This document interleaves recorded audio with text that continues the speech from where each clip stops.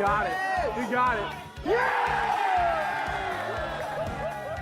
Like I said, just looking to put it past that pole. If it goes in front of that pole, there's a good chance it goes OB. If it goes behind it, it's a good chance to do stuff like this.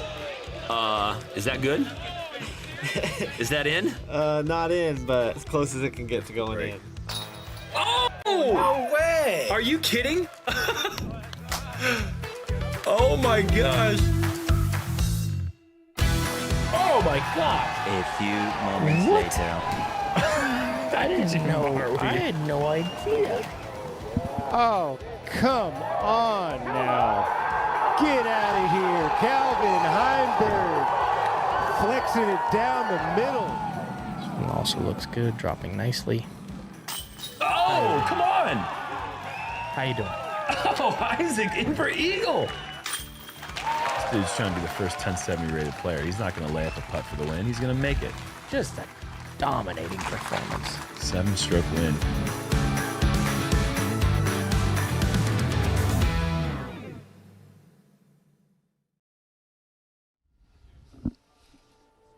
Welcome back to the States and into the heartland of the country. We are in beautiful Peoria, Illinois for the opening round of Discraft's Ledgestone Open presented by ZÜCA. It felt inevitable, and it finally happened over in Finland. Gannon Buhr is a world champion.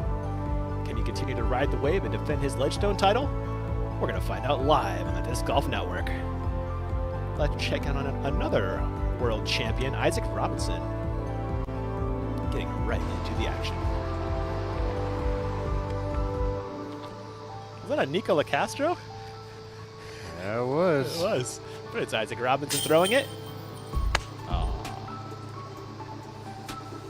That was for a 2-stroke lead there on 16. And taking a look at your Innova hot rounds early. Robinson at the top.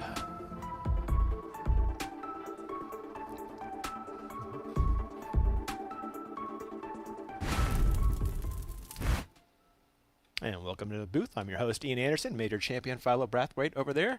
You were in Finland. You got to see Gannon Buhr get his world title in person. How was that? It was pretty awesome, man. What an amazing show they put on across the pond in Finland. UC Maresma and the crew, as always, delivered. It was spectacular. The crowds, the vibes, the energy. It was off the charts, man. I was so happy to be there. Yeah. He got his first one. Yeah, it was incredible, man. He really balled out there. His game was on point. He fended off some great competitors down the stretch and really just was able to cruise it down the last few holes nice and comfortably. Didn't have to really push the issue on any of the more dangerous holes down the stretch. Really played it smart on 16, didn't force the issue. Took this par, played for bogey, I believe it was, on the 18th, and walked out of there a world champion. A whole week of just amazing golf. This one's always interesting. Yeah, this is the most important shot of the round right here. This make or break you. It broke Ida. It breaks a lot of people.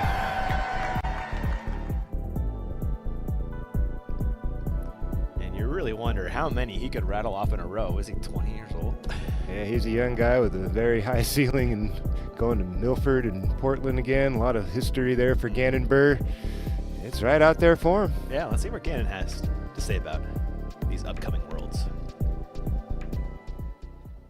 You know, if I could take this one down, I actually feel pretty good about getting the next couple worlds as well, because I won at the D-Glow courses last year, and then Portland I've had great success at, winning back-to-back there. So with the next couple world championships happening, I think if I can pick up this one, I can maybe, put some momentum into the next couple even. So that would definitely be a big goal of mine. And to reach the GOAT status, you have to win world championships. There's no way around that. You have to get the titles here. So this week's very important, and I think I'm ready. Those are strong words, Philo, but Gannon is kind of known for having strong words. And for sure. I mean, when you're a number one, player in the world, you're going to have some strong things to say. You can remember what Macbeth would say back in the day. Yeah. All those guys always chasing down those historic titles, so no doubt to see Gannon Buhr aiming for those worlds. Now we're going to bring in the third member of our broadcast team, Terry Miller. And Terry, I got to ask you, is there any reason you see out there that Gannon Buhr wouldn't take down the next coming worlds here? Good afternoon, everyone. Yeah, certainly Gannon already has his sights set on the next couple of years. He said he had to get this one first that he just captured a few weeks ago. Of course, I mean, he's rated 1061. He just became only the second person to get past the 1060 rating, him and Paul McBeth. He always talks about his goals and things that are needed for him to become one of the greatest all times. He has all the skills, throwing from both sides. He obviously has the mental game. He has the fortitude. He has everything needed. But we know how difficult a 5-round World Championships can be. Before this past couple of weeks, his best Worlds finish was 6th. So he did get that monkey off his back, so to speak. However, when you're saying that Gannon Buhr's going to rattle off a couple more, that means the likes of Anthony Barella, Niklas Antila, and others aren't winning. So is it a foregone conclusion he's going to rack up a couple more? Not necessarily. Could he do it? Of course, but he's got to get past some other very, very strong competitors. With you there, Terry. Let's move to the course now, or excuse me, the tournament. We're back at 2 courses this year. Have you heard any chatter from the players about that change? Yeah, I mean, the players, there's a lot of similarities from here as to what we just saw in Finland in the sense of how the 2 courses play out. I was talking to Kelvin Heimberg just a few minutes ago, and he says, I love the balance. I love that we're playing in the wooded course over at the Northwood Black course, and then we come here, and it's a very different style. So he says the balance is good, especially for a 4-round tournament. Talking to Paul McBeth, I said, what do you think of playing out here? He says, I like it. It provides a couple of different holes that have very unique challenges that he really enjoys playing out here. It's not necessarily his favorite course out on the tour, but he does certainly still enjoy it. And that was similar to what James Conrad told me. He said there's some really unique holes out here. There's very specific shots that you do have to throw. He said, I'd love for us to not have things like roads nearby and some of that other stuff. He'd love for us to get past that in a perfect world, but he does like being out here, and he knows that the Eureka course is not one you can look past because it still has plenty of challenge out here. With you there, Terry. Well, thank you so much, my man, and we will catch you out on the course. Yeah, I'll find you guys in the fairway. Your leader, Isaac Robinson, tee of 17, Island Green. Got to stick this one close. Not a lot of room to work with. Classic hole out here at the Ledgestone. Oh no, doesn't make it. Huh. A putt for par. Tailwind drops. Disappointment there for Robinson on the 17th. That will be his second bogey of the day. And the great Ricky Wysocki teeing off on the other side of this break. See you there. All right, sounds good. You don't want that, man. Yeah, that's true. Has your game gotten stale? Bro, I'm so done with this game. I'm shanking all my drives. I'm missing all my putts. Even my discs think I suck. Bro, your game is trash. God, dude, you suck. You're trash, bro.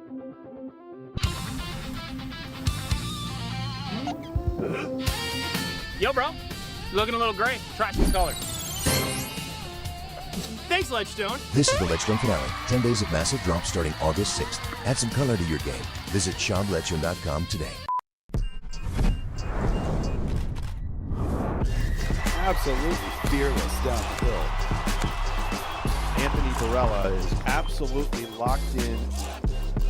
16 under par. New course record of Anthony Barella.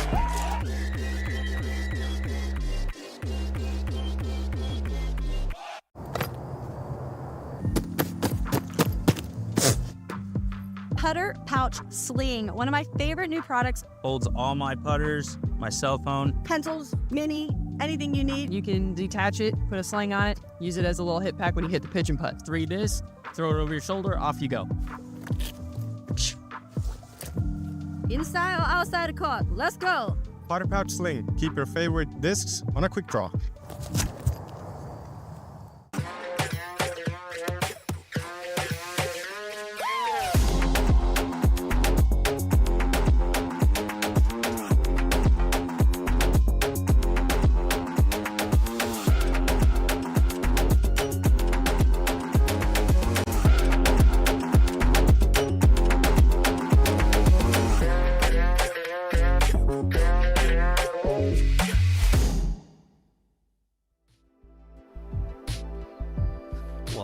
back to the Golf Network's coverage of the Ledgestone Open. We're taking a look at our Hold My Bags pick for this tournament, Philo. Yep. Go ahead and say what you want to say, man. Let's hear it. I'm killing it. Smacking me all over the place. Well, it. first of all, this guy decided not to show up. Yeah, what the Thanks heck, a lot, Greg. One of your best buds doing you wrong like that. I was man. trying to give him some love and see if we could lift him up this week. Had a rough time out there in Europe, so he'd come out here and put on a show for him. But now Robinson's in first. Mm-hmm. Luke Taylor's also tied for first. Sullivan Tipton's in fifth. Like, blind squirrel found a nut, Philo. No, that's no blind squirrel. You know these guys are some shredders. Man, that's true. That's true. And make sure you get your entry in. Get in on that Hold My Bag action over at holdmybagdg.com. Tons of fun.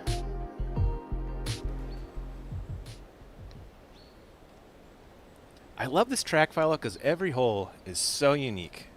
You know? Unique in a way, and it's also kind of, in a way, common. You know, it's not like the exact shapes are all like, okay, I've never seen this before, but it's the danger that's all around these holes. This whole course is just pins and needles, especially on windy days.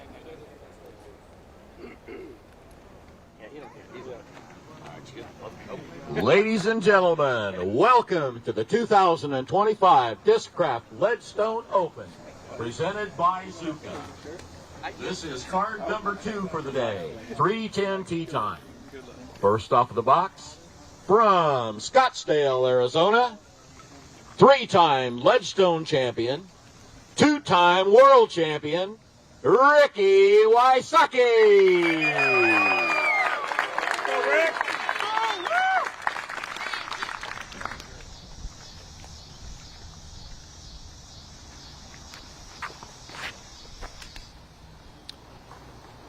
So we've got the world standings listed in the bugs now. That's Ricky is in 4th. And off the tee clean. Perfect. Exactly where you want to be on the first. Next up, Quad Cities area of Iowa, Benjamin Callaway. Pro Tour winner, Benjamin Callaway, Philo. Love that.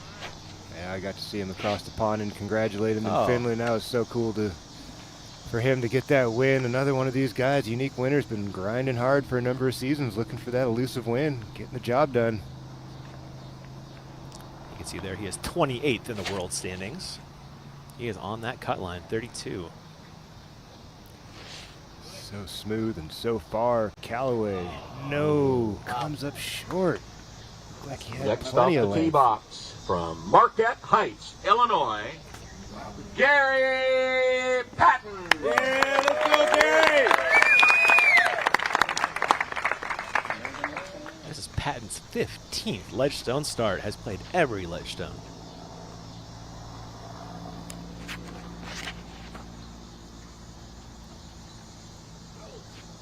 Trying to wave that thing across. He's going to get a green. And rounding out this feature card, from Lawrenceville, Georgia, Ezra Robinson.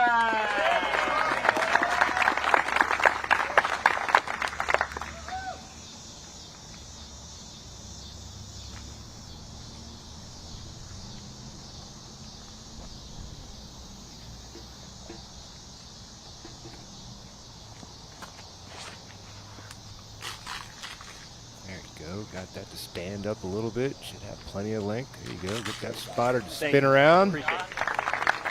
Well done.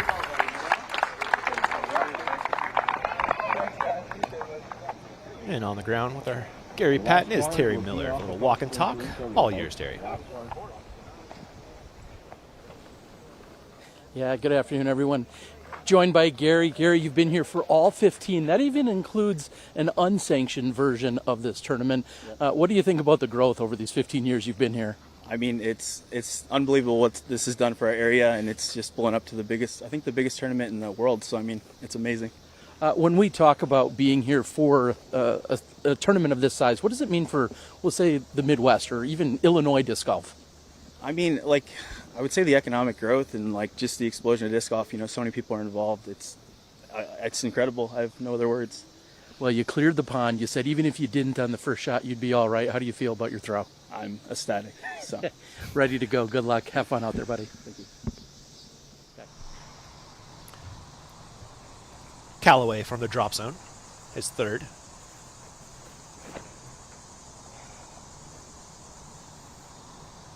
That's OB. Ben likes none of that. Yeah, it's into the woods. I think he's over on 4 or 5's fairway. That should be a red flag again. It looks OB on the map. Wow. Someone said they saw a green flag. How about that? Yeah. I want to punch back out maybe.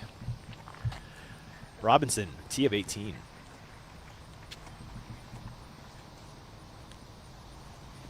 All about position here on the 18th. Robinson keeping it in the air. No, swatted down by the Guardian. Tough break. Rocky finish for Robinson as well. Had it cooking there at the beginning of the front nine after picking up the bogey at the 10th. Rattled off 4 birdies in a row. He is now ready for his second. Very manageable to scramble up your par from here. Really good air shot. Get some good length up the fairway. There you go. Should be able to figure that out. Imagine just inside 300 feet left for Robinson.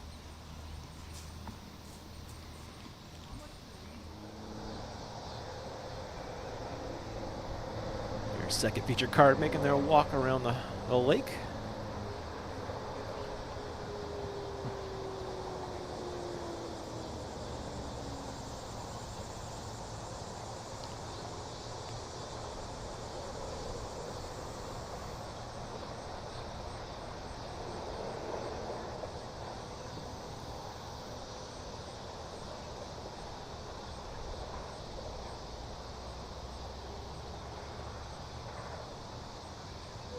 That's probably the worst part about this course is the lake makes some long walks at times. At times. It's not even that bad.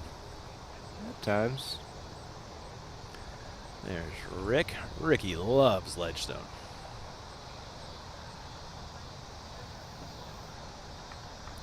A lot of success here in the state of Illinois for Wysocki over the years.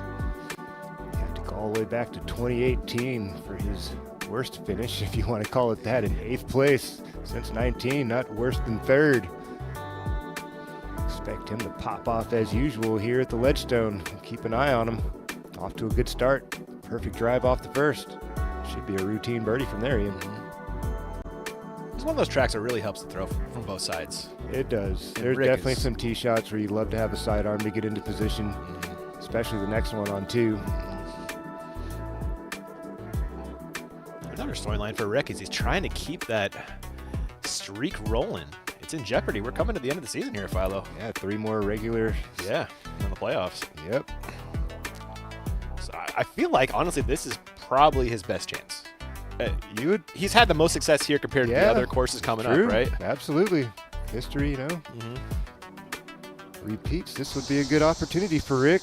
Keep that streak going. What an incredible streak it is. 14 seasons.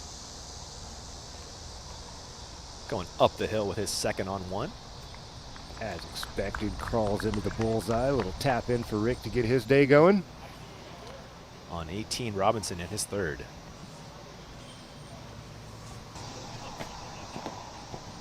Friendly tree there. Saves him from the risk of trickling into the water. Robinson should clean up for par at the 18th. That was coming in hot. Patton, his 2nd. That's the way to do it. It's a scary drive ending up at the top of that berm, but makes your approach pretty easy. A little less stressful. There is the potential for the rollaway. A little less danger when you throw from where Rick was. Yeah. Grass gobbles it all up. Callaway his 4th, so it looks like he was in bounds after his 3rd. Robinson's 2nd. Your Turku Open champion. Looking to go back-to-back on tour. Never easy. 2 wins on the season is nothing to scoff at. My good, yeah, with you. His first 2 Pro Tour wins ever. Momentum's big on tour. So big.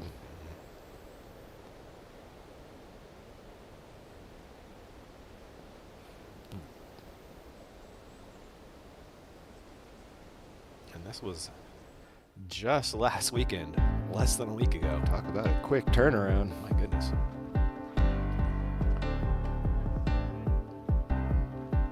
He slices, he dices. Oh my goodness.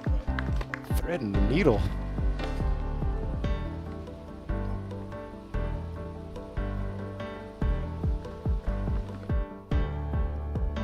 He really clutched up coming down the stretch too. He showed off all the technical skills you could have.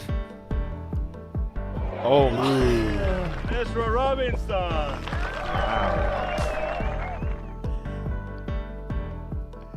Good on him. There's Patton in for the birdie. Solid start to his event. Same can be said for Robinson. We saw Ricky drop in his. Callaway should clean up bogey if he hasn't already.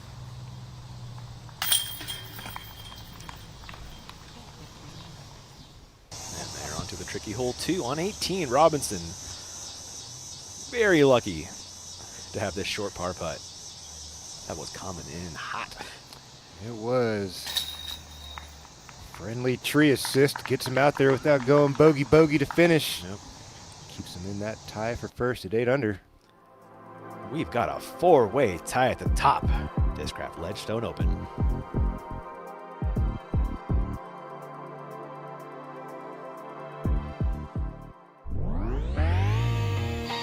Presenting the Discraft Ledgestone Edition trading cards from Brixton. 50 cards celebrating Discraft's legacy and leadership in the sport of disc golf. Available now on shopledgestone.com.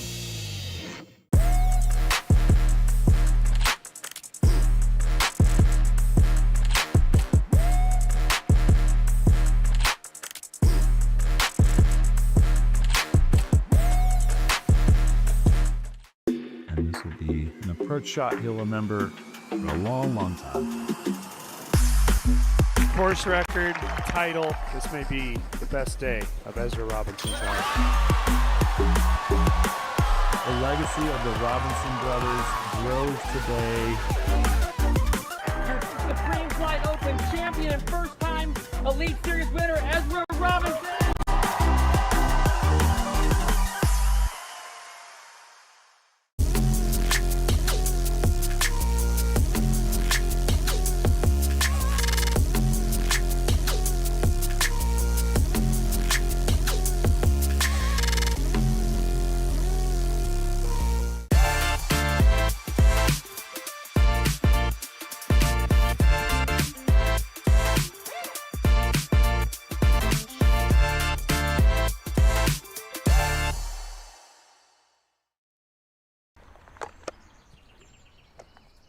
Zero gravity.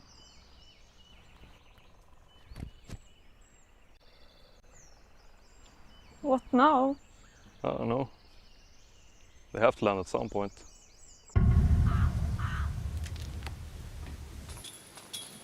This season, Team Discraft is making a statement, and the message is loud and clear.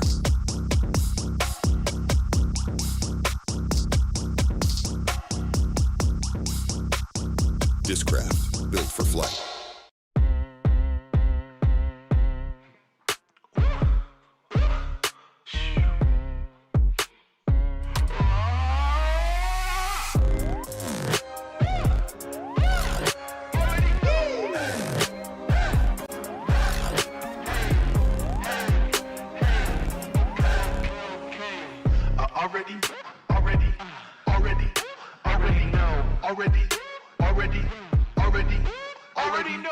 The First Available Research Ultiworld Disc Golf Fandom Survey is now open. Now in its 4th year, with many new questions, the survey is better than ever. This is your chance to share your opinions as a member of our awesome disc golf community with questions about players, media, discs, and so much more. Results from the survey will be published in Ultiworld this off-season. The survey is only open for a limited time, so scan the QR code or go to discgolfsurvey.com to take it now and let your voice be heard. And welcome back to the network's coverage of the Ledgestone. And if you're watching for free today and want to watch the rest of the tournament, you can. Look at that, a month free. DGM Pro even, Philo. Would you look at that? Yeah. We are hooking you up as the season comes to a close. Make sure you take advantage of that while you can. Valid through August 20th. picture of that screen, send it to your friends, do something. Spread the word. Spread the word. Hole 2, Wysocki. Worm burner. I'm calling jet lag on that one, Ian. That seems fair, doesn't it? Patton.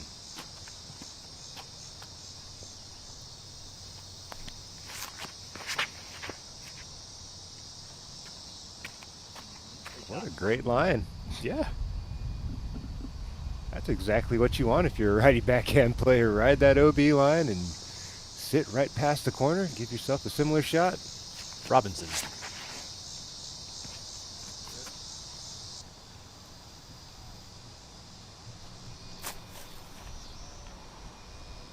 Out of bounds.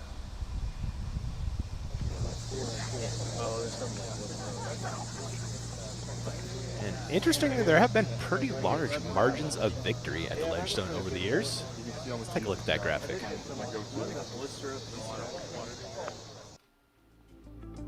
Is it because of all the OB or something, Philo, or what is it? You know, or if you're on, you're on. If you're off, you're off. Or look at the names on that list. I guess maybe that's part of it. That's a part of it. Yeah, I think the course does play a part of it. There's a lot of OBs out there. There's some holes you could take some massive numbers if someone's putting the pressure on you and you choke up a little bit. You can see some things like that shaking down. You know, sometimes someone's just playing better, like how Gannon was last year, just clearly playing better than the closest competitors.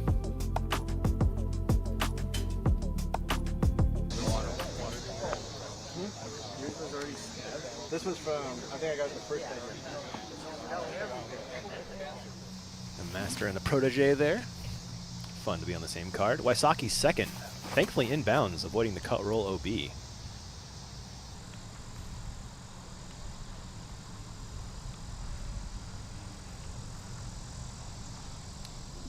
Not the worst roll. It opens up a little bit more angle if you wanted to go backhand.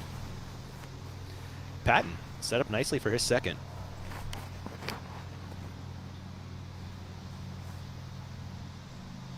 I think he's played here once or twice, Ian. Maybe 15 times, 4 times at least. What a shot. A step off the bullseye there for Patton. Go 2 for 2.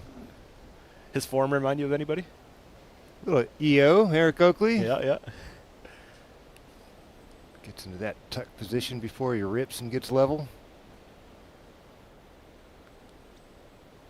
A little bit of Bobby music, maybe? Remember Bobby? Of course I remember Bobby. Huge influence. I used to play with Bobby all the time. Yeah, that guy was incredible golfer. Still is an incredible golfer. Yeah. But man, Bobby music prime. Oh. Whew. I'd love to see that guy in this field. That'd be fun. And that is a cross-country course line, so Robinson inbounds. Or that might not be. Mental error there. Plenty of room to send it up there a little higher.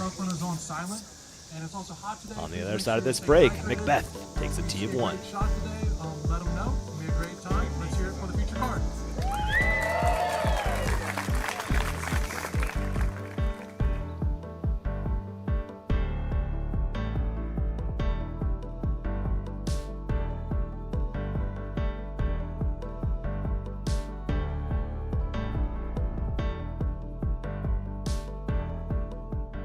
Let's send these boys back to the lobby. Get on. Oh, Grandma's got a hot kettle for that tea bag. How did you get so much energy from a candy? One Shot is no ordinary candy. It only has 4 grams of sugar, and the nootropics help prevent jitters and crash. Grandma, do you think I could try one of those One Shot energy chews? Oh, sure, honey. But if you come for the queen, you better come correct, Sprout. I'm the OG. Got it? Got it. Level up your energy with One Shot. Grab yours at oneshotenergy.com today. Hallo, we're Kenna. We're a Dutch growing company. We love plants and we want to tell you some cool things about them. Just like humans, plants can communicate. They can sense when another plant is close. Plants look out for each other too. They warn neighbors about nearby threats by secreting substances. And studies have shown that plants love a good tune. We love and understand plants. Let our passion excite you too.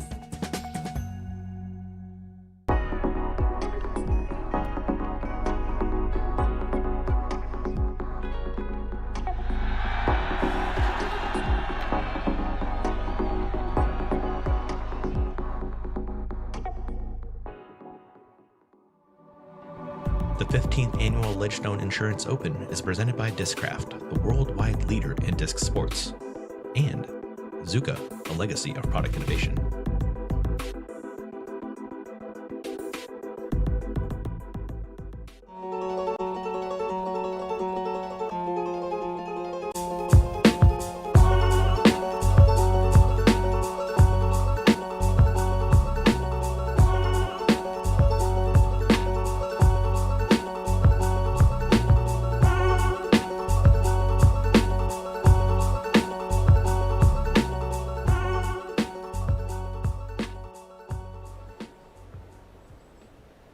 Welcome back, riding along in our Flight Factory drone.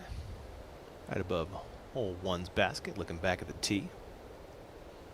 And Philo, you get 50% off all Ledgestone discs over at flightfactorydiscs.com this weekend. I do? And you and everyone else watching. Oh, okay. What a deal, right? I thought that was just for me. I was getting excited like I do. But I'm telling you guys, Heinold orders the good stuff. Check it out. He gets a lot of out-of-production stuff, remade, special plastics, cool blends, all kinds of great stuff.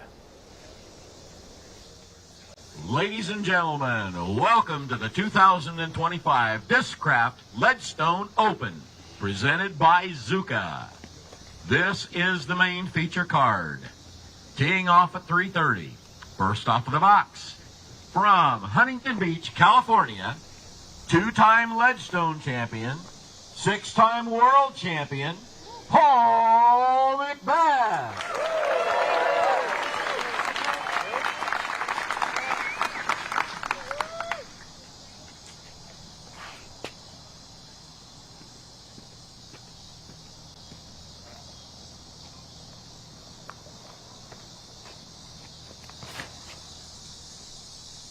There you go, getting that thing drifting to the right, ensuring safety. Be out there real close to where Wysocki was moments ago. Next to the tee box, from Mesa, Arizona, Anthony Barella. Some Brad Schick there on the bag for Paul McBeth this afternoon. I thought I saw him earlier. How about that? Yeah, great guy there. Absolutely, what a legend. Mm-hmm. Ohio, right? Absolutely. Yeah. Absolute monster there for years. This guy's a monster all over the world, Philo. AB. Dropping the hammer on one, trying to make up some D. Top of the spine. I'm going to call that inside 200 left for AB. Probably even less than that. That's rip. Next up, Safety Harbor, Florida. A 2021 Ledgestone champion, Calvin Heimberg.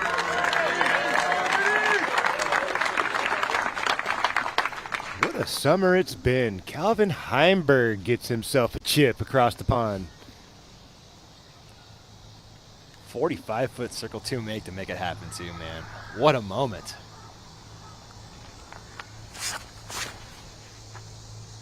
And he shoots one out there a little low on the laser beam. Plenty of speed, spinning that spotter around. Job done off the first for Calvin.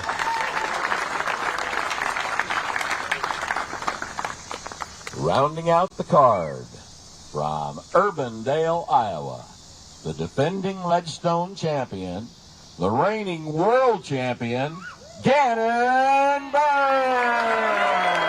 Little smile there, Philo, when you heard that world champion for the first time. He'll be hearing that a whole bunch now. Congratulations once again.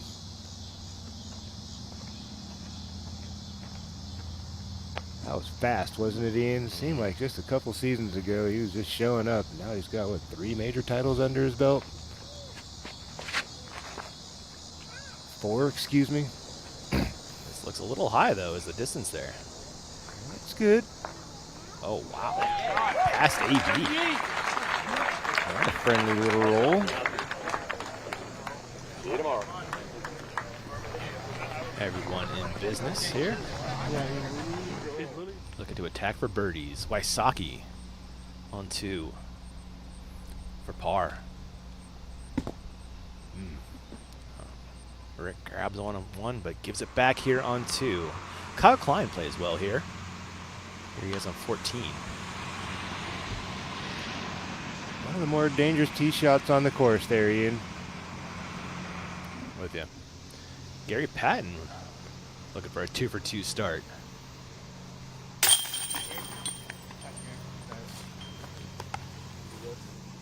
That's the way to get things going.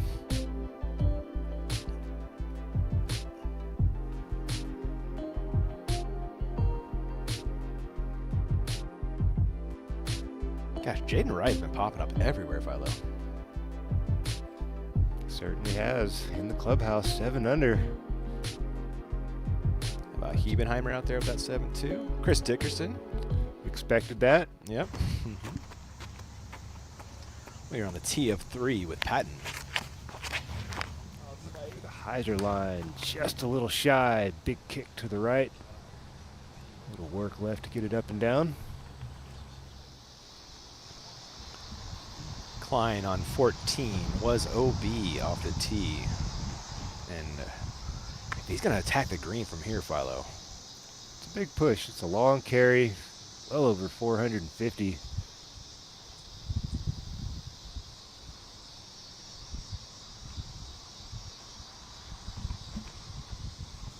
I don't think he tried to get all of that one. Just going to concede, take his bogey, and move along. Smart thing to do. You don't want to add an extra one by throwing it OB again.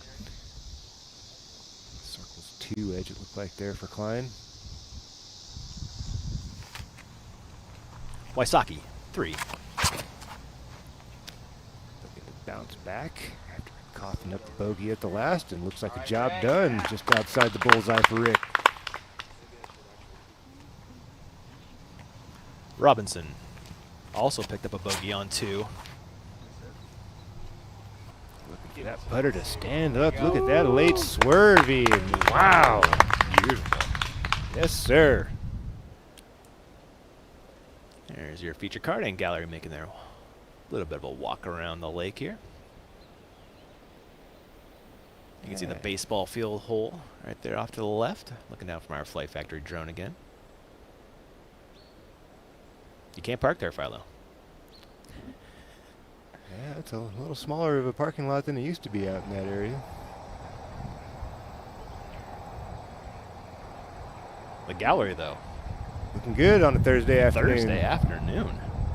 They're still coming. Yeah, they are. That's a common scene at the Ledgestone. It is. Great fan base in the area coming out to support this very awesome tournament. Been going on 15 years. Patton's second on 3 after the early tree. We'll have that for par.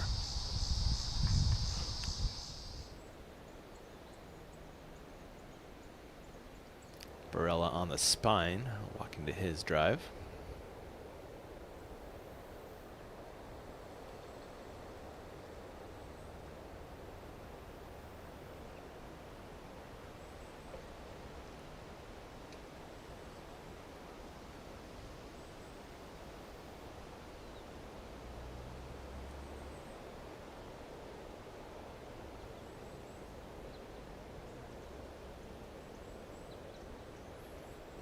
Well, everybody knows what the level is to try to conquer for the day. 8 under in the clubhouse from 4 names. The best golfers in the world just now stepping foot on the course, trying to chase down an 8 under. And we've been talking about it a little bit since the show started before, off the camera. It seems like a bit of a slow score for the conditions. Practically windless out here around Eureka Lake, and that's usually what causes the difficulty, is the high winds that this place typically provides. Yeah. Macbeth got it pretty close. Barella. Jump putt approach. Must be nice. Must be nice. Little drift. Swing back. There you go. Step or 2 off the bullseye for AB.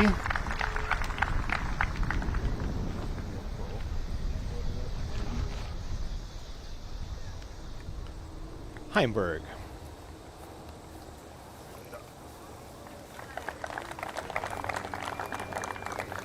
Good spin there from Calvin.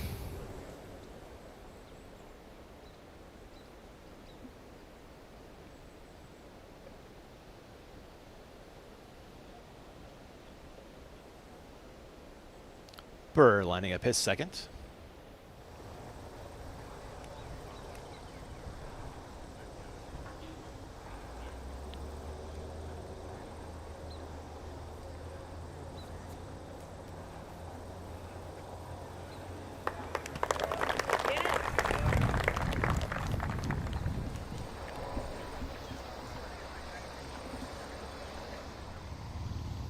Callaway on the tee of 3.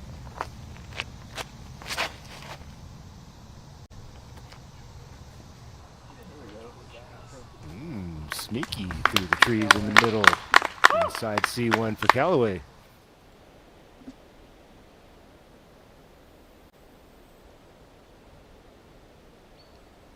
Birdie putt for Paul.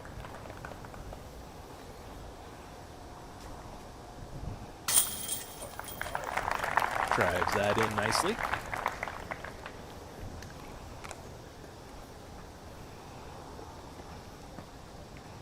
Barella to match.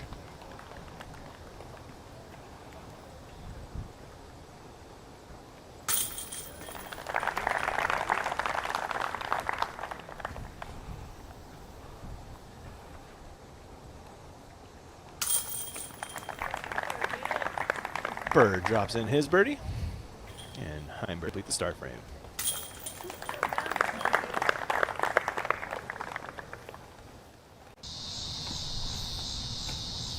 Patton for par, green of 3.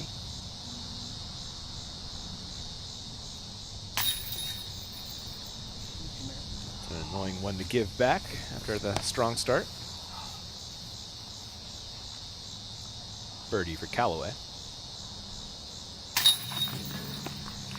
Looks like there should be birdies around for the other 3 as Wysocki drops in his.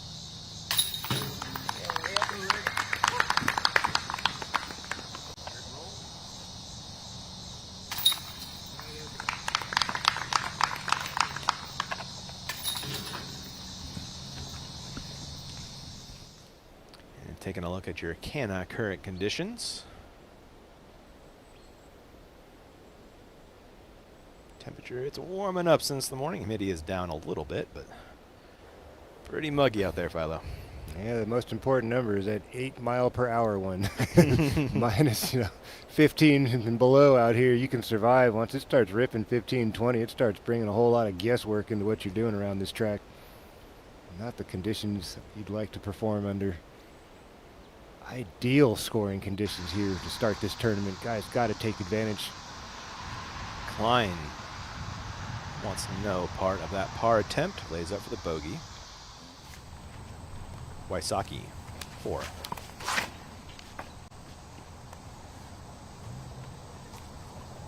Going skinny line.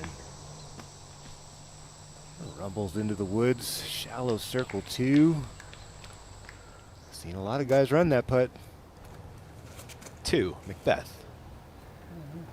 This looks ideal. Oh yeah. Got your ankle spotter.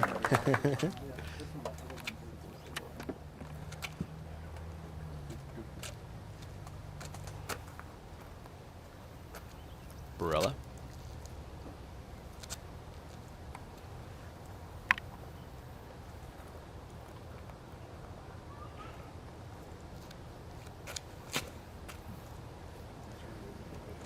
Following the vapor trails of Macbeth. Oh, catches a crabby bit of grass, doesn't get the forward skip. Huh. Right on the corner for AB.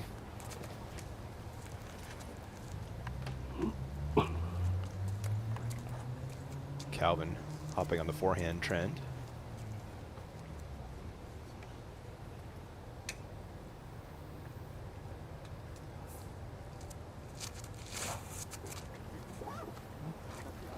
Little drift doesn't kill you. Big bounce for Calvin.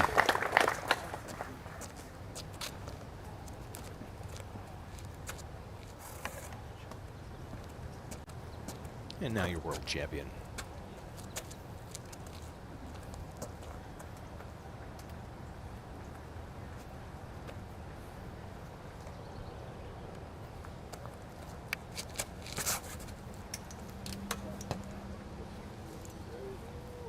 Inside. Ooh. What a break. That could have gone either way. Mm-hmm. It sure could have. Might be. Let's take one more look at this bird drive. Early release, Philo. This was skinny the whole way. I would agree with that, Ian. Definitely looked a smidgen undercooked off the pole. That was definitely in danger of heading out of bounds. Might have caught part of that curb and redirected, but you would never know. As they head down the fairway, let's head to the clubhouse. Catching up with Isaac Robinson is Terry Miller. On you, Terry.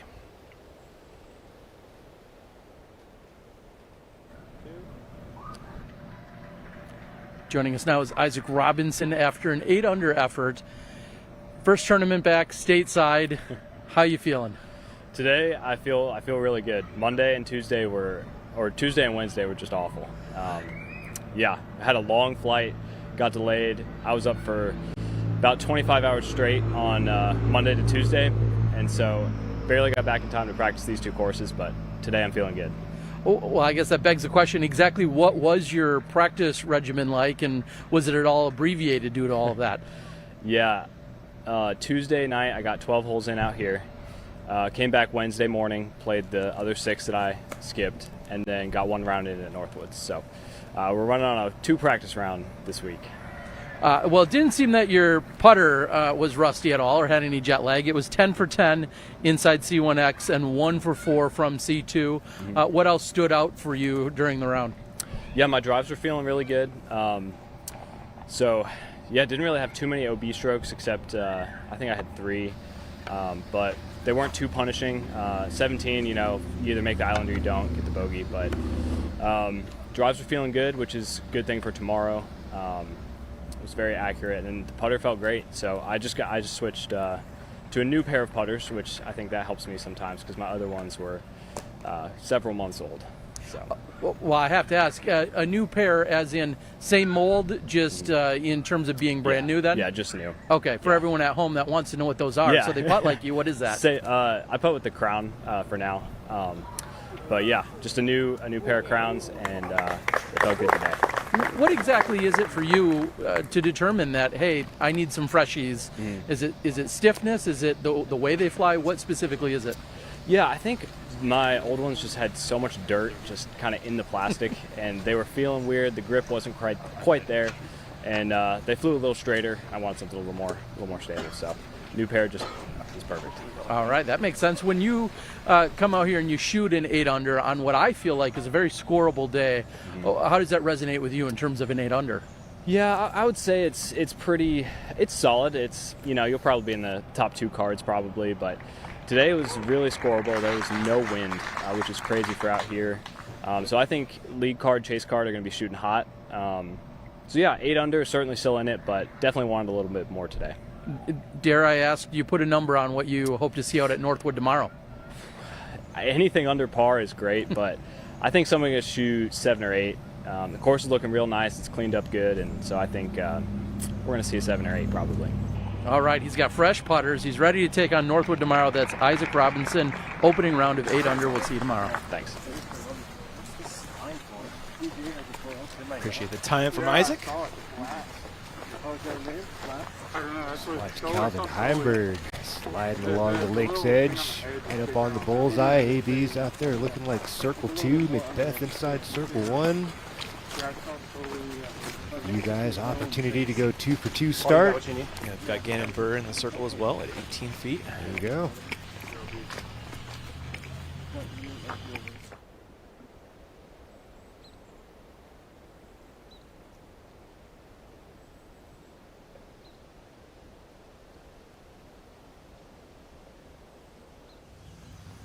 Barella up first with the birdie putts, circle 2. It's a good angle to be aggressive too. He's pretty much straight on. Unless he gets a terrible reaction off to the left, he should be able to give this a pretty aggressive bid. Does miss just off to the left, but does stay safe.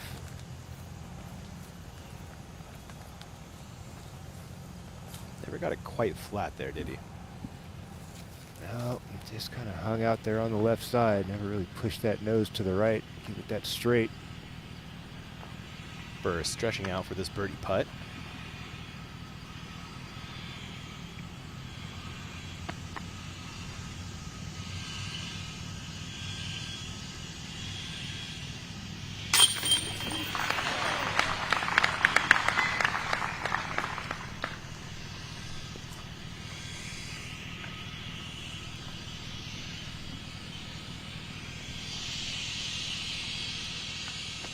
Barella coming back for par.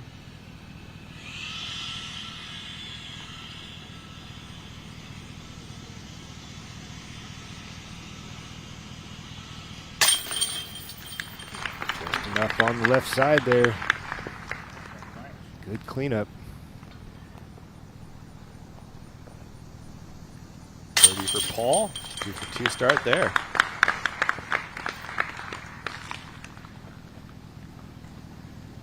That is just one par through 2 holes for this feature card.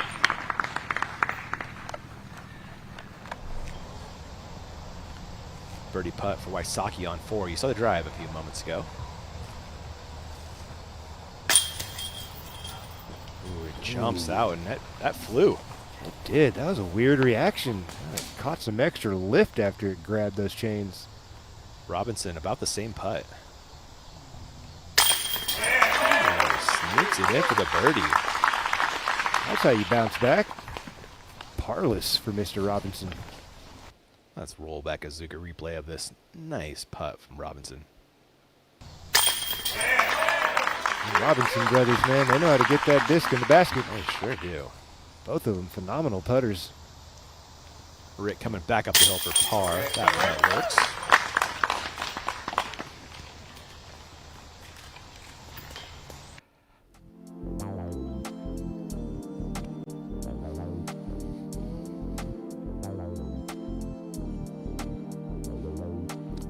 Feature card is headed to the tee of 3. Let's fly it before they get there, Philo. Yeah, man, you got a few options here. Some guys like to play this little hyzer. Most people like to throw it right down the middle. There's this little gap out here some guys like to shoot. I don't know if I would take that one. That's a little too risky. Most guys are going to take for that little hyzer flip up with the putter right down the middle. This is the tree you want to miss right here. This guy, that's the one you want to throw it at and expect that little late swerve back towards the center. Pretty common shot that you'll see out there. Nothing to get too intimidated about. Just aim for that little negative to show up about halfway into the flight, and it should be good. Thanks to Zenny for the fly through. We got coupon code GGPT for 10% off your order there. There's eyewear for everyone. That's the tree with the sunlight on it there on the left. That's the one you're looking at and anticipating the movement off of.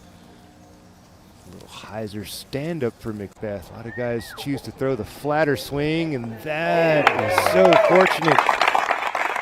A lot of time, that's why guys go for the flatter swing, because you get that hyzer slide OB sometimes. Great break for Macbeth. Let's head to 5, the baseball hole for Robinson. Grab a stroke on the card on 4 with that birdie.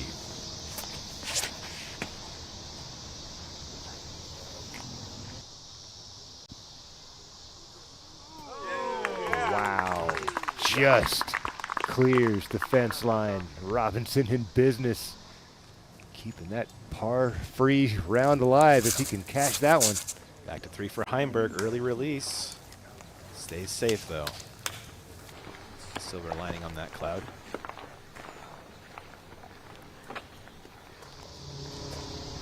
Callaway.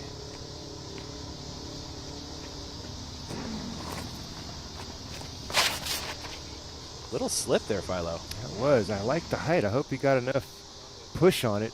Here it comes. Just enough for Callaway as well. Even closer, maybe. Oof. My goodness. Great drive as a result, though. Absolutely. 3 and Burr. Forehand, little baby flex. There you go. Beautiful touch and speed control from Burr. Struck her 2 off the bullseye.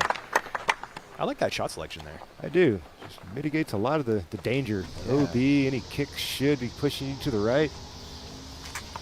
Wysocki on the tee of 5. Going pure hyzer. Is it enough?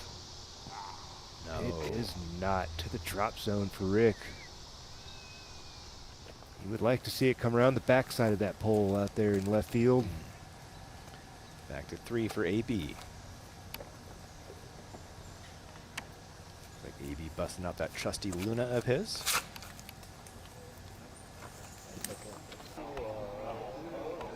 Does well to dodge all the trees. Leaves himself just inside circle 1. Call that 8 meters or so. Got away with one there. That was definitely a line miss. From the drop zone, Wysocki is 3rd. Tough shot. Can't really see the landing zone too great from the drop zone. That's the smart way to do it if you're nervous. Play it into the fence, get your meter off, 5-6 meters to go. That's a big drop zone shot. It's over 300. Heimberg second. He was inbounds off the tee. Savvy little skip off the sidewalk for Heimberg. Leaves himself with 4 steps in.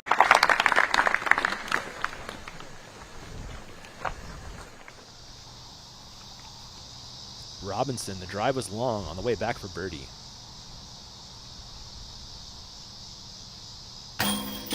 Just enough in, bounces off the rim into the chains. Parlous start to the day for Ezra Robinson. Keeping it rolling from Turku. Yes, sir. Barella for birdie as the gallery walks in his background. Come on, folks.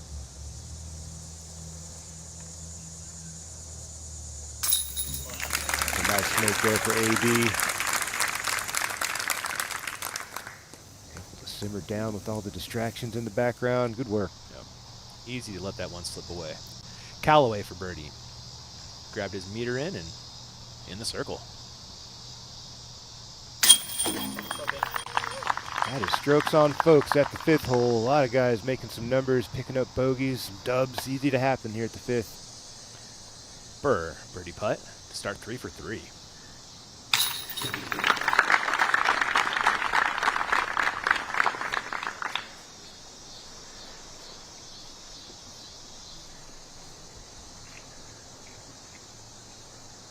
Birdie putt for Macbeth as well. He's ready to run. Good start there as well.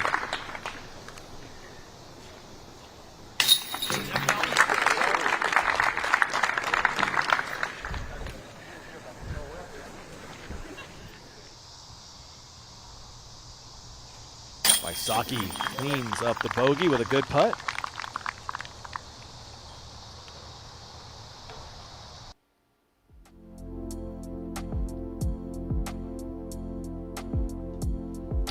Top 10, not a lot of movement yet, but our feature cards are house, yeah, looking there, make their way onto the board shortly. Give them a couple more holes, right? For sure. There's at least a dozen names out there that are making a push to get up there. Tee of 4, Macbeth.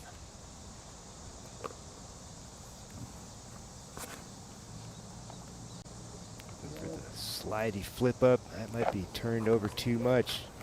Wow, up there goes Ian. Oh. Yep. Usually don't like to see that angle moving to the right when you throw that skinny line. Did you see where it went OB, though? Do you think he's got to look at par? It's not going to be a close one. Okay. Terry, did you happen to have a look at that Macbeth OB shot? What's he looking at for his 3rd now? Yeah, he went out of bounds very late, so he's going to be just about pin high, so he will have a chance to possibly save the par. I'm watching Gannon come in with his low shot. It's hyzering off to the left side. He'll come up short and left, but certainly safe. Obviously plenty of danger no matter where you are regarding any of the putts on this particular green.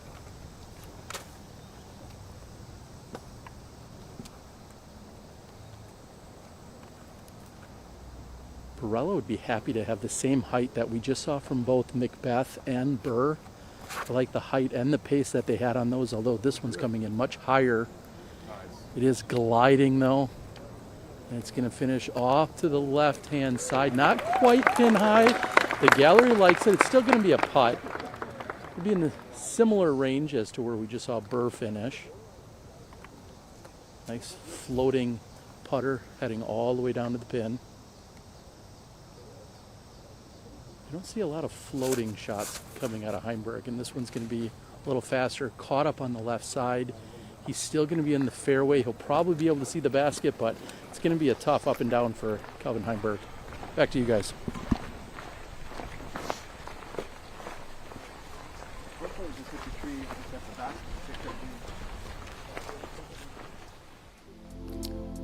Taking a look at hole 3. This is a 4, excuse me. I don't know why it says that. Hole 4, excuse me. Very, very tight line. Those guys are looking for this gap right over here, trying to throw that hyzer flip up, something that stands up and pushes. There is some room to throw something out here in this gap or in this gap, but then you got to really anticipate that fade. If it goes too straight, you're cooked OB long over here somewhere outside of circle 2. You don't want that. You want to keep that thing over safe ground as long as possible. Try to get that thing to touch ground right around here and do what you saw from AB. That was a beautiful high up in the window, stand up, get that thing sliding and dropping out of the sky like a helicopter. That was awesome. That was a really cool shot. That was really awesome.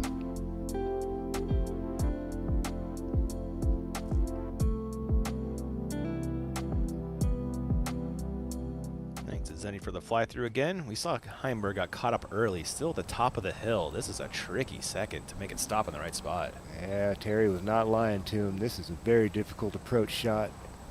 Calvin Heimberg has figured out the majority of it. I think he's just a little long of pin high. I feel like you're right there. Yep. Coming back up the hill for Calvin, looking for his par. It's not a terrible result.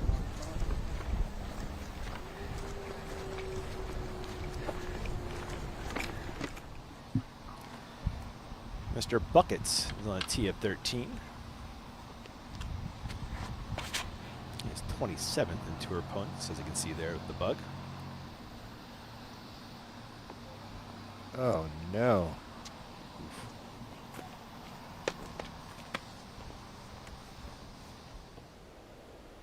So he will head to the drop zone there and throw 3. Flying above the green of 4.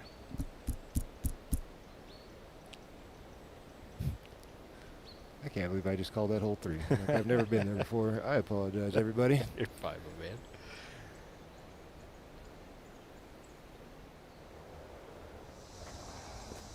Macbeth, par putt.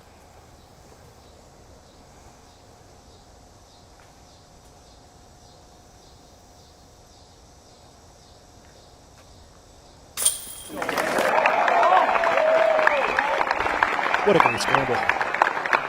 Fantastic scramble. OB tee shot, but cleans it up nicely. Keeping that scorecard clean on the day. So fortunate to get a nice open look at the chains. Could you imagine just 1 foot in either direction, you know, back up the hill? He's going to have a very awkward decision to make. Do I go left side, right side? Potential for a roll away. He'd have a straight on look at it, send it right in the heart. Looks like Calvin is out next. The approach a little long, coming back up the hill for par.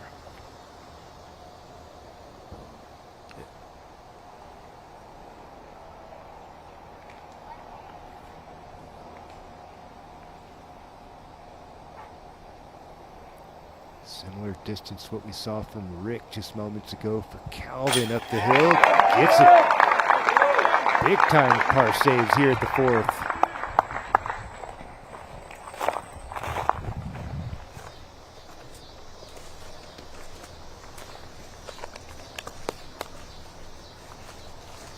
We're in the woods, but not much for this birdie putt.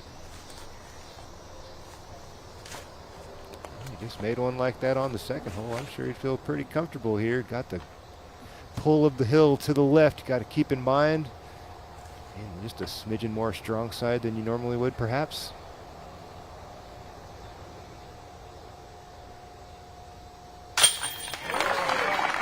Awesome.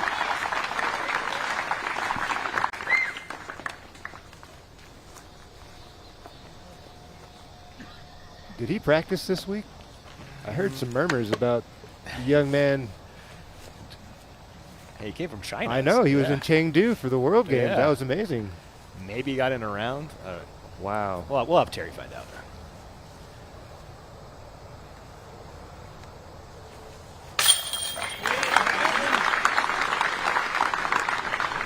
Nicely done by AB. Capitalizes on the great drive. Terry, did you happen to talk to Gannon about his practice schedule for this tournament?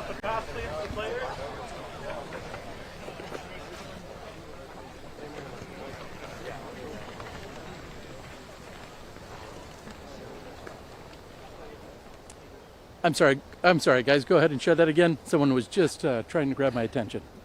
No worries, Terry. I was asking about Gannon Burr's practice schedule for this tournament. Have you spoken to him about that? Yes, I did certainly talk to him about it. You know, he was all about the long travels in terms of getting back. He was able to get some holds in yesterday. He was kind of in a rush, though. He had to do it after the press conference, and then he said he might come out after today's round and then head over to the Northwood Black course to try and get some holes in over there. So a very abbreviated schedule. Anyone coming from China or Turku had a very, very quick turnaround this week. And Gannon Burr, I mean, guys, I don't have that problem. Gold medalist problems of having a quick turnaround, only for the likes of Gannon Burr and Missy Gannon this week. He's handling it pretty well so I'd far. say so. 4 for 4. If you had any questions about if this guy was going to be ready to play this week, that should answer that question. Team Gannon Burr got it done, Philo. I hope those guys realize how fortunate they are. It is such an amazing time and experience to go to China. Yeah, I got to go last year. You were raving about it, man. After you got back. Unbelievable experience those guys put on, and there's going to be more opportunities. I'm really happy disc golf got to be a part of this, and really happy for our American competitors and all the other competitors from all around the world who got to participate. Such an extraordinary event held in Chengdu, China. Some strong showings from countries you wouldn't think had a lot of disc golfers. Burr, T5. There you go. Towering high hyzer. Just got to push behind that pole. Looking good. No, comes up short to the drop zone. The angle looked great. Yeah. I thought the zoom in was heading towards chains, but optical illusion. Not to be for Burr. A little cooler. Yeah. Chance for Burrell to grab a stroke, maybe 2 with a good drive.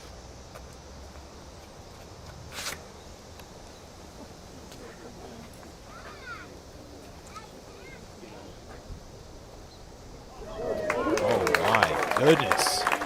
Better than good. How about perfect? Yeah. Barella with a drop in.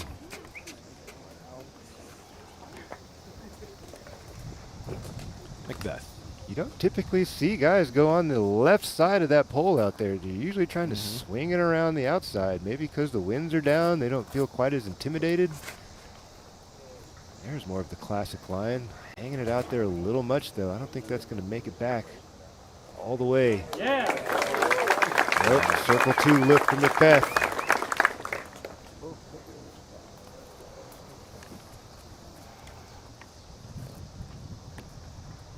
Heimberg.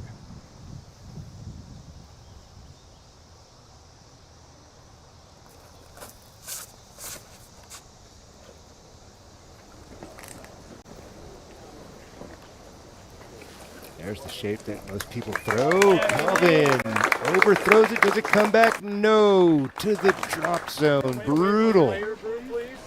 That's such a tough penalty for being so close.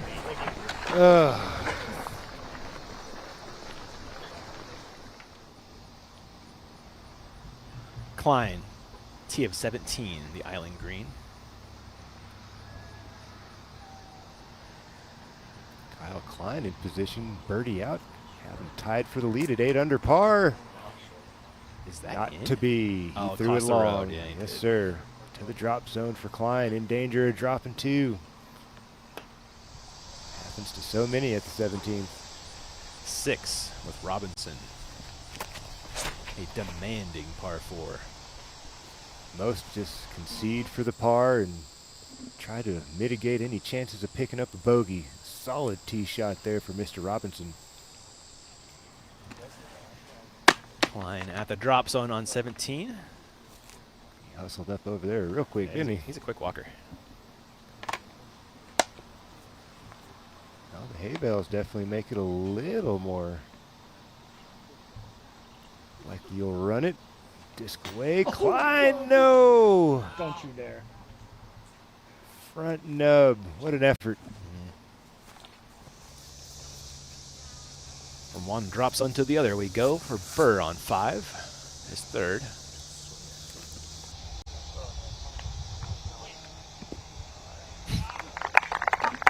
Into the bullseye. Almost grabbed the 3. That would have been spectacular. I don't think we've seen one from the No, drop I zone. never have. Robinson. His 2nd. Does he attack the green? What do you think about? I would lay up, man. He's going. This is aggressive shot. This is definitely in danger of fading OB left. And there she goes. There's still a putt for par, circle's edge. Yes, sir. Also at the drop zone is Heimberg on 5.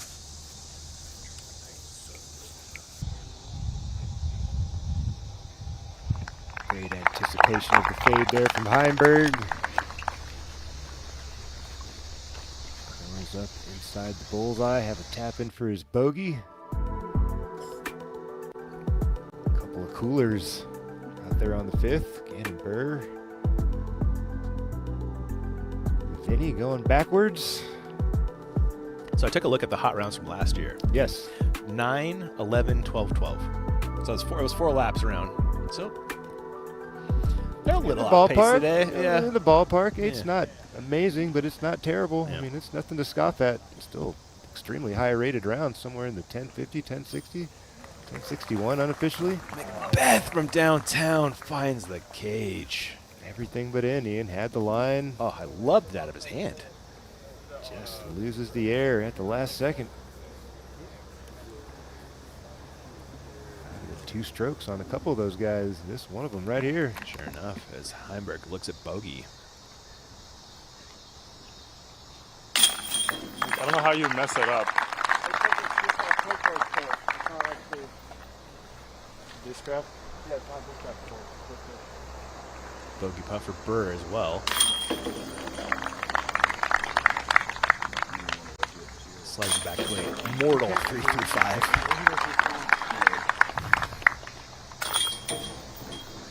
A drop in birdie from AB shouldn't be overlooked. Macbeth drops in the par. On 6, Robinson putting for his par after the OB second.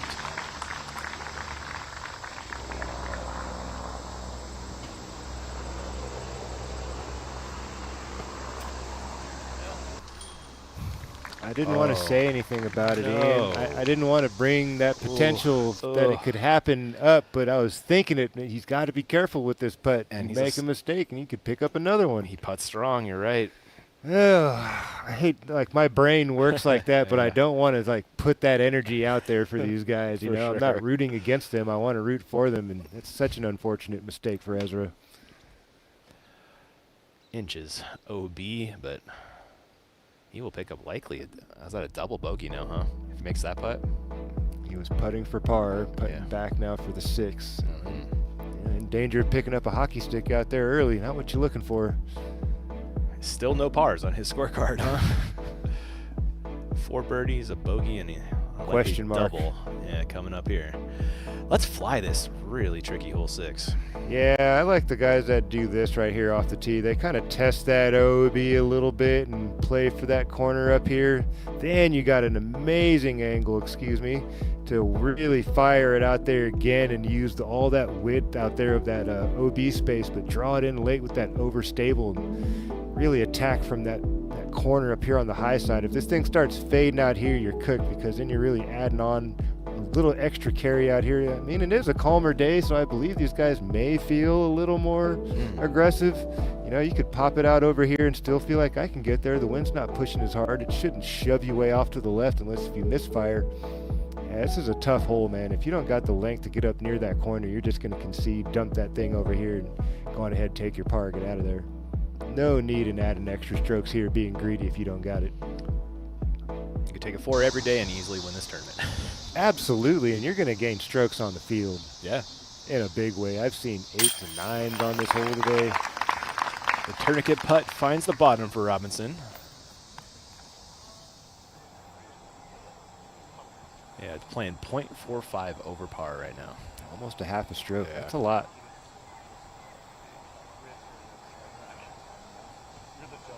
Terry, we've got the challenging 6 coming up here for our feature card. Is the wind at all a factor? It hasn't been so far today. Outside of a lack of wind in terms of keeping you cool, no, it is not a factor whatsoever. It is almost dead calm out here on the course right now. It doesn't help with the heat and the humidity overall. In fact, it feels a little bit stifling. I think everybody would love a little 5 to 10 mile per hour just to kind of cool the sweat off their backs. But no, wind not a factor. All power, no brakes here. All right. Conditions are good to attack, then we'll see what they do. I mean, four of the greatest players in the sport right here. For sure, and I'm sure everybody's a little tired, beat, jet lagging, short turnaround after the long trip across the pond, whichever place you ended up in, whether it be Turku or over in China. It's tough to turn around and feel like you got all your faculties together after a long trip like that. Klein picked up the bogey on 17, rolling on 18. He's got to find that wall. I think they get a little bit of relief off of that wall as well, so he can pull it back and give himself a little bit of breathing room. Barella coming off the birdie on 5, now on the tee of 6.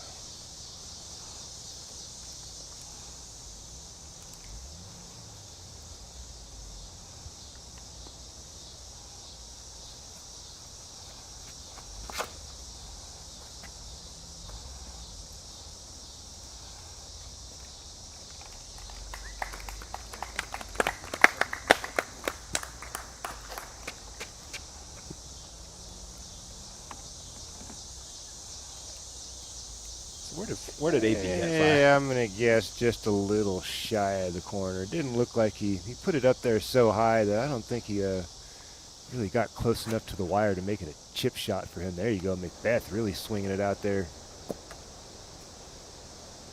There you go. Not quite to the end, but close. I'm going to give Macbeth a right here.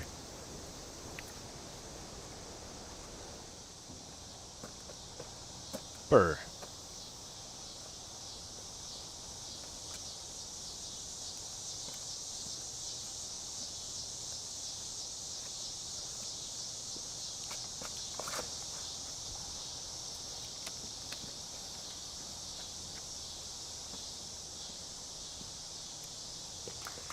I imagine Burr's pretty close to AB, a little bit off the line, a little short of the corner.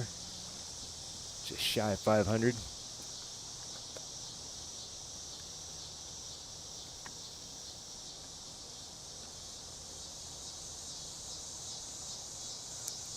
Heimberg.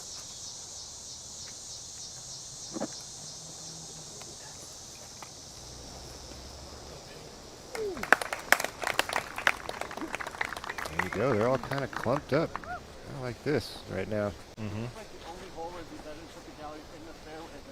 like you got 1, 2, 3 in a row, and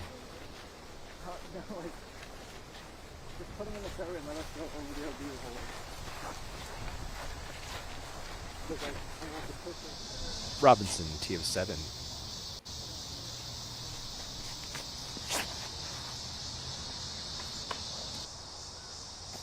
man, those guys have that putter swing on lock, don't they? It's pretty. So calm and under control. Great speed. Wysocki is on the same. Rick took a double on 6. Killing my hold my bag, Rick. He's going to make up for it there. He will, he will. Little tap in coming up for Rick.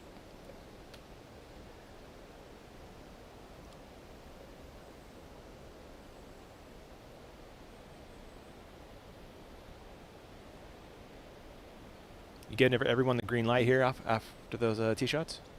If they want it. Yeah, all these guys absolutely have enough carry to make it there. It's just about ankle control, really. There's tons of space out there to the right. As we've been talking about, the wind is dead, so it's really just up to you if you can shape it up correctly and match the speed. I don't think it's at the end of their power band for any of these guys by any means. I think this will be a comfortable hyzer. It's just, you know, giving it enough respect out there on the wide side to let that thing draw back in late. Bounce right on the edge of the circle.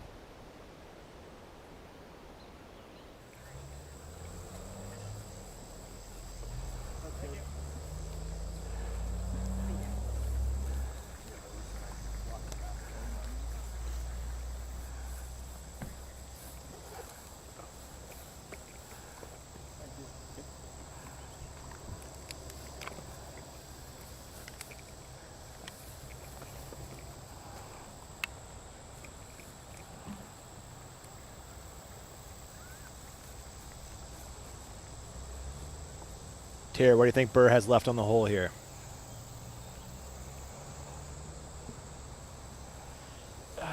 Distance is tough, but what I was thinking more about is the strategy in terms of the one mistake you can't make is to hang it out wide right and then never have it cross inbounds. So if you're going to miss anywhere, you have to miss to the left, and it's coming right over my head at the moment on the right side. It's definitely going to find the fairway. Will it stay? It kicks, and it goes just what I was saying, left. So now he's going to be in circle 2, but still a chance to save the par. Burr out of bounds, circle 2, left side of fairway. So if you're going to make a mistake, that's the mistake that you can be afforded to make, so to speak. Borrello will be throwing next. Again, as we were saying, power not the issue here whatsoever. Not really much wind to deal with either. Just a matter of when you get it to come down, are you coming in with enough spike so that it stops immediately, or will you get a flare like we just saw by Burr's? Borrella's hanging at plenty of wide, coming out right at the pin. It checks up. Bullseye hit for Anthony Borrella, and of course the gallery loves it. Let's get one more look at this AB park job. I don't know about you, but my heart skipped a little bit when I saw that thing balloon up a little bit after it released out of his hand. It looked like it got into the window he wanted and just kind of boop, boop, boop, boop, lifted up right there. I was like, oh no, is this thing going to drift off to the left like Gannon's? But I was mistaken. That thing was perfect. Beautiful shot from AB, doing exactly what Terry was talking about, coming in with a sharp spiking angle, mitigating any kind of flare skip. Macbeth, his second.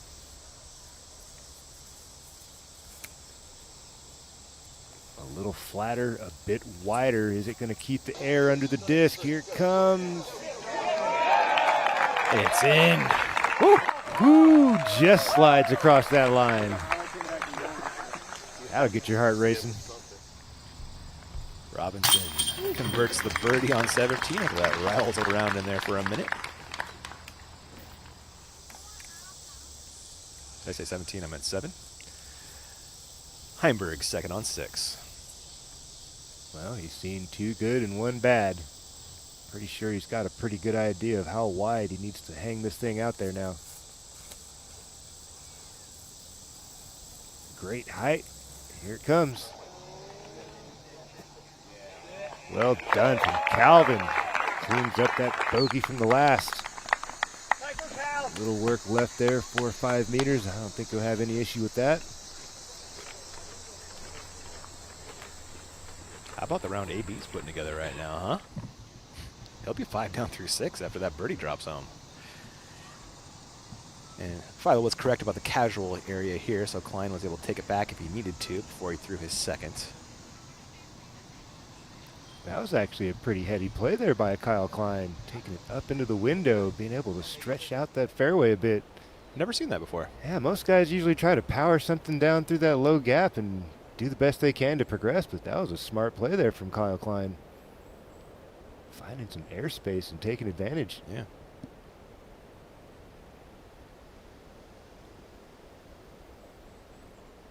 Giving you a nice bird-eyes view of this very, very tight green.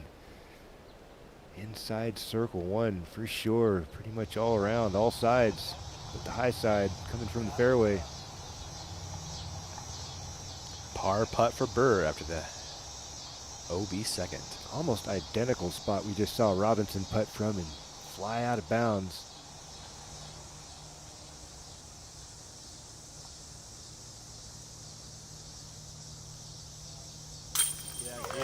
Of course. That was a perfect energy and touch attitude on that putt there from Gannon Burr. Had just enough to just ride over that lip and just die if it doesn't touch anything. It's not going anywhere. Pay attention. Usually he really jams the disc in there, but that looked like he really backed off the pace and said, hey, let's just focus on putting this thing in the middle. I like seeing that. Macbeth to grab a stroke on Burr with the birdie putt. No. Oh my goodness. Opportunity squandered. Amazing break squandered. That's not the guy we used to see on. No putts left behind back in the day for Macbeth. Especially after a great shot. You know? Facts. He had that ability to rise up to the moment every time, it felt like. Birdie putt for Heimberg. Well, good. He's inspired a whole another generation of guys to do the same thing. He called it.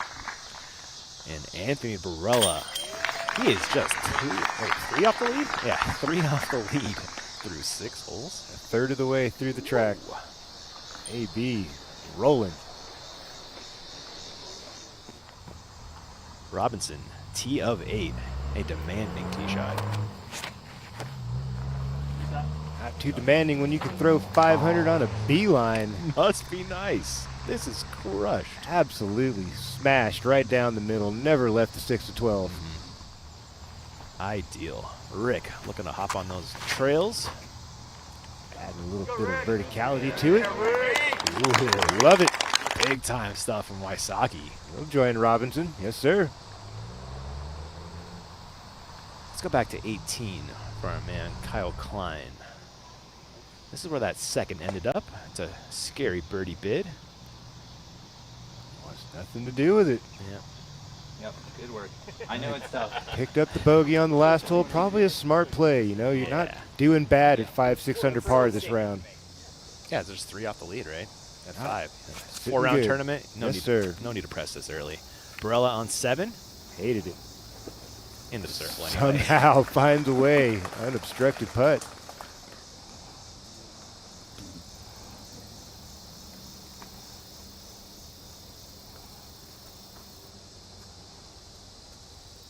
Heimberg next. Really just one tree to miss when you're going sidearm here. His body's blocking it up right now. There it is in the background.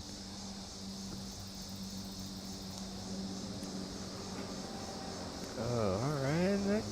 Look at that either way. That might have been a helpful bounce. Give him a nice open look. Kind of did retreat a bit for Calvin, edge of the circle.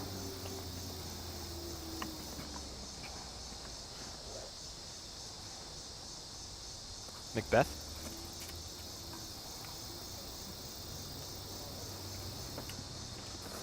Catching a late one he needed to beat. He'll be in circle 2. Putt for birdie.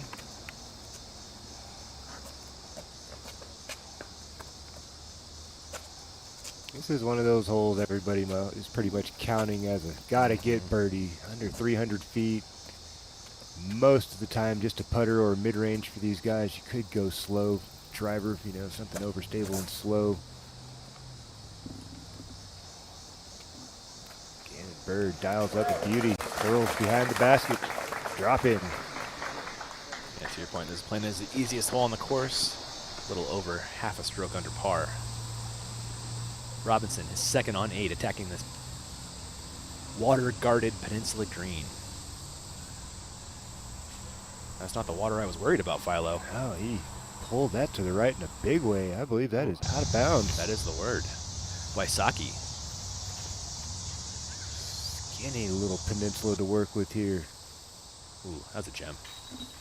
Job well done from Rick inside circle 1. Look at this Thursday gallery. Are they still on summer break in Illinois? What's happening? I guess so. My kids started school today. A lot of people started school today. Yeah. Or this week.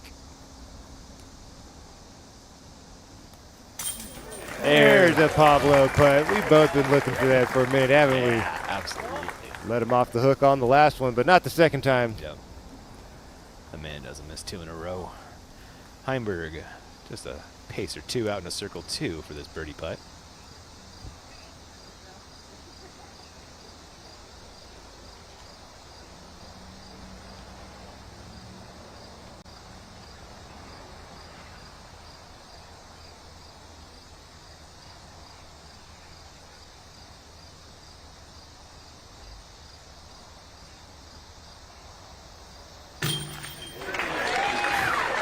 Just enough.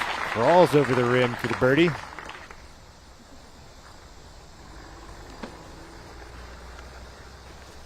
Back-to-back birdies for Heimberg. It's a nice bounce back after the bogey on 5. Agreed. Barella, stay 1 off of perfect pace.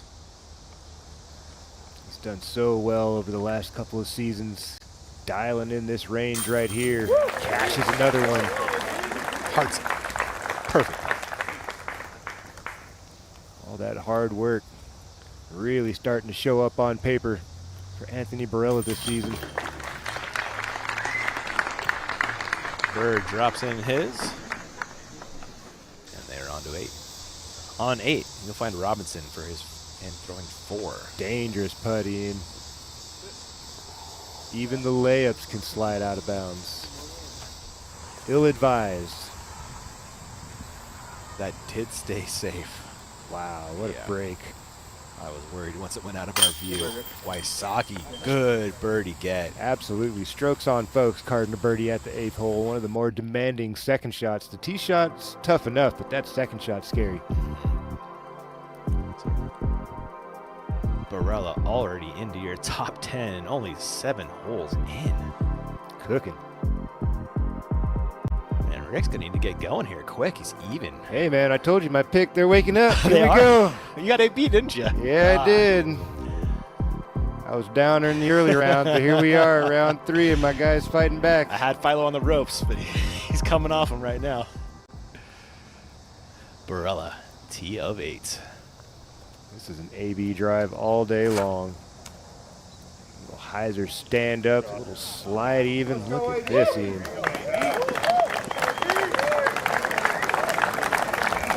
Casual, comfortable 500-foot drive.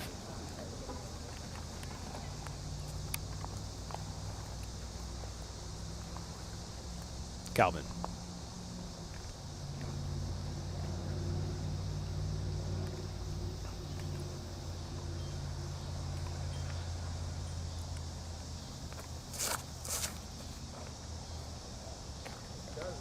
Classic Calvin smash right down the middle. Starting it off to the left, getting it to taper towards center, late fade, and slides out there with Anthony Barella.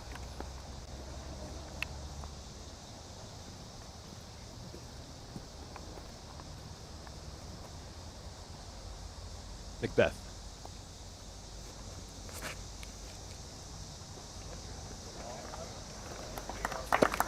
Also offering up a casual little hyzer pull. Well behind the first 2 competitors. That's a good 80 feet at least. Those are big 80 feet into that green too. Yeah, buddy. Burr.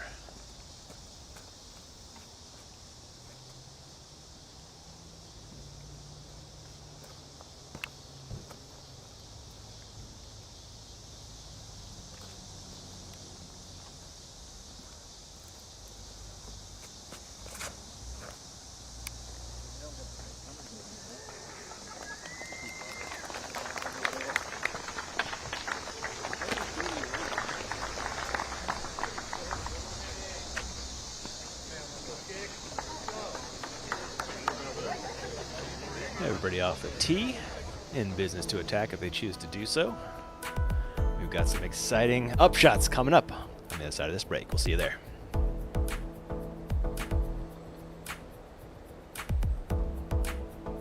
Silva Saarinen. Look at the display of touch from Silva Saarinen. The putter dead straight. Philo.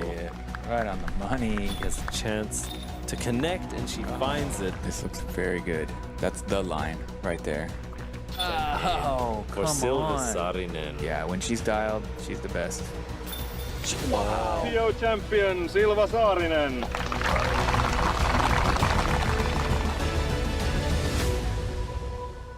Big Disc Golf doesn't want you to know about this. It's called the band system. That's B-A-N-D. Buy a new disc. Sure, you can spend hours practicing, but you've tried that and you're still back. And at discountdiscgolf.com, the prices are so low, you can band without breaking the bank. Before B-A-N-D, I was just B-A-D. But now, I own more discs. So what are you waiting for? Get on the bandwagon today at discountdiscgolf.com, because cheap discs are better. It's science. Do you remember love and peace? We'll bring it back, my friend. Sing in harmony. Come and take my hand. Be magnificent. We're gonna have a good time. 'Cause we drink different. Free love ain't no crime. Come sippin', sippin', sippin' with us. Have a sunset and drink different. Have a sunset and drink different.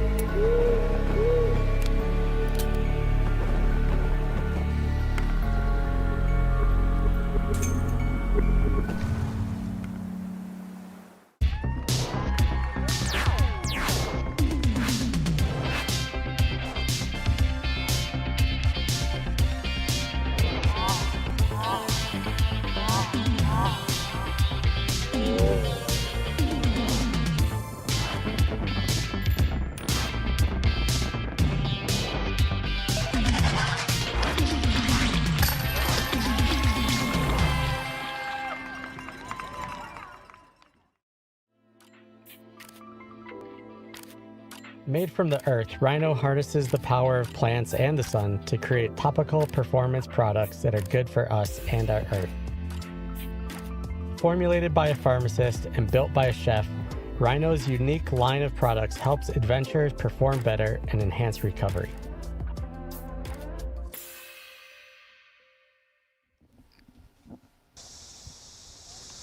While we were in the break, Macbeth threw this from way back of the rest, Philo. Just when you thought the man was out of position, he's like, "Oh, no. Let me reel you in real quick. Hold my mini." Unbelievable shot from Macbeth. Burr would love a similar result with his second. This looks so good. Almost everything he throws looks so good. Come on. Even better. No let up in that young man's game. Nope. Looks like AB grabbing the putter for his As second. he should. Inside 300 feet to go. Not the longest of par fours for these guys. Inside 800 feet. Got at least 500 off the box. This is all shot shaping and speed control here.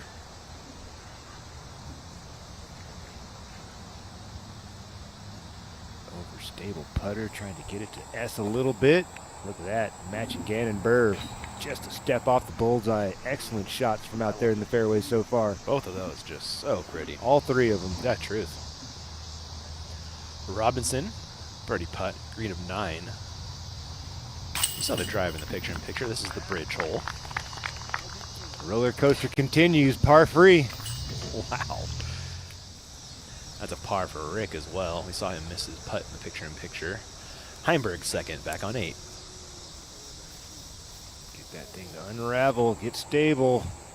There's some OB over there. That had some speed.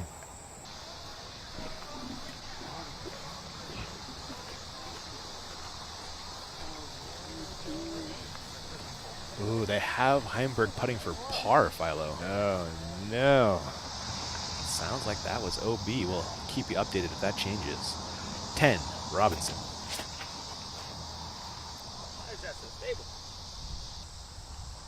There is OB left. That's a friendly tree. Keeps him centered up. 50 feet away or so. Heimberg converts on the par at least. The upshot was... You would love to have that shot back. Yeah. Just gave it a little bit too much help and pushed to the right. Such a skinny green. Didn't used to be a bunch of OB over there off to the right side. You knew about the water to the left. Everybody anticipated that, but now there's that little peninsula feel really coming into play with that OB. What's that, 7 meters from the target? It is very close. Barella. 7 under through 8 holes, folks.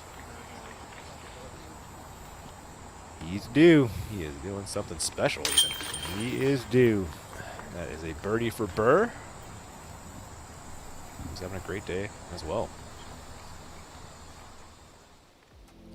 Taking a look at our new tee pad on the bridge hole, Philo. Really nice. Looking good. What do you think about this one, Phi? New tee pad, same shot, man.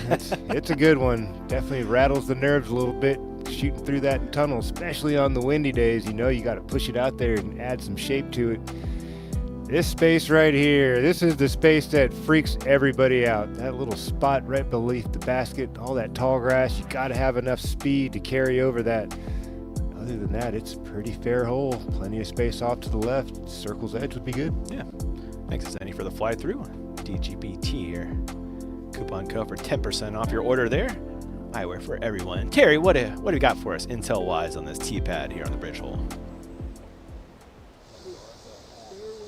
Well, you guys may have noticed that we saw a new tee on hole number 1, and we're also seeing the new tee here on this hole. And that's all just trying to get closer to all of the Disc Golf Pro Tour standards and limiting the amount of different surfaces that the players are playing from. So that's one of the additions that they've had out here on these 2 holes. We're going to see a couple other changes throughout the course. And like you guys were just saying, it doesn't change the shot here on 9. It does a little bit on 1, but not so much here on 9. So we'll see if someone can maybe attack the pin. Yeah.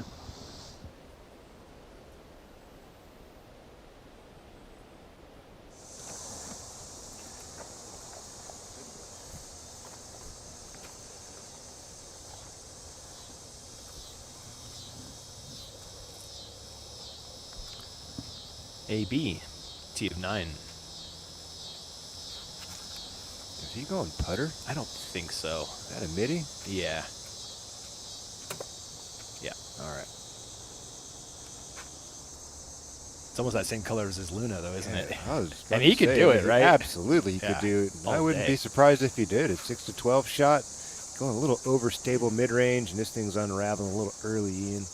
Pretty safe if it's not too long. Yeah. Yeah, way out there in circle 2. Safety first. Yep.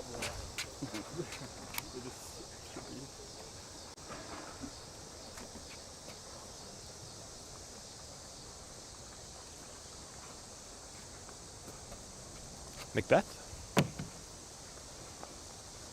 And a random note, you might see some random chalk lines out there. Some of those are not OB. There's the cross-country event out here earlier. If you see something, might you're wondering what that is, that's what that is. Undercooked from Macbeth as well, challenging the line off to the left. That's surprising.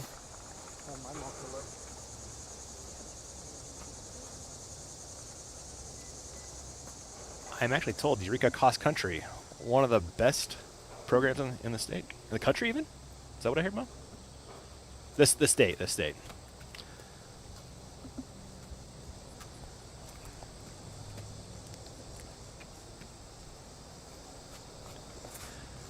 I am told the state championships are November 11th if you'd like to watch some cross country action out here.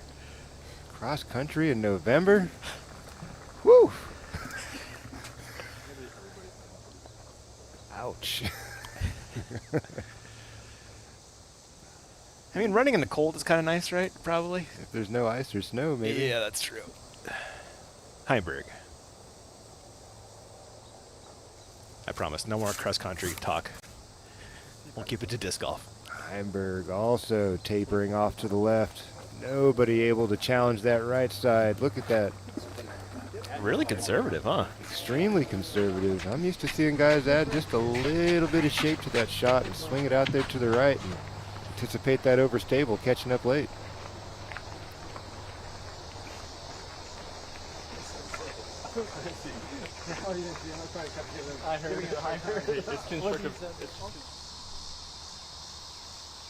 Robinson, birdie putt on 10 thanks to that tree he is next to. Surfs the rim on the right side again. We're going to see a par. Potentially. Yeah. Ain't in there yet. No, it's not. That would be his first par of the day. Look at that scorecard, though. Ooh. Double Turk. Hey, you mentioned the wind, and I was like, can't read off the banner because they're all holding it, so it's out of their view. I can see around it. The banner on the right. It goes blowing, but everyone's holding it. AB's halfway to the course record. Not even halfway through the course. Definitely something to keep an eye on. Here's a length of bid coming up for him, though. This would be huge. Out there, deep circle 2.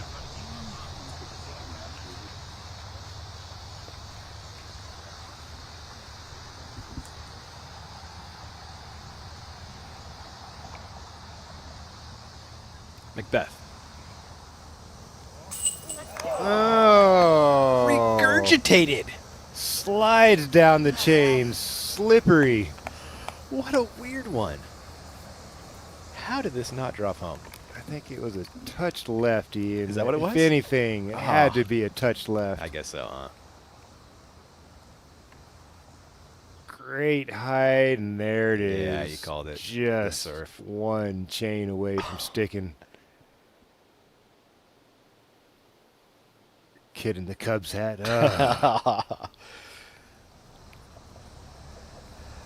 Heimberg. The other miss. Let's see if AB can find the Goldilocks putt here, right in the middle. For 7 in a row, is it, Philo? Yes, sir. An 8 through 9 start for Anthony Barella if he can step this one home.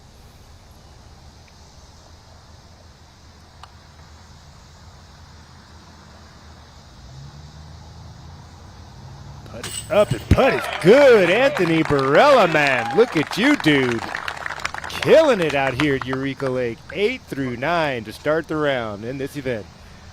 What a start. It's tied for the lead. Already. Halfway through the track. Incredible 9-hole Silly stretch. impressive. Gannon Burr to match that birdie.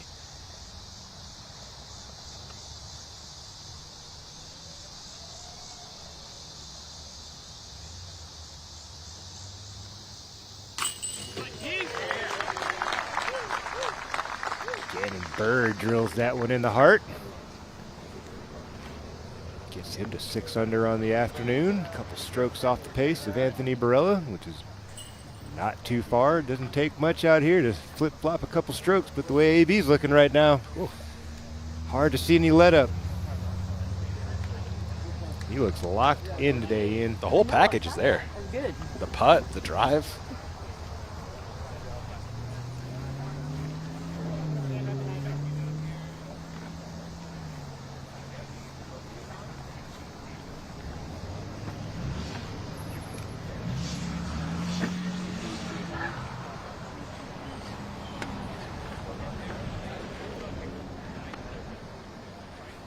No, I don't have a In case you missed it, Anthony Barella is on fire at the Eureka Lake Temp course. Right at the back edge of circle 1 there on 3. Take him to the baseball field.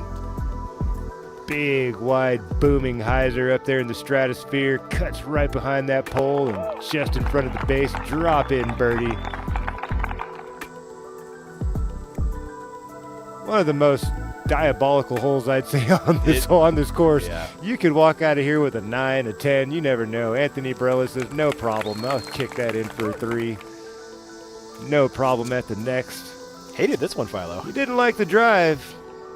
Got a little fortunate, squeaks through into the sunlight, and he was ready to rock and roll when he got up to the green, knocked that in, and here you go at the 9th. Step through money. Feeling the flow. He is in that state. And there are few people that are more fun to watch than AB when he's locked in, man. The ceiling on this man. Yeah, there's only a handful of names or so that you start looking for special things to happen when a 9 holes like that happens, and he's one of them. Anthony Barella in position to do something extraordinary to start this tournament.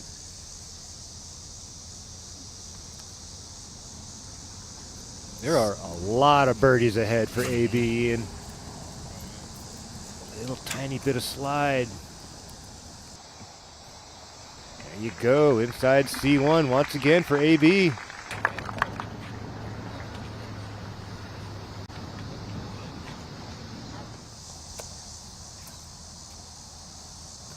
Burr.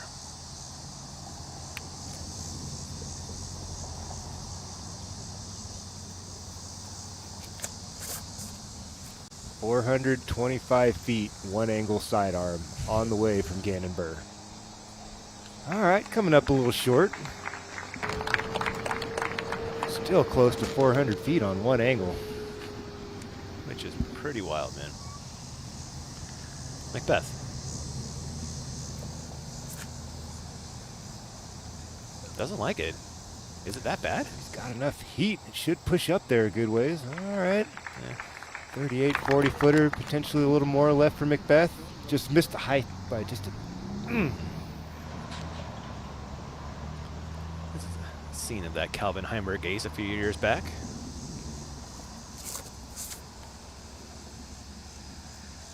Not quite the same shape. This will finish to the left. Big, big skip. It should be safe. 38 footer as well for Heimberg off to the left side.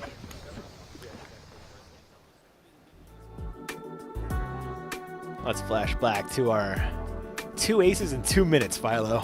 It happened fast, and you called it, and I was like, what are you talking about? It never happens before. You're like, 2 aces, like, back to back. I'm like, man, you're right, man. Yeah. Totally air nuggeted that one.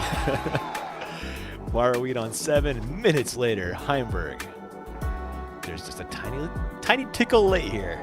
Yeah. I don't think it matters. One of my favorite parts about that one is Calvin's caddy, Zach Melton, was across the street shopping, Casey's, yeah. getting a snack. Opens the door. He's like, what happened? What's everybody yelling about? Your dude just threw one in. Where you at? So good. You eating some pizza?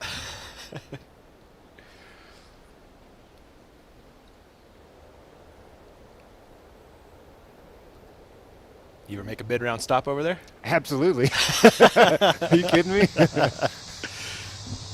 Macbeth is in circle 2, putting for birdie, hole 10. Macbeth, the putter's awake. From way downtown, drops it home. Ooh, a little McBeast glare back towards the... He's 6 down through 10. Let's not overlook this man. Absolutely not. Perfect. Chain's not spitting that one back out, Philo. Not at all. Perfect putt for Macbeth. That's a couple bombs in the last few holes. Burr to grab a birdie of his own. And to try to keep pace, Mr. Barella.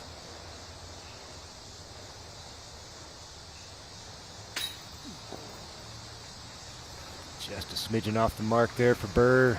Grabbing some cage on the left side. A little tickle of the chains. Does settle right there. A little drop in.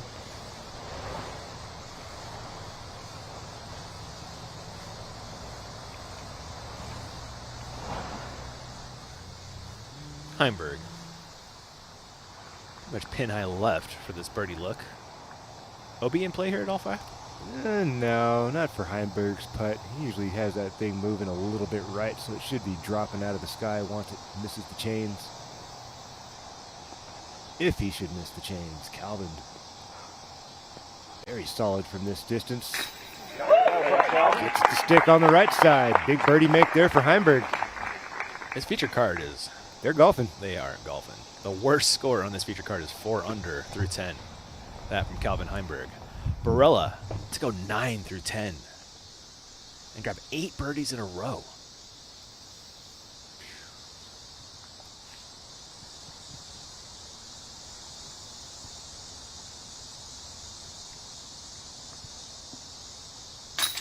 You're solo leader, Anthony Barella.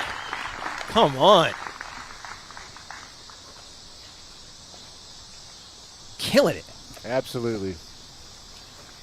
What else can you say, man? Like, I'm just sitting here smiling watching this happen. This is incredible golf. Amazing. He's putting all the pieces together. Burr, par.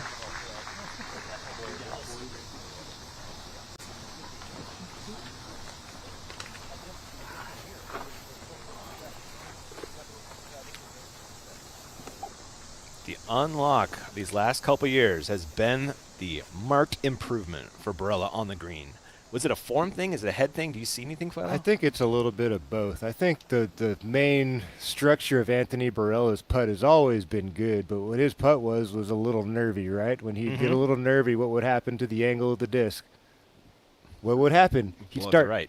Exactly. He'd start overcooking it, overturning the wrist, getting a little loose in there, and he wasn't pinpointing that release spot. Now Anthony Barella, this right here, look at this. This thing is leaving his hand with the perfect little bit of hyzer to flat. So now the disc is never moving, and he's also keeping this all locked in on his lead shoulder. He's not allowing that arm to go sliding outside.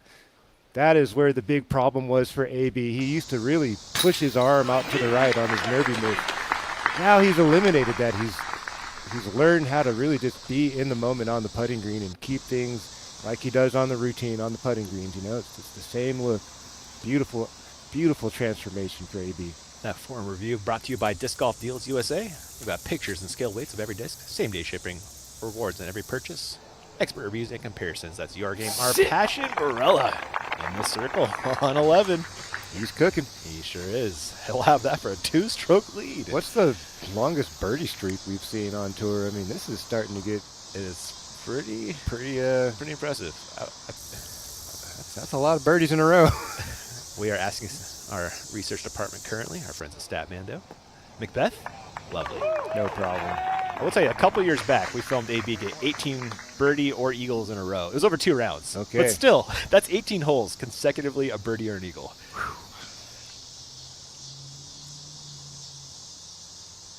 Little chip shot here for the fellas. One angle, one turn, a little bounce and a check. This kind of like hole 7 vibes to you, Philo? Like, Similar. I'd say a bit softer. There's not anything to hit out there on the left side. There's just a bunch of air to work with. And the challenge is you can't see the target, so it kind of makes you rely on your feels. yeah, this one is playing as the second easiest on the course. Not surprising. Yep. Burr. There you go. Everyone doing their job off the tee there. That is a par 2 for these guys. Practically. A new position here for Wysocki on hole 12. New tee pad, excuse me. Same basket position, hidden back there behind the water tower, and Rick making easy work of that. Robinson.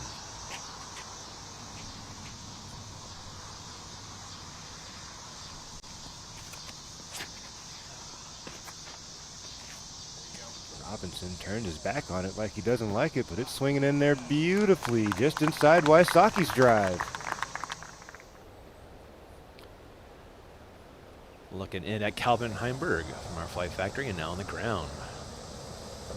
This one's a little more to think about here when you're Calvin Heimberg. Doesn't matter what style putt you're looking at here. Any miss could end up OB. Not an issue. Beautiful up and down there from Calvin Heimberg, trying to keep himself a part of this battle. Not let these guys run away too far in front. Barella for a 2-stroke lead through 11 holes. On the people in the clubhouse. On the people in the clubhouse.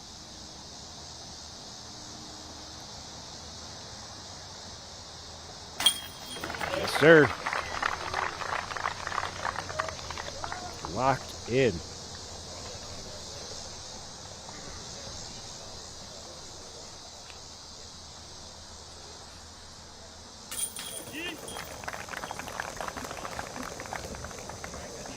Incredible stuff. Birdies around. And they're on their way to the water tower hole.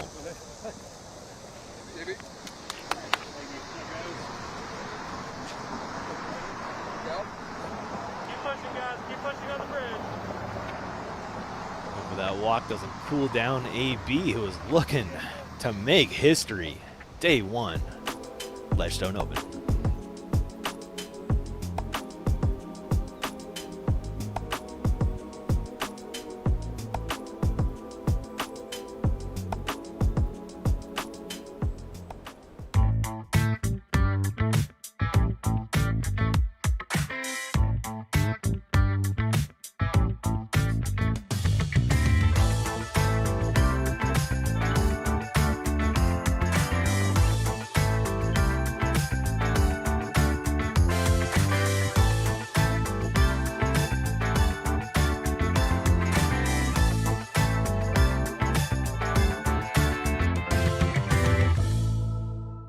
Precision, power, re-engineered, and over 10% shift in mass from center to the rim, 20% more gyroscopic force, giving you straighter flight, longer glide, and extra distance.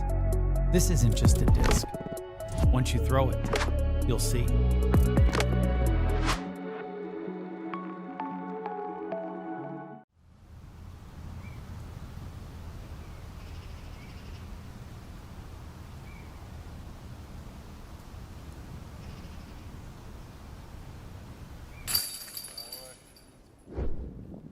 Come over here, like this way. So you're gonna line up straight to the gap also.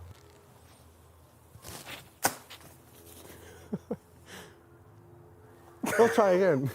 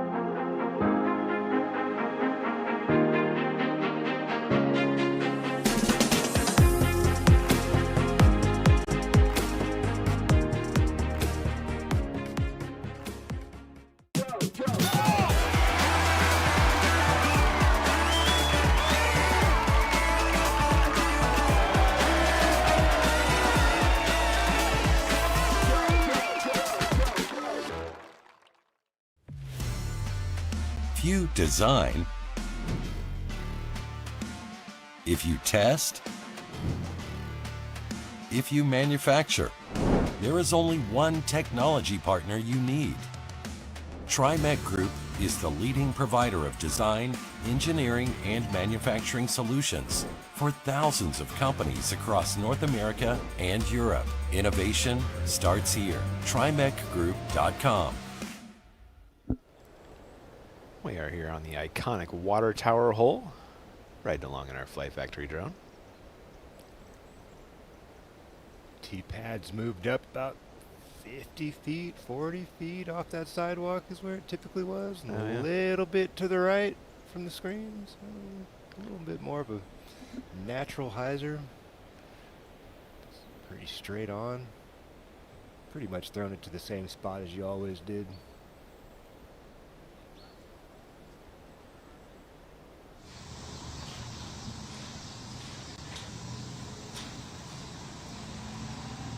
Checking out your ratings. We had, 2 tournaments out here. We had, Champions Cup as well as Ledgestone, so correct. A big sample size. Absolutely. And 4 rounds at each, and he actually plays better at Northwood. That's scary for the field. Yeah. He gets out of here 14, 15, 16 under par, and he takes all that over to Northwood. It could be over tomorrow.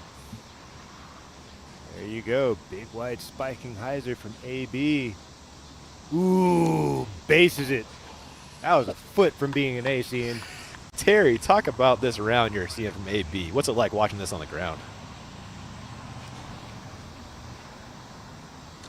Yeah, certainly very impressive by what AB is doing. And remember what I said at the top of the show. Everybody thinks about Gannon, trying to sweep some worlds over the next couple of years. And one of the contenders that's going to be there every year to challenge him, Anthony Barella, today off to a great start, playing nearly flawless golf and almost dunking that last one in. Macbeth, a much lower line, barely getting outside of the OB line. It's going to kiss just off the base of the water tower. It gets a long carry, and the spotter's going to run it down and just barely out of bounds. Red flag for Macbeth. And that's after it hit off the base of the water tower and carried past the basket. Like I said, a much lower line drive that came from Macbeth than what we saw from AB. I'm expecting a low line drive out of Heimberg as well. And that's exactly what we're getting. He's hung it a little wider. This should have just the right amount of pace, but it gets no skip whatsoever. Skip, so it won't be a blind putt around the corner. So he'll have a chance. Gannon now stepping up. I was walking up the fairway with his mother a few minutes ago. She said she went over to Casey's, but didn't have time to wait in line for the other 20 people that were in front of her. So everybody's got some problems out here, trying to get a little reprieve and refreshments. Burr hangs this wide. This is in trouble unless it fights back hard. It's going to do just that. It comes inbounds. It's going to get a curl. And Burr will have a putt from inside the circle. Back to you guys. Ooh. Let's take one more look at this Macbeth drive. This is like an inch OB, I want to say. Yeah, I would like to see him put a little more air under that disc, and bring it in with a bit more spike and mitigate any chance for any kind of a forward push on the skip. I think this brings in this potential here when you throw it so low to the ground like that. Something like this could happen if that thing had a bit more edge. I don't think he would have got that kind of a reaction to it. But he got the worst possible skip you could get there. Absolute worst reaction. Terrible bad luck on the back end of that. Look at the line there. It is just a couple inches OB, but that's going to send Macbeth to the drop zone. Throwing 3. Did you dunk that shot one time, Philo? I did. Good old peekaboo. Could you see it? Nope, just heard it. Cool. I don't know how you remember those things, man. That was ages ago. Some things just stick randomly.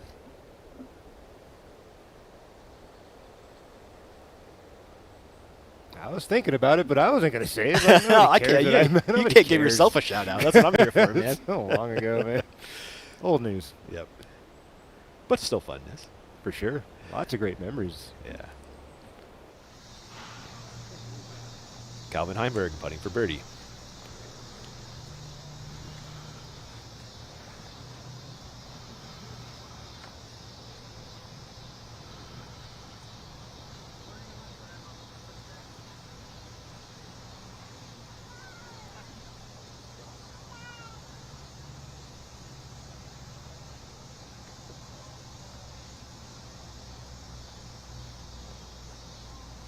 Alvin, what a make!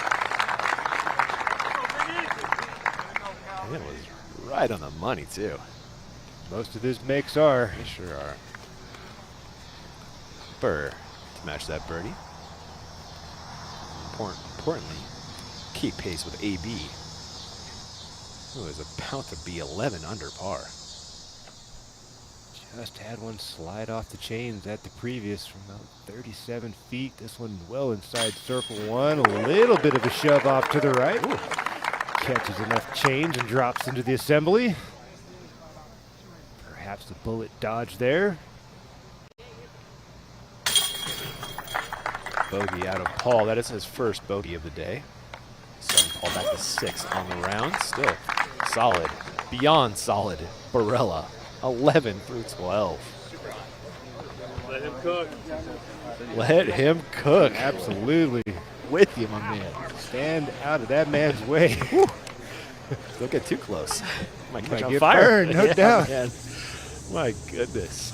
AB is a sizzling out here in Eureka. And he's just throwing like a one-angle spike hyzer on this one too, you know? That's the way to do it, man. You see this edge of this tree right up in here. That's pretty much the spot most of these guys are looking for. You could hang it a smidgen wider, but really not necessary. Anthony Barella in full control here, opening up this tournament.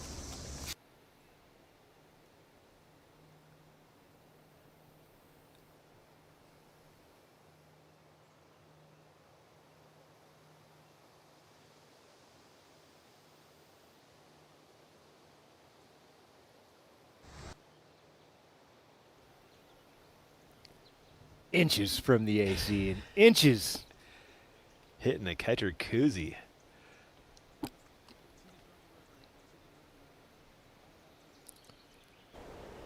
And it is a long walk over to 13 while they do so. We're going to sneak in a break on the network. You don't want to miss the end of this, folks. We'll be right back.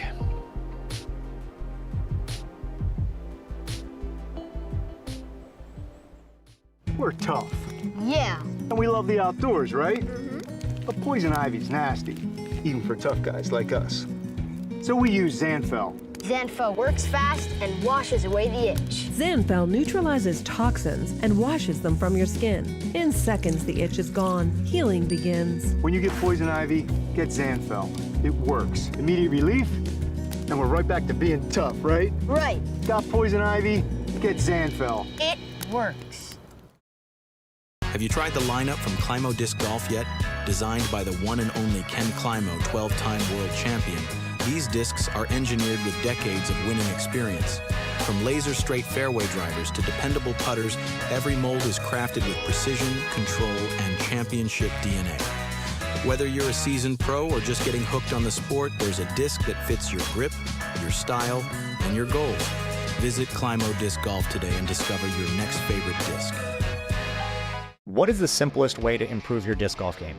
The answer, learn from the very best. Paul Ulibarri, Simon Lizotte, Ezra Aderhold, and Holland Hanley. They're not just players, they are your elite coaches guiding you every step of the way. The Power Disc Golf Academy is the premier online disc golf academy with over 150 on-demand lessons that are specifically designed to improve your skills right now. So what are you waiting for? Join today at powerdga.com.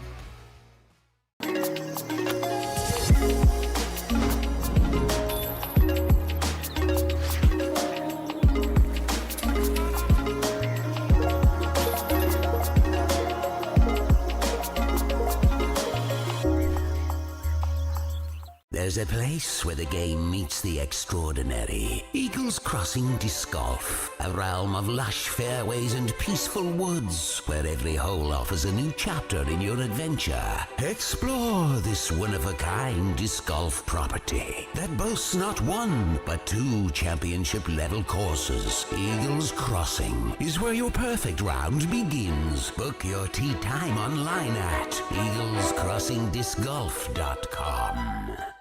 Hi everyone, I'm Katrina Allen on behalf of Team DGA. We're going to talk to you today about the release of my Typhoon in the Atmos plastic. First reaction to the Atmos Typhoon, it has the dome of the Protos, it has the grip of the First Flights, but these are a little stiffer and I think they're prettier. That flies so good. In addition to the Typhoon, we're also releasing the Sonar and the Quake in the ultra premium Atmos plastic. Welcome back, and we've got a special for you, 20% off all your trading cards. If you're just starting your collection and looking for that specific card, head over to the Pro Shop and grab them while they last. It's an automatic discount for you through Sunday. There is a Barella Hero card lurking in those packs, and the man has played like one today, Fi. No doubt. No cap, as the young fellas like to say. This dude is dialed this afternoon. No jet lag in Anthony Barella's game. This guy has made his way back across the pond and is putting himself in position early to take control of the Ledgestone Open here in Illinois. Absolute dimes in some of the most crucial parts of this course. Hole 4, that tee shot, impeccable. The tee shot at the 5th, perfect. The second shot here at the 6th, unbelievable. How many pulls that hits has he had so far? At least 5. Wow. The dude's just gaming right now. There's a lot to play for. Not only is he playing for the extra points, this tournament has long been one of the best paying tournaments on tour as well. There's going to be a large paycheck at the end of this week. I'm sure he wants that. Probably wants to get back at Burr for picking up a major title in his face across the pond. There's a lot of things for AB to be playing for right now. He's putting it together.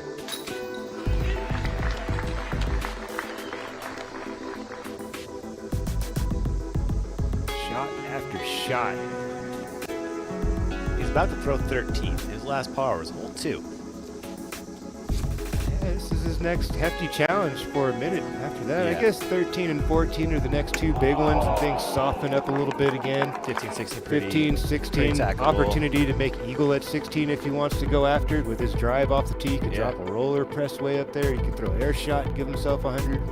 Throw it in, you just never know. 17's an opportunity, a good tee shot on the 18th. I mean, there's a lot of birdies still ahead once he gets past these next 2, which I don't think he's going to have any problems with it. I don't think he's going to make any big mistakes. Might walk out of, with a par, but a couple of good tee shots really do set you up here. He is only through 2/3 of the course and has a 3-stroke lead. He's 3 sticks off the course record set by 3 different players, Vidal and Wysocki and Eagle McMahon.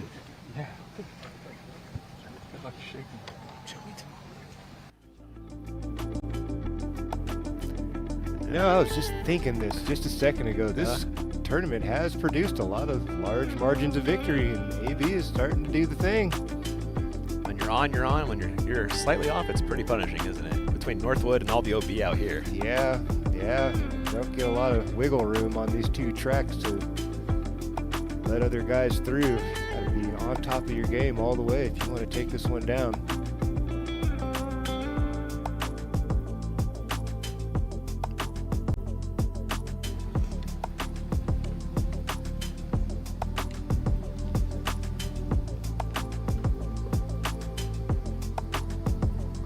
That's sitting at 6 under through 12, which is honestly a great pace. And for sure. And a look at his daily fan. If you hit better, if you click better this morning, you're feeling pretty good right now. Yeah, I think Paul's still looking to put together, one full complete tournament. Seems like it's been a couple seasons where he's really just kind of from start to finish played like himself. Yeah, that's a fair take. Off to a good start this afternoon. See if he can wrap up the last third of this round in strong fashion, set himself up for an opportunity to see the big beast of old come Sunday.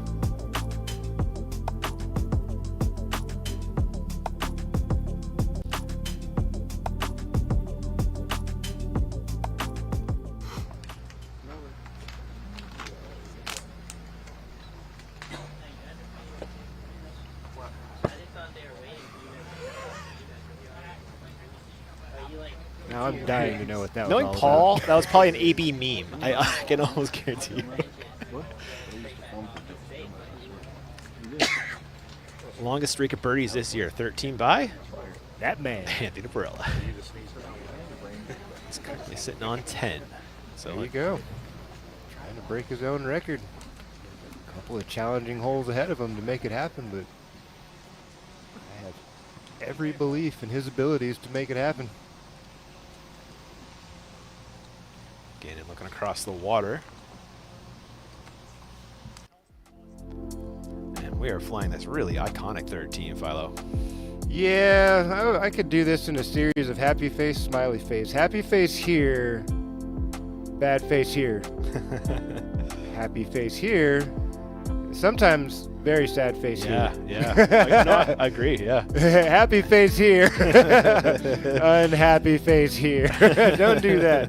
This is kind of like the old hop, skip, and a jump. You throw one here, you throw one here, you throw one there. Just keep it nice and basic. You start getting into the tree lines, things get nasty, things get complicated and uncomfortable. There's plenty of room out there on these peninsulas to throw 3 basic stock hyzers. Don't be greedy. Set yourself up. There's no wind today. Nothing to be afraid of. Hop, skip, and a jump, and just be looking at your birdie. Thanks to Zenny for that fly through. Coupon code DGPT, 10% off there. Terry, this is really one of the holes where the wind usually has a big impact on the play. What are you seeing so far here? I would expect not much really to do today. I'm looking out over the pond or the lake right here. Very calm. I'm feeling literally just a 1 or maybe 2 or 3 mile per hour wind. So negligible out here. The flanners are barely even moving whatsoever. Sometimes the players do have to face some kind of a headwind when they're going over the water, as if the shot isn't scary enough. But today, not going to be a factor whatsoever. They should be loving that. Terry, you think this backup will cause any kind of issues, maybe slow down this heater from AB?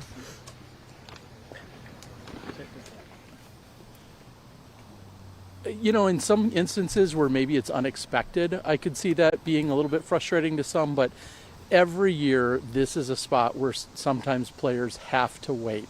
So they're really used to it. They know that they have the long walk off the water tower hole to get into position over here. In fact, just the idea that they're only waiting as much as they are is really not bad at all. We've seen backups that are considerably longer, players struggling with that headwind that I've talked about, finding OB multiple times. Today, they stepped up, they watched the card in front of them play, and from there they're going to be ready to go. So it shouldn't be really an issue whatsoever.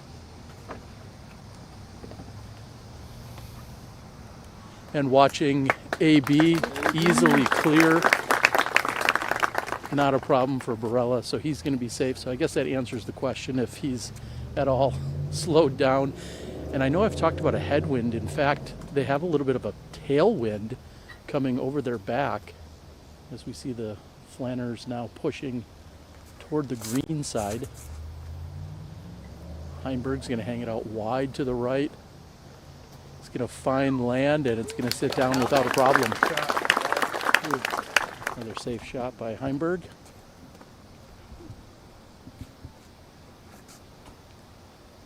Barella will take a few run-ups, as he usually does.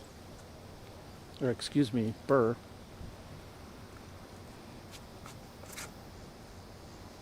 And what's funny about the shot by Burr is you see that's not even anywhere near full power. And he probably wishes he would have put a little more on it than he did. He's safe, but he could have used a little more distance there to set himself up for the next shot.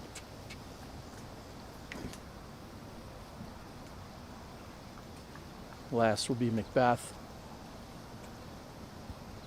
Everyone hanging out behind the tee. Also, one of the few places you can find shade over there. As Macbeth is going to easily clear. Does he keep it clear of the tree? He does. So 4 safe drives off the tee. They'll make the long walk around the lake. We'll see you guys over here. Sounds like a plan, sir.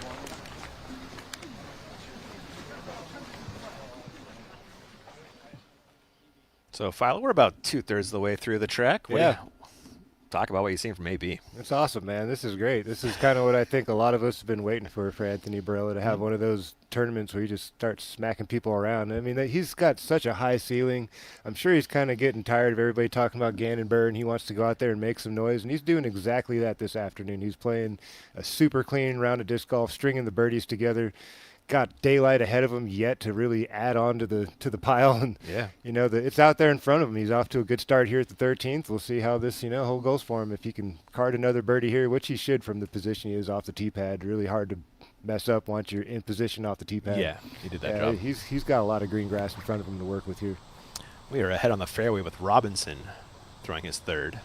Get up! No! That's the mistake you can't have.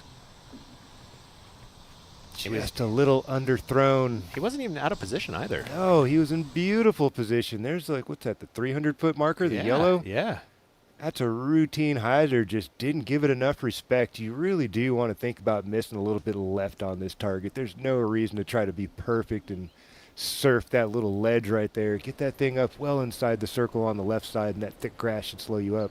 It's a pretty bad miss. It's going to cost him a couple strokes there. Absolutely. Fortunate, you know, he gets to go up there and play from there. It's not like, oh, he has to rethrow, but still. That should have been a birdie. Mental from that position. Mental error to make that mistake. There is the gallery and feature card making the walk around the lake. Going to swing by 17's tee pad. 55% humidity. That's not bad. That's for pretty Midwest. low. Yeah. You spent some time out here. Woo! Sticky. Typically extremely sticky. 55, you can handle that. Yeah. It's good golfing weather. Terry, what do you know about our Vessi shoe in the middle of the lake? I don't know much except for that obviously it's new this year. Vessi's stepping up in a major way, becoming a significant sponsor of the event.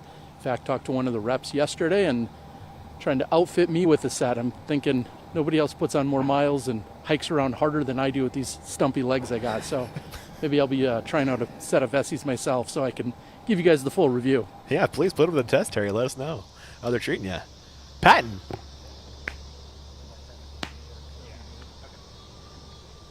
He's hanging tough. Oh, wow, just one over. Yeah, this course could really pick on you. One over is not bad. Yeah, birdies on 2 of the last 4 as well. He's currently beating Callaway, a Pro Tour winner, by 2 strokes.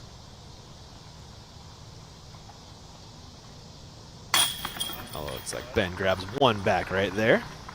The par and the bogey from Patton. Looks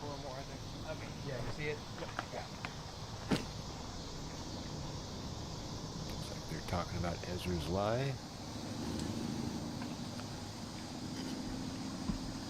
Back down the fairway we go for Gannon Burr's second. As Terry was saying, not ideal. You'd like to be in front of these trees.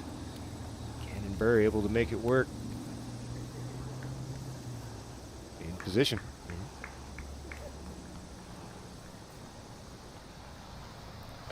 They did drag the target down towards the water a little bit. It was higher up the hill, up to the left here at the 13th. So a little bit of a change there for the attack towards the target. AB.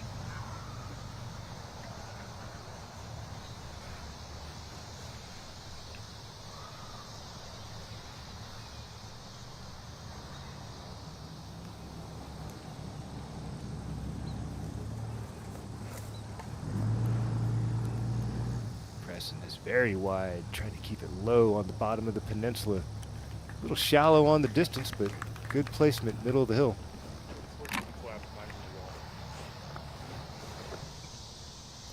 Robinson gets in the par nicely. So it ends up costing just a stroke. It's a good scramble for par. Sure was. Wysocki also made par. Did birdie the last 2 to get to 2 under, though. Calvin second. Is just fine. Just fine.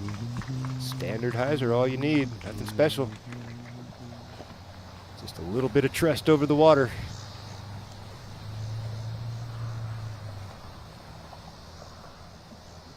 Macbeth. Best position of the group for his second.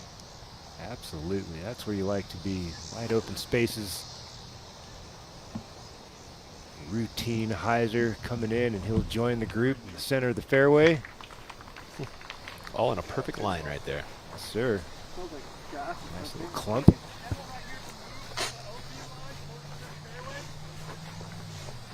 This slow group is coming through. Finally, yeah. Slow them down anymore? Yeah, they're all over par and one name's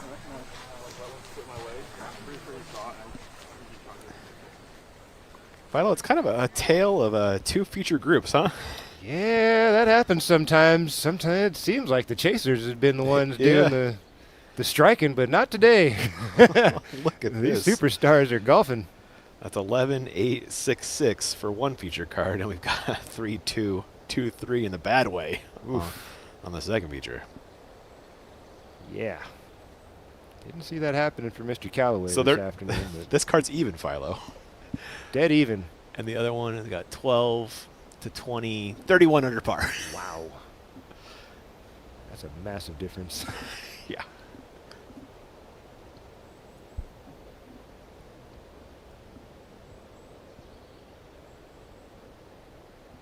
Great perspective on the hole from our Flight Factory drone.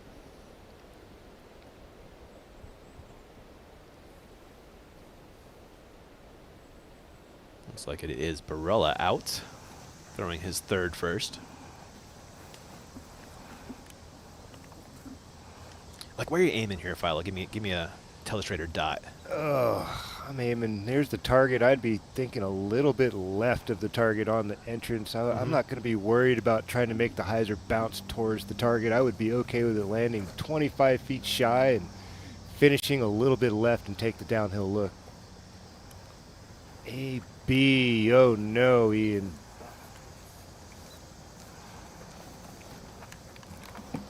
Terry, what's the word on that Barella approach? Yeah, not only is it long, but it then went out of bounds. It propped itself up against the ad wall, which means it's a good 3 feet out of bounds. Anthony's going to have a long comebacker to even save the par. Wow. This might be his first bogey, guys. Bumba clap. Macbeth.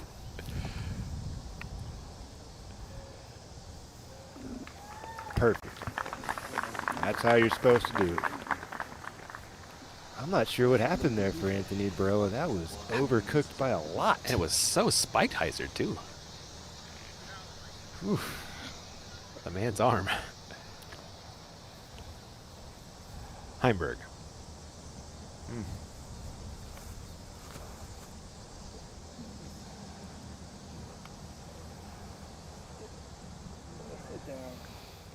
Yeah. Weird reactions when you hit below the hole. That slope. Close enough, he should expect a par at least.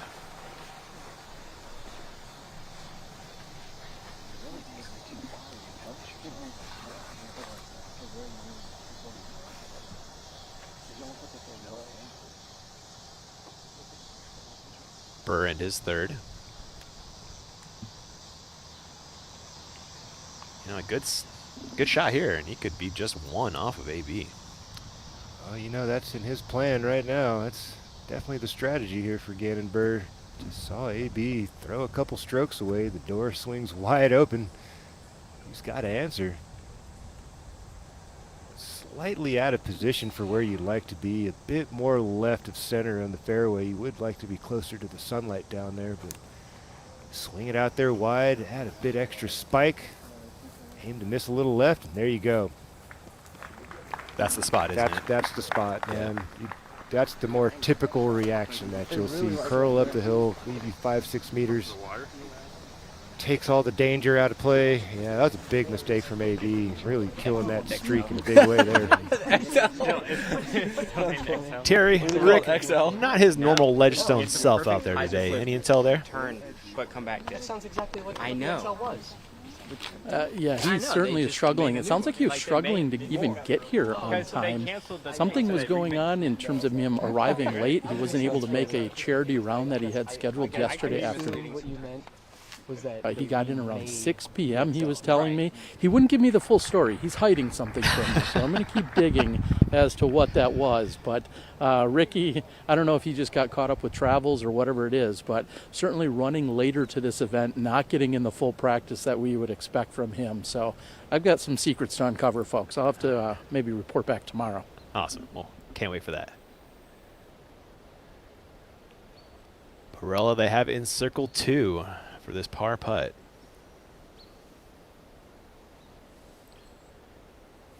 keep his scorecard clean. Oh my goodness, even. He's got a little breathing room there. He could take a stab at this. I mean, he doesn't have to make it for him to be able to right the ship and get things back on track here. It's just one stroke. You know, I guess you could look at it as two. It could have been a birdie with a more, you know, efficient shot. AB sends it, tracking, swings it wide.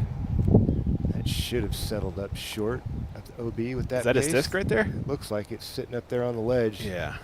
5 or 6 steps left for AB to collect his bogey. That was close. That was, yeah. Very close. Got away with that one, it appears. Meter from the rock. Just meter from the rock. And there is no OB paint on this one. It is just the water line. And they give you the gunite for free, so it's make sure you have stable footing. They don't make you play it from the rocks. You get that meter relief.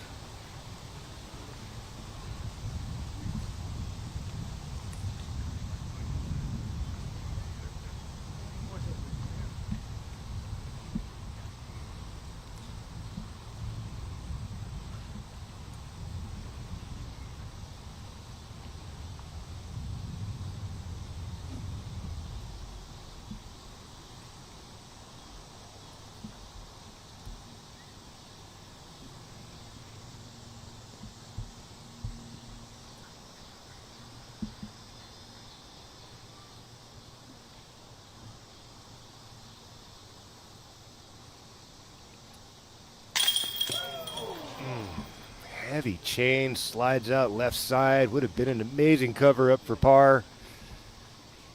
Then he's walking out of here with the bogey. Burr would like a birdie. And to get within one of AB. That's just too close to miss. There's your bullseye marker just a couple steps in front of him.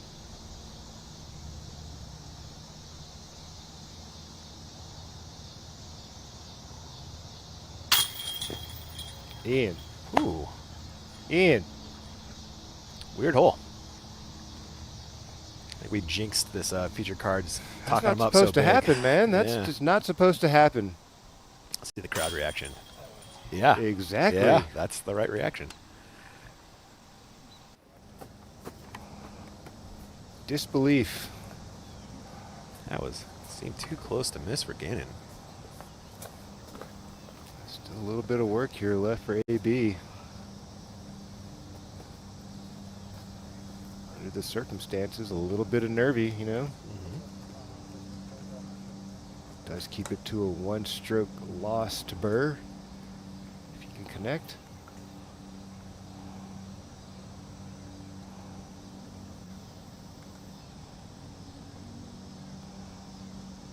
Easy to lose the balance with the footwork like this. Stepping up. Nice little knock there for AB.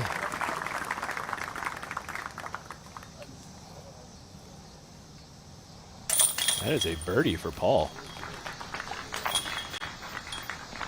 Grabs a stroke on the card, 2 on AB with that one, huh? Hanging around. Sure enough. It's a nice bounce back after his bogey on 12 That's as right. well. Birdie after bogey. 14, Wysocki demanding tee shot. Love the shape. Doesn't have the length. Oh, yeah. This is unbelievable. That's an OTB shot of the day contender right there. That is amazing tee shot. So good. And another one of my hold Home my bag. boys. My hold my bag picks are firing off the other than Rick. SoCal, Man. look at this guy. Yeah. Andrew Miranda popping off. Tascadero, Central Coast. Always appreciate Andrew not playing the weekly. Giving us old guys a chance sometimes. What a four in a row right now too. On a bit of a heater. In your top 10. Here are those hold my bag picks. The only bad pick I had was Wysocki, man. There are no bad picks. They're all awesome competitors, and we do our best. Sometimes they do us well, and some days they have a rough one. But you never know. Rick could pop off at any moment. It's not like he's 5 over par or something. He's still a few under. And sometimes one of your best friends doesn't even show up to the tournament. Yeah, that happens. I got a scratch on my side, so no points for me. You gotta send a text to Barsby. What happened? Wysocki. Oh, roller second? This is unseen. Never in my life. Get up there. Where's that? Come on. I think it curled early. Oh, is that late? No, I don't think that was. That wasn't him? his. Okay.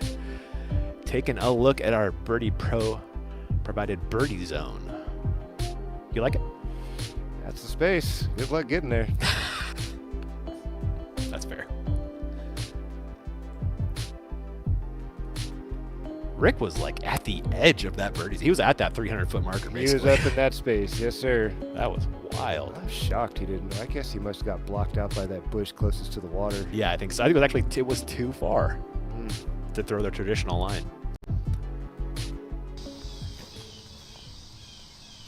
Got that weeping willow there in the corner.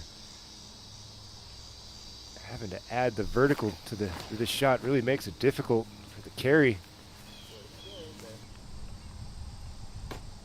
No problem for Mr. Robinson. Look at that, bouncing it right on the bullseye into circle one.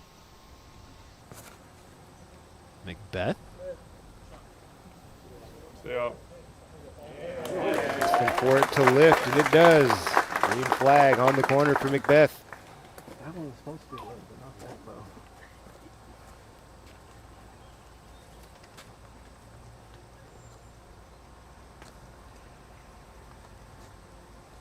Terry Burr on the box. Talk us through this one. Yeah, he's taking a few of his warm-up strokes, as he always does, getting ready to go. Just the gentlest of push from right to left.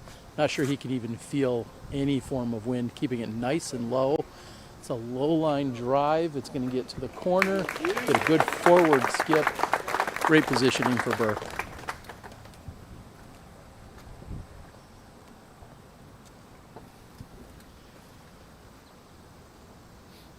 We'll see if Barella wants to get a little bit more aggressive.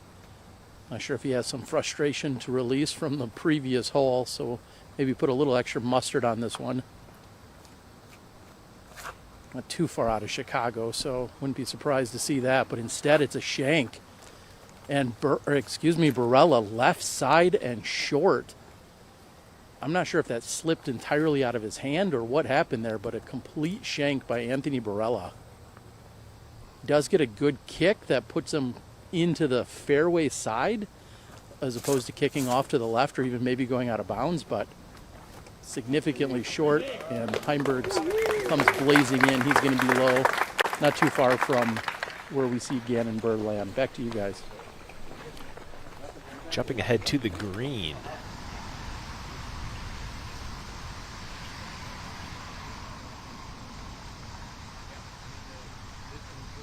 I am told this is safe.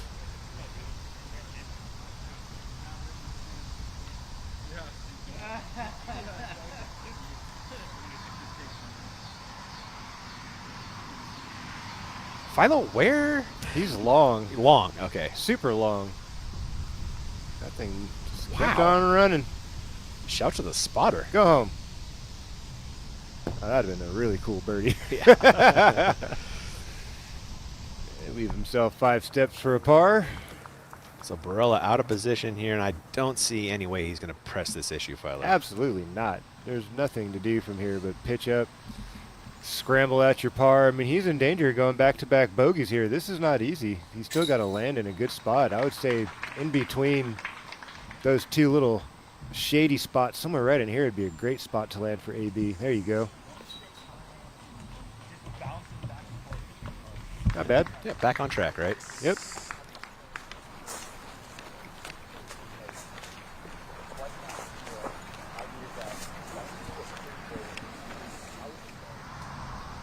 Robinson on the green of the same for birdie.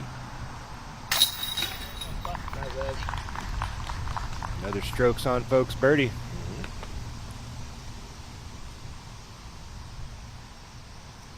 Par putt for Rick is effective.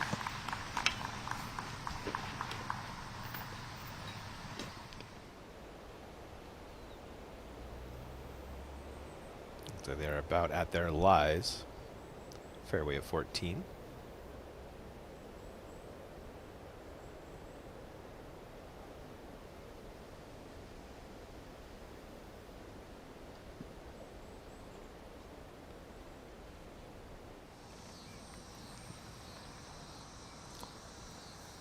And a reminder, we do have that new ad here on the bug. You can see Calvin Heiberg 3rd in tour points as that pops out.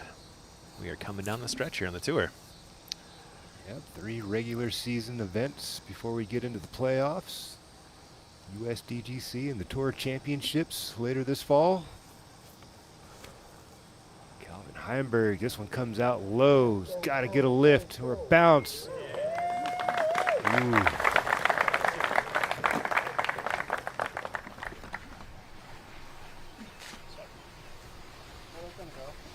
That side hill making it tough to put the appropriate shape. Everything pulling you down and to the right, trying to throw high and to the left.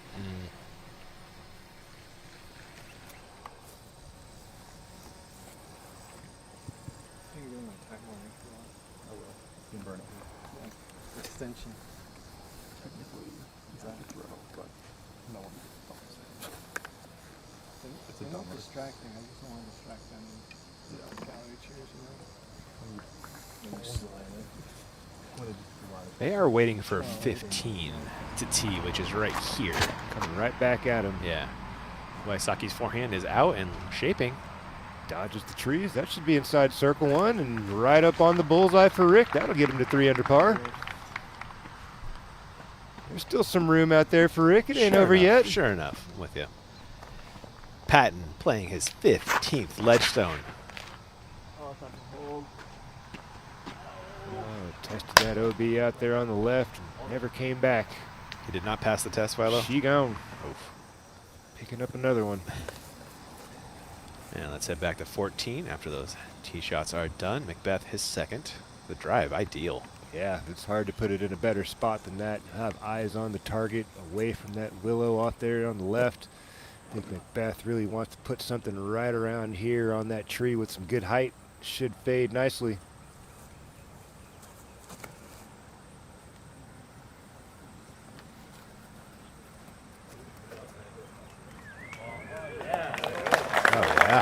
Wonderfully executed for Macbeth. Curls into circle 1, step or 2 off the bullseye. Still adding on.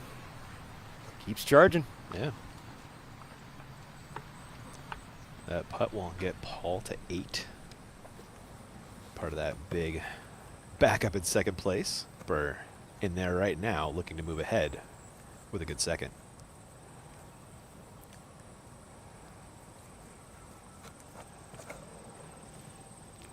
Hangs it out there a bit wider. May not get the big finishing bounce we saw from Macbeth. Whoa, put my foot in my mouth. Even better. Wow, what a shot. The man is under the catcher koozie. Good time for that. He's got AB back here. He's trying to scramble up a par. That's another stroke gain then, isn't it? At least. At least one. Yep. Anything could happen here on this green. He could overthrow it again and find himself in the OB in the water. There's a lot of things that could happen here. AB definitely needs a tight one.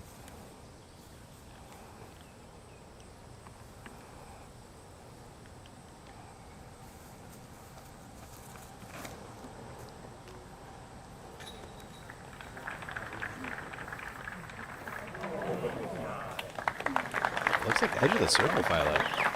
He's definitely earned himself an opportunity. He's got to connect with the putter now. Bro, almost just put it in, or? Spike in the bullseye, but I don't know what happened.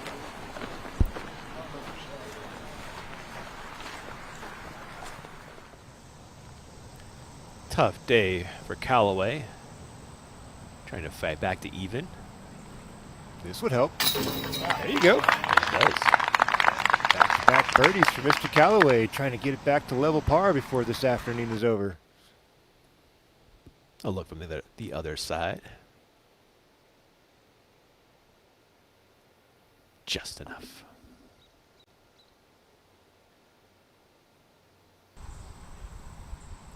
On the same, Robinson slides in his birdie as well.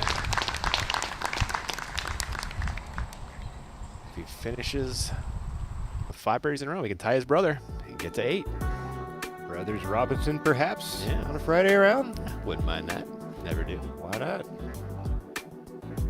A little tough for our camera operators to keep pace with those two guys, though. They are fast golfers. Quick. They waste no time. There's my man Andrew Miranda there, tied for 13th. Looks like he did pick up a bogey, didn't he? He was at 7. Heimberg, birdie putt. This is fairway, huh? Yes, it is. Here's your blue marker there. Circle 2 edge. 65, 70 feet here for Heimberg. Putter's up, running out of air. Par for Heimberg.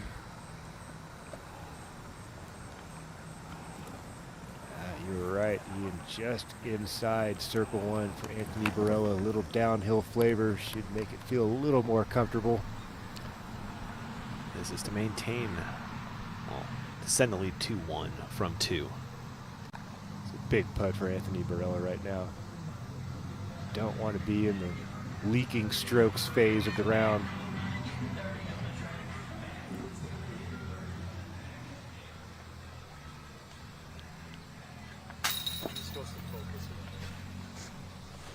Worst song I've ever heard. Guess he got drive-by razzed by the bad music, huh? The worst song I've ever heard in my life. Got him. Brutal. Sorry to laugh. Macbeth. Jams it in there for another birdie. That gets him to 8, doesn't it? Yes, it does. Okay, Macbeth. Staying close. That's 4 strokes. He grabbed umbrella in the last 2 2 holes. holes. How fast it can happen. Yeah. And with this, Barella will slide back to 9. Burr will move there with a drop-in birdie. Tied at the top, Barella and Burr. It's the classic battle on the Pro Tour. You'll love it. The finish on the other side of this break.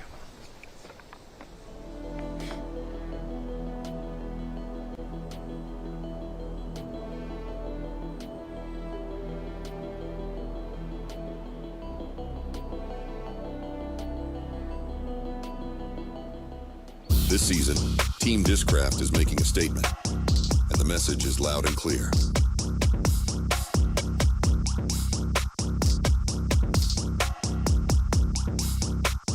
Discraft, built for flight.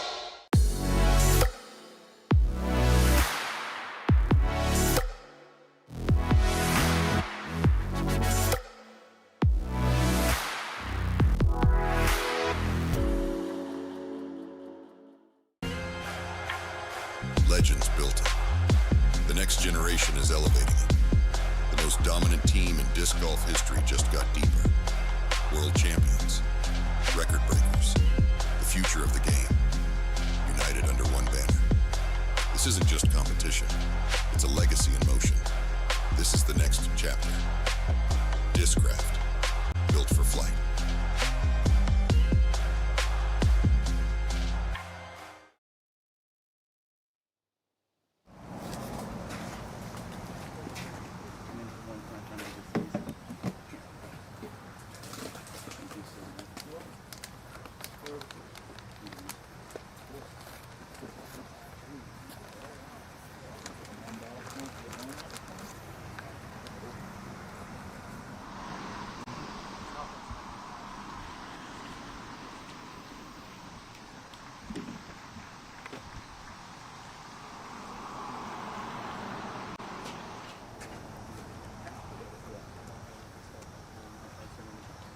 About that, it does feel like a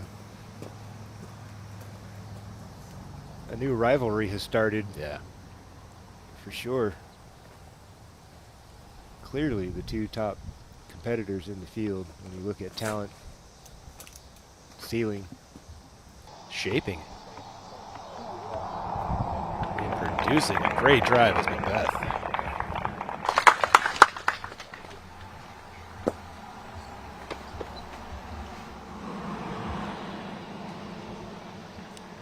Interesting.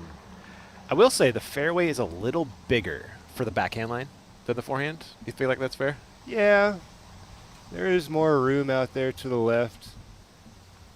It just takes a lot of trust to throw it at those trees out there on the left and plan that motion to the right. Super easy to cut it early and miss to the right on this basket and leave yourself 35, 40 feet. Something like that.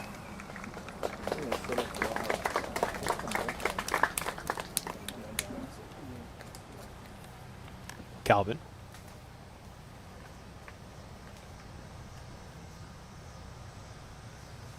Like a mid-range out of Cal. There we go. Great width. Let's see if it drags back. Here it comes. Good height. Just a little short. Looks like it crept into circle one for Calvin. And Barilla. Let's see if we can get it cooking again. Bogeys on the last two after 10 birdies in a row.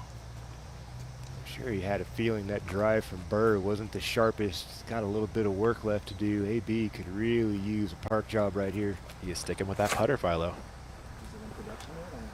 High over the corner of the tree. This is also working right. And catches something. He's out there along with Cannon Burr. Do you know what that move is? That's the Icky Shuffle move or something, man. The Cabbage Patch Kid. One of those. Quite a few mistakes in a row for AB. They approached long. Unfortunately, rolls OB. That was back on 13. Tee shot at the 14th. Just completely disconnected. Nothing of one he wanted. Did well to give himself an opportunity to scramble up the par, but really awkward music came by in his ear and chains out to the left.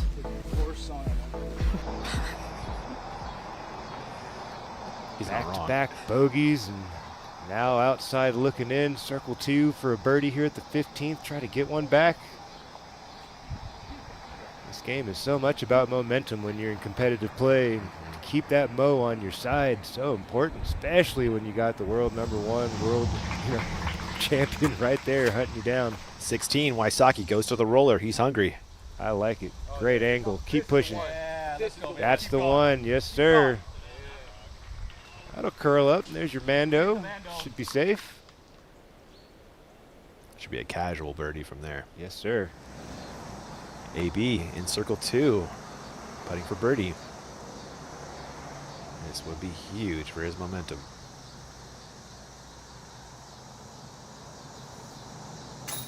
Yes. Drops it home, Philo. By a chain link, that thing looked outside. Somehow, those chains snatched him back in. Let's see this from the catch. I thought he pushed it just a bit. Look at that. I wasn't wrong. Ooh. Last chain snatches that thing out of the air and pulls it in like a spider. That one caught the last chain to Birdiesville. Burr. Also in circle two, putting for birdie. That was a good one, Ian. Well, thanks, sir.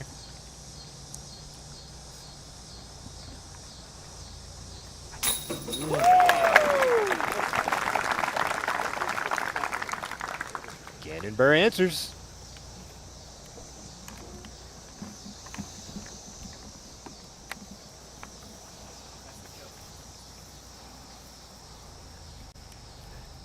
Heimberg.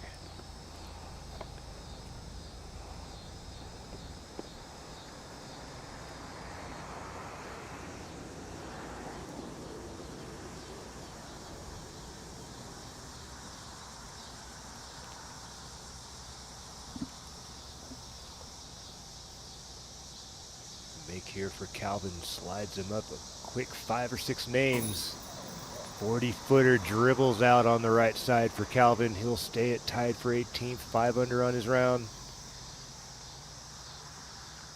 Wow, his putting today has been unbelievable. Hasn't missed in the circle, and he was 3 for 5 before that bit out in circle two. Keeping him in the game. Macbeth grabs the birdie and grabs solo third, breaking that pack. Yes, sir. Well, a part of the mix now. All up in the mix. That's a Heimberg par.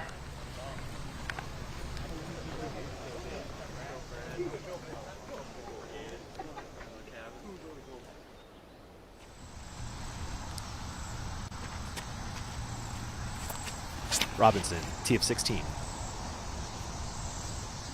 Nice, smooth, slow turning disc right down the middle. Oh, and the friendly slide walk slide as well. Cart path okay. Wow. Extra 100 feet right there. And after the break, your feature card tackles hole 16. We'll see you there.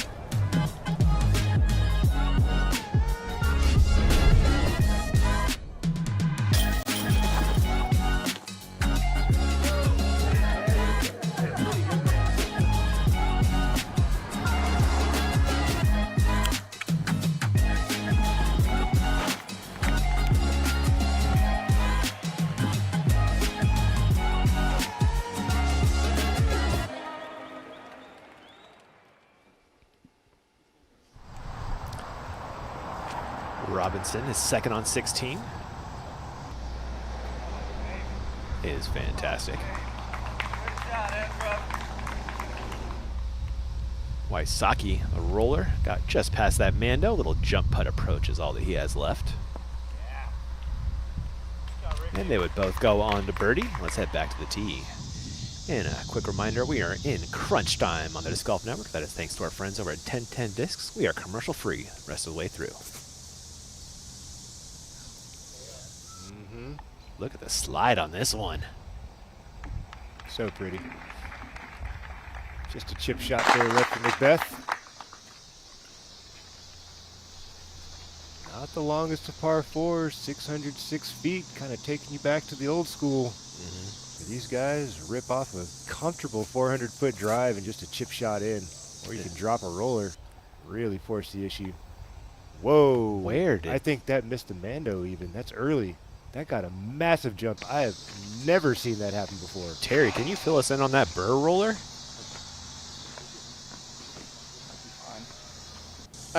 I'm actually down by the Mando, or what I feel like is the only Mando on this right-hand side, and it never even came into view for me. So he is way back. I saw a green flag, so I'm going to guess that he's still in bounds.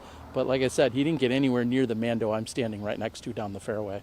Yeah, there must have been a prior tree he's next to up there, huh? Did you see this jump, that second jump that thing took I off? never I caught saw it. it. It was off to the right. That thing went boom, like, and jumped over the bush. Oh. That was insane. Barella.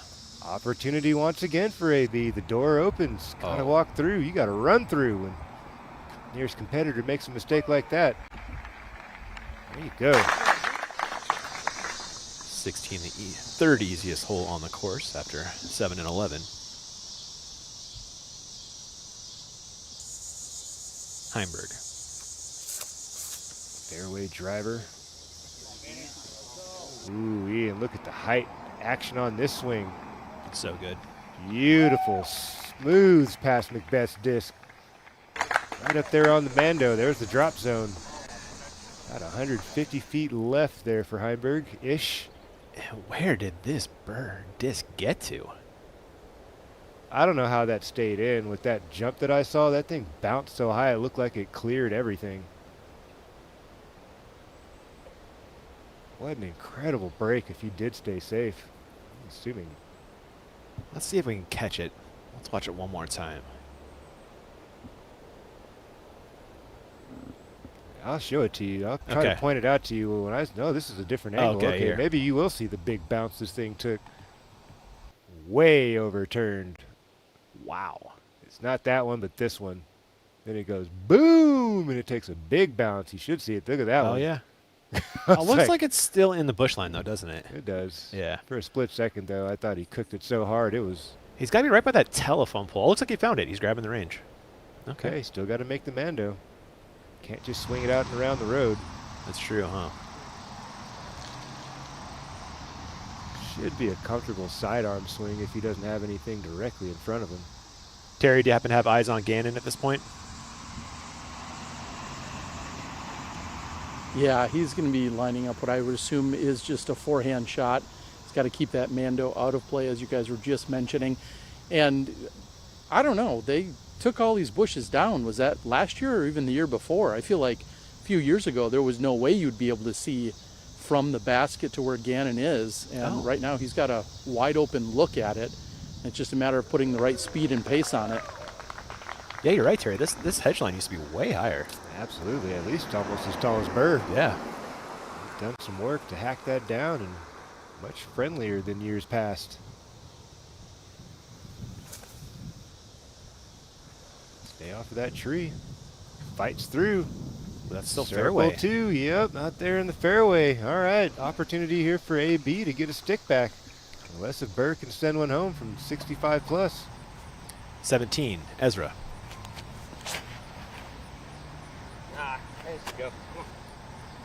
Asking for it to push, and it does. Just over the bales, right off the bullseye. That'll turn into a birdie. And the best shot here is a really scary look in the air, isn't it? Sometimes you just put the right action on it and it just feels right, playing that stall to perfection. Ooh. That landed safe. Did that slide into the water at the They end? have him on the fairway after one throw. Okay. That's what the current marking is. Patton. 3 over on the day, as you can see. That late fade, lining up. Great shot. Parked.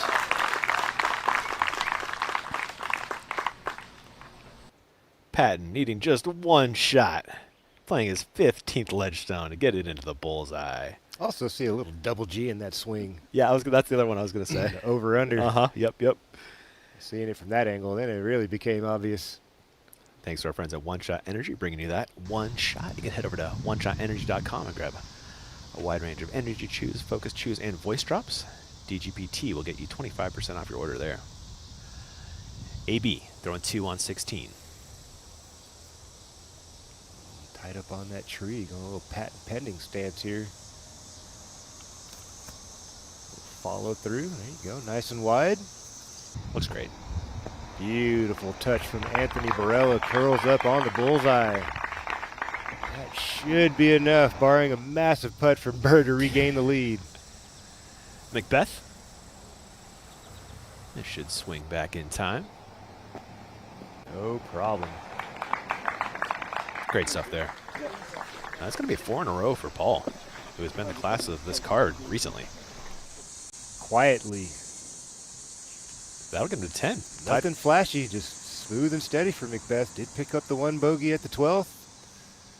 A whole bunch of greens since then. The Heimberg drive. That was close, man. Couple inches from a splashing eagle. Oh my goodness. I say that drive was huge. Didn't have much left for his second. And almost took advantage of that. One more look at this Heimberg approach. Is this off the top, Philo? It was right off the top of the basket. At least it didn't go too far. Those can scoot sometimes. Yeah, 6-7 steps off. He'll be fine with that. They must all be looking at Gannon Burr, who is in the fairway for this birdie putt. Downhill bid. You know he wants to make this. Yeah. The OB's beyond both circles, so it shouldn't come into play unless there's a disastrous roll or something. Yeah, catches an edge and rolls. But if he gets this thing into the chain, shouldn't be a problem. Here it comes. He got it into the chains, Philo. He did. Trickles off the left side and rolls out to the same distance, I imagine, as Calvin, 5 or 6 steps. Man. What a dodge from AB, huh? For AB, I should say. Yeah. Excuse me. Oh, Wysocki was OB. This to save par. Rick will give one back. He's going to slide to 3 under on the day. Robinson moving the right direction. Grabs a birdie. He is 7. If he can birdie 18, he can move into that pack at 8, along with his brother Isaac. Heimberg, birdie putt on 16.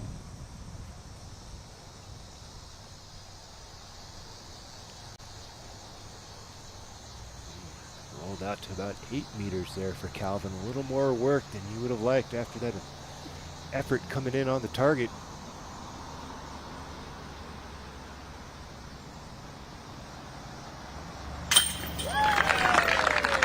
Locks in the focus and drills it. 6 under on the round for Mr. Heimberg.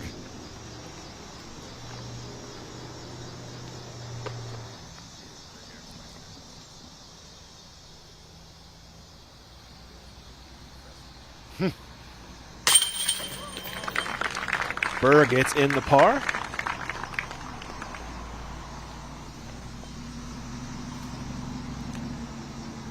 Macbeth, the birdie.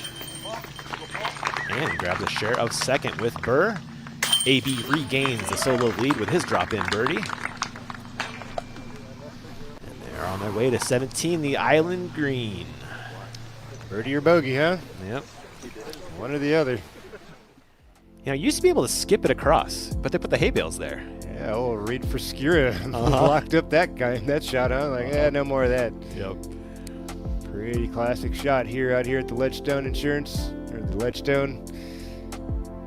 Wider than it is deep, not a whole lot of space. Definitely inside circle 1 on both ends. OB got a bit of space side to side out there in circle 2.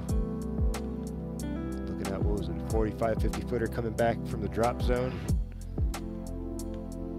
You all know what it is. Just got to put a good shot in the air. And throw it over the Vessi shoe. So I'm going to put a basket on top of that, do a little ring of fire action. Why not? Right? That'd be fun. Probably get most of those plastics back. Not too deep right there.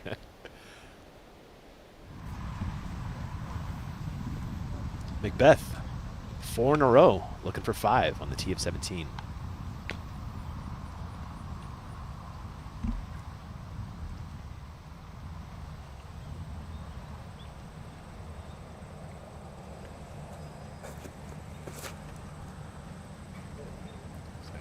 Something pretty smooth and straight. Not a lot of fade, and doesn't give it enough, Ian. Ouch.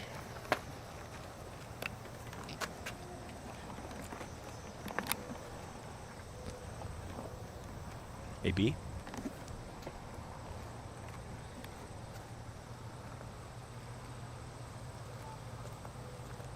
Is this a Luna, Philo?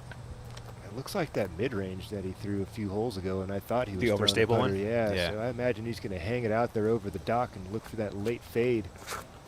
There you go. I like that airspace. Gives it plenty of time to swing, and if it does get a little bit extra long, a little bit of width to work with. Nicely done from AB.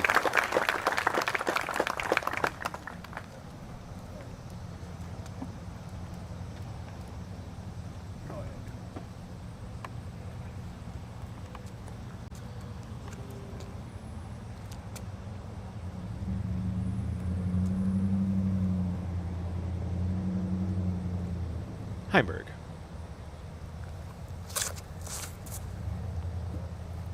Okay. Height's good. Does it have the length? It does. I knew it was going to finish a little bit left. The most important thing is that you're safe.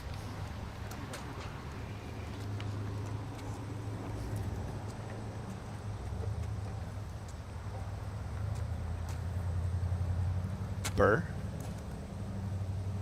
Really dealer's choice off the tee here, Philo. Absolutely. I like that.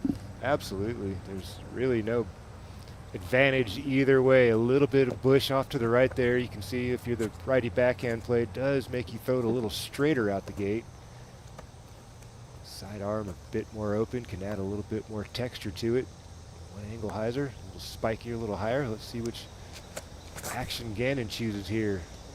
A little bit of early turn. Here it comes.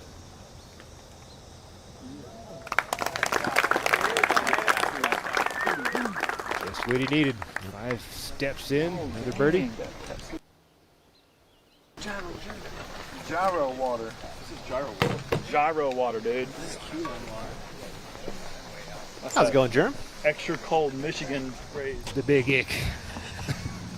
I've never heard that before. I just made it up, man. I love it, man. I'm just messing who with does you. love Big Germ? Ezra Robinson. He's on the tee of 18.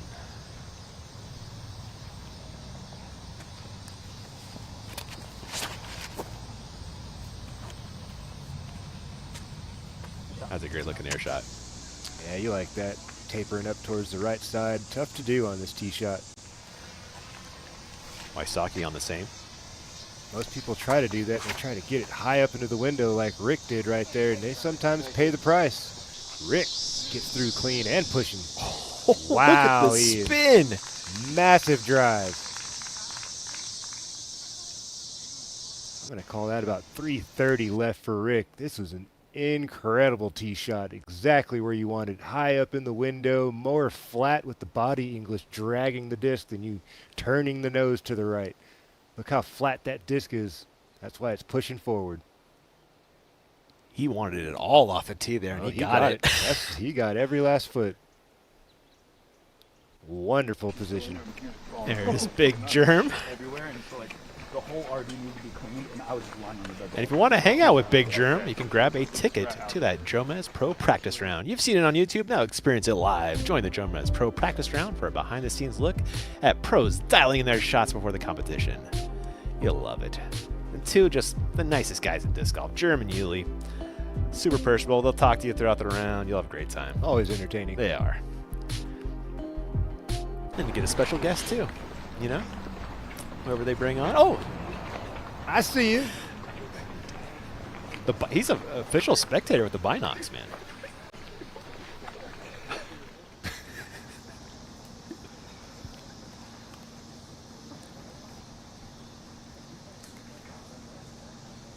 Birdie putt for Calvin.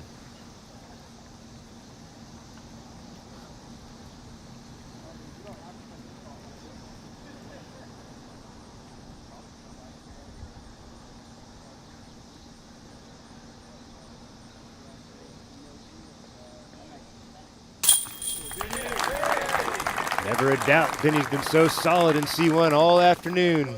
Cashes another one for the bird. Burr.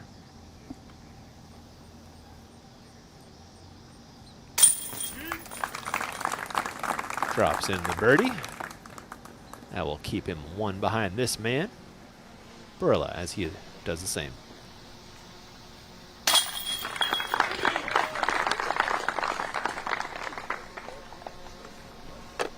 As a drop-in bogey for the GOAT.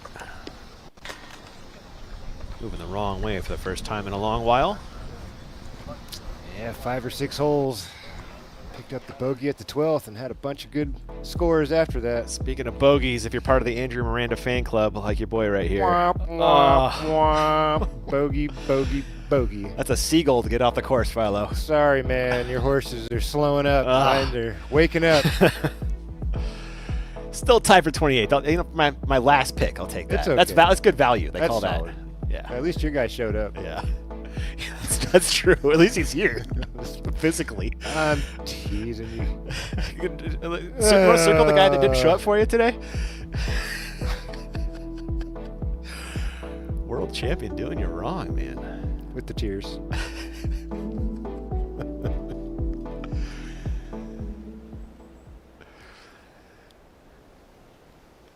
They are on their way to 18's tee. This looks a little spruced up as well, too, doesn't it? Yes, it does.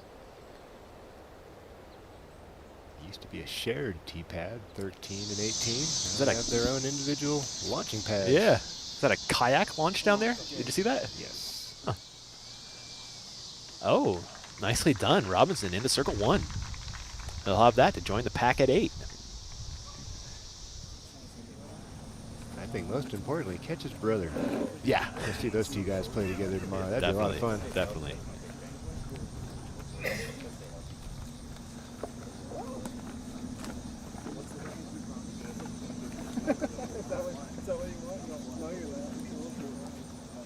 Their PDGA numbers are consecutive, in case you were wondering.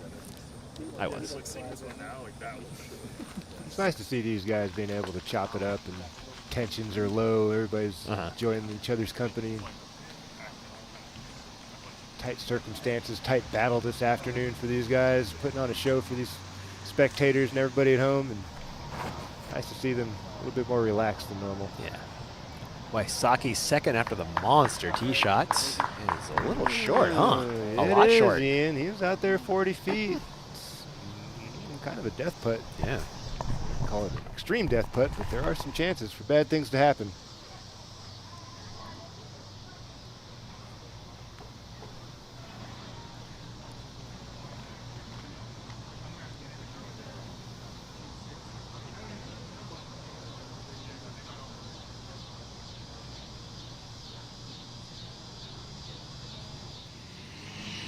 They are waiting for the fairway to clear. Leader AB sitting at 12.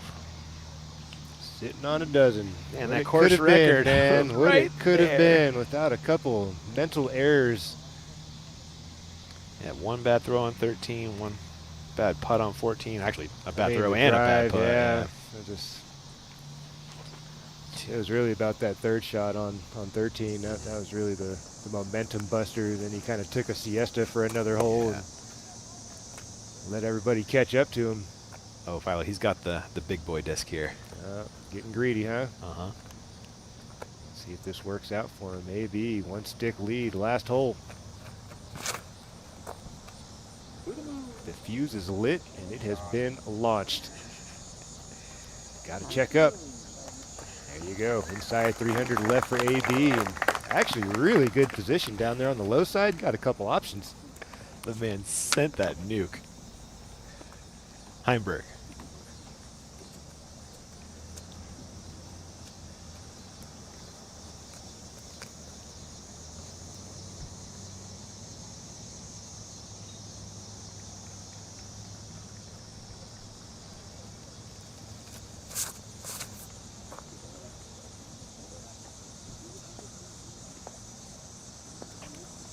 Too low from Heimberg.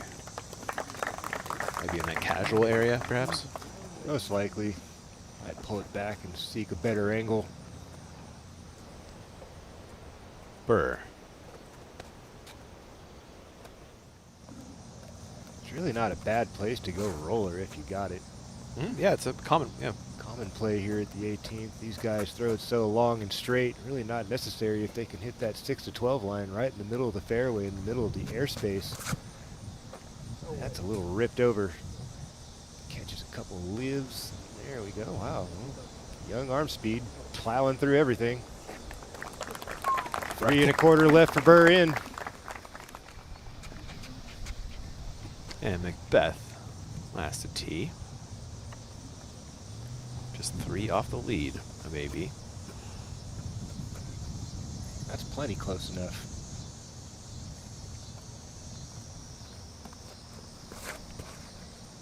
That's a bit low. That little cut roll. It wasn't. It needed more angle for it to be super scary. Yeah, it was low enough. It wasn't doing much. Jumping ahead to the green of 18, and Wysocki with a dangerous birdie. Let's go, Rick. That was awesome. Philo, is he still in it? 8 strokes. To win? Yeah. He's going to have to go low tomorrow.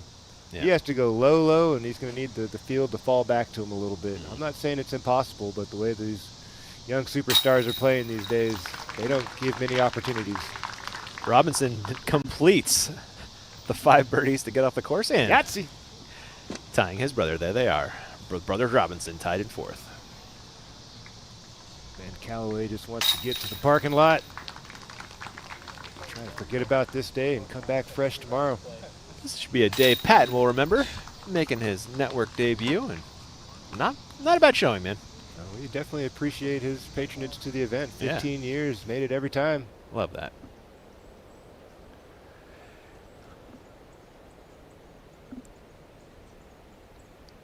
Terry, I'm told there might be a slight change here on 18. What was that?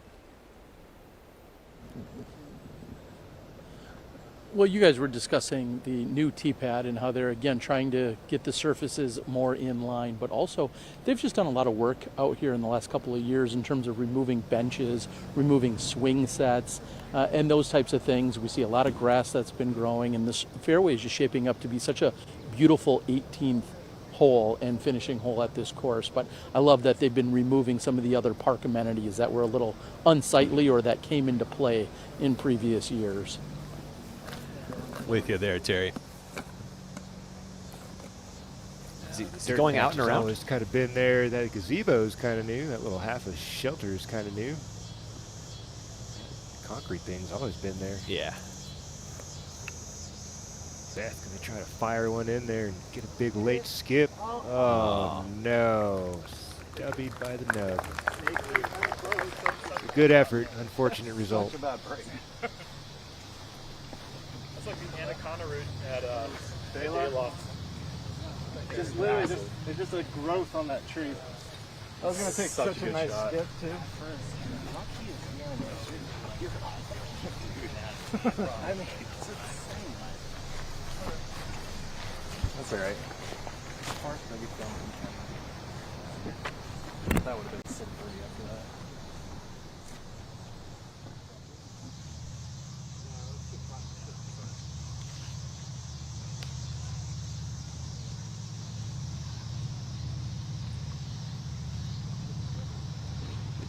Yeah, so it looks like Calvin did find that casual area, and you can see he has taken it back outside that painted marker. Still a tough look, though. Yeah, he's looking to do something similar to what Macbeth was trying to do a moment ago. He's going to have to fire something hard and test the ceiling of this canopy. Look for a little bit of a late edge and flare skip and hopefully earn himself a look. A lot to ask for.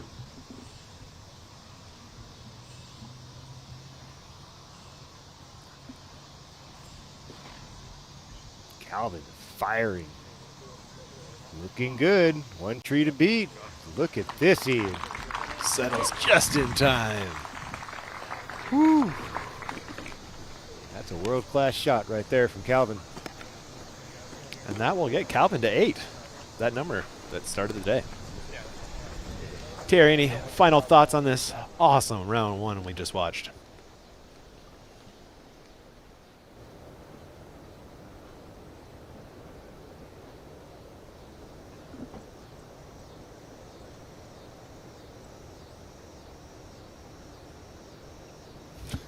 Guessing Terry just got bombarded by some fans. there's a lot of folks up there who want to talk to Terry Miller. I don't blame him. He also might be hustling over to the interview booth. Burr's second. The drive was huge. A little bit of shot shaping here left to do for Gannon Burr. Got to split the wickets a couple times, a couple sets of trees to navigate. Be wise to keep it right down that center lane, which he opts to do. Does take a big flare skip. Looks like circle's edge just inside the circle, step or two maybe. With you.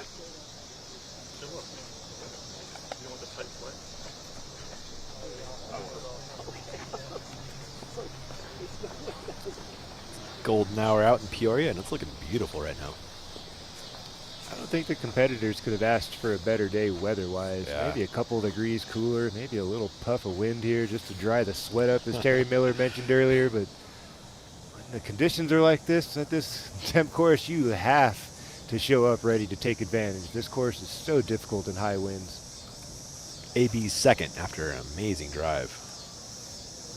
Going to the Luna approach. Throw it in there. Oh, come on. Oh, AB. That would have made up for those 2 bogeys earlier. Sure would have. That would have grabbed the course record. It certainly would have. Almost threw it in for the eagle. How did that miss, Philo? Just barely dodged the chains. This thing was coming in perfectly chain high, swinging right on time. Look at this. Oh, that would have been hearted in the chains. Left with 5 or 6 left. 5-6 steps in for his birdie. Macbeth. Still on the fairway. Give it to Isaac Robinson Tree Love. Oh, did he run that? He did. That was questionable. Absolutely. Saved by the tree, thankfully. A couple of good breaks on 18. That tree this afternoon. At the top of the day, Isaac Robinson had something similar happen to him from his approach. Yeah. Beth receives the same good fortune. Looks like Burr down there, first act, no? Yep. Oh, that's AB. Oh, just thank you.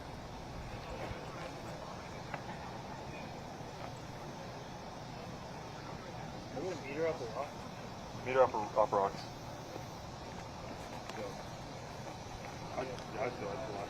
They have matching outfits today. White shoes, black shirts, white hat, white shirt. Not doing us favors, Philo. Good observation.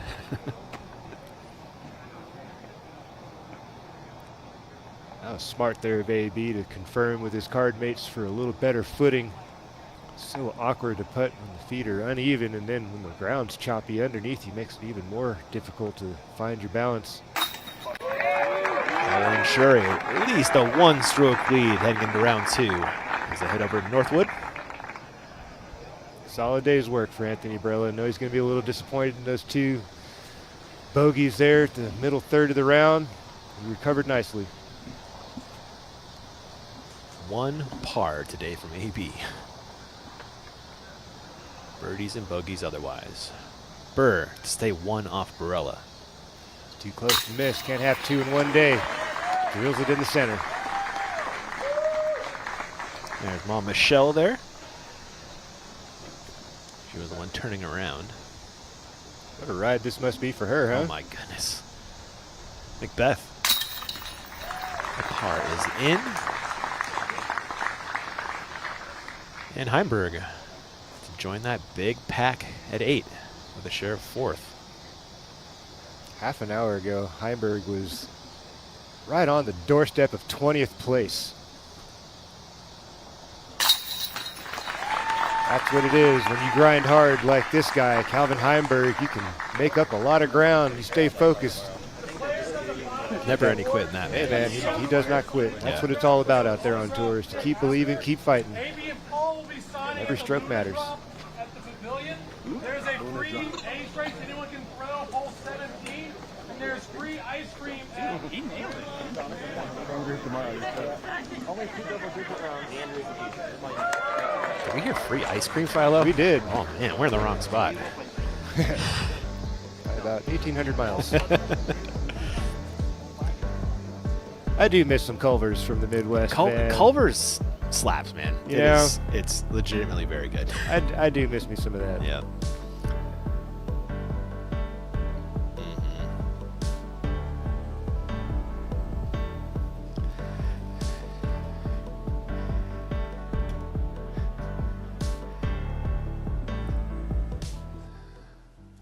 It must be dinner time, Philo. It is, man. Breakfast was many hours ago. Yes, it was. Wow. Awesome round 1 at Ledgestone, Philo. Absolutely. That's exactly what I was hoping for, man. Some fireworks. These guys coming out, the late starters, saw where the benchmark was set at 8 under and said, you know what, I'm going to go get that number. And they absolutely did that. Everybody, for the most part, did what I thought they were going to do. It was an awesome, fun round of disc golf. Can't wait for tomorrow. The whole feature card beat that 8 mark. That's stellar. We set it up beautifully today, didn't we? Yeah, they did it for us, Yes, man. they We did. just got to take it in and enjoy the show. Gotta love it. We're going to send it off to our final break of the day. On the other side, we'll have the after show interviews with AB, Burr, Macbeth. You can't miss that. We'll see you there.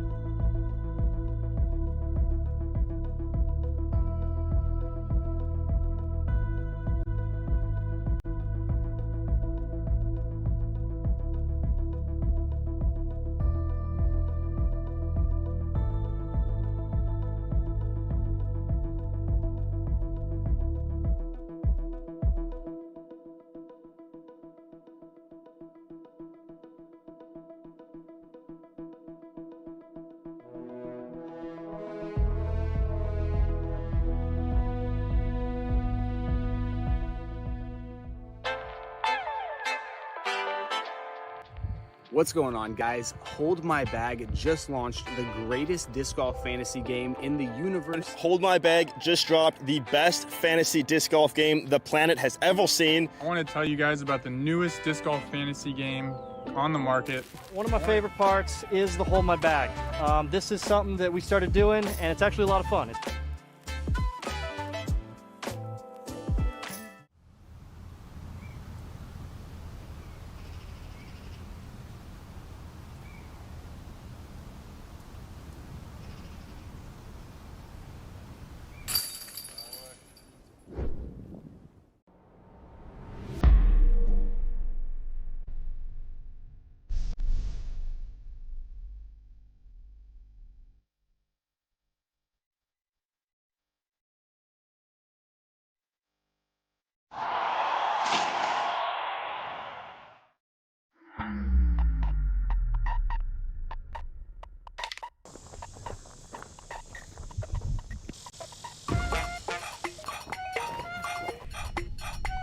Don't drown till I catch this wave.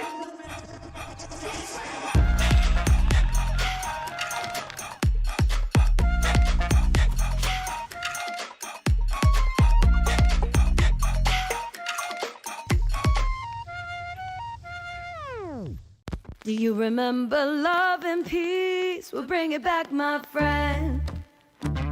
sing in harmony. Come and take my hand.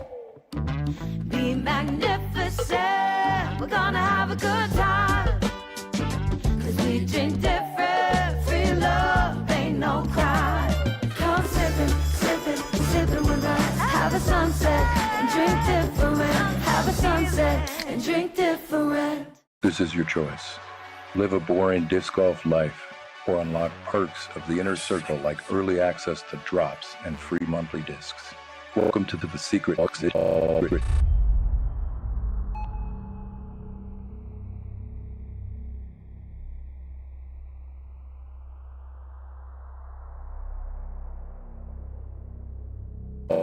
Disc Golf Society. Join the inner circle now. Hi, my name is Gagin, and I use LG backpack card. I use LG back card because I can put my grip bag in and out so easily. From like so heavy in your bag, and then you use a card, and you not feel any pressure on your back. Hallelujah, you know. The more option is better. Everything in your life, right? Like you eat burger to the steak. That's how I feel. Backpack, no backpack, boom. This is the answer right here.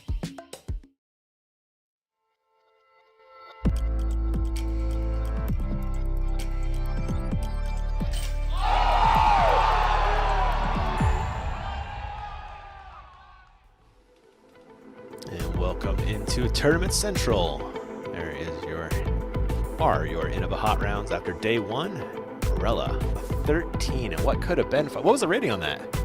Came in unofficial 1097 for Anthony Barella's 13 under effort this afternoon. So just imagine what it could have been had 13 and 14 gone differently for Anthony Barella, and he finishes the same way. It could have been something special. Come on, 11-20? You know, if he birdies those two? At least he left 25. At least 3 strokes out there. Wow. You got to think 13's a 2-stroke swing. Worst case, he makes par on 14th. I mean, yeah, it could have been an astronomical number there for Anthony Barella's round. He hangs on by a stick over Gannon Burr. Yeah. That same guy. The Barella battle, Philo.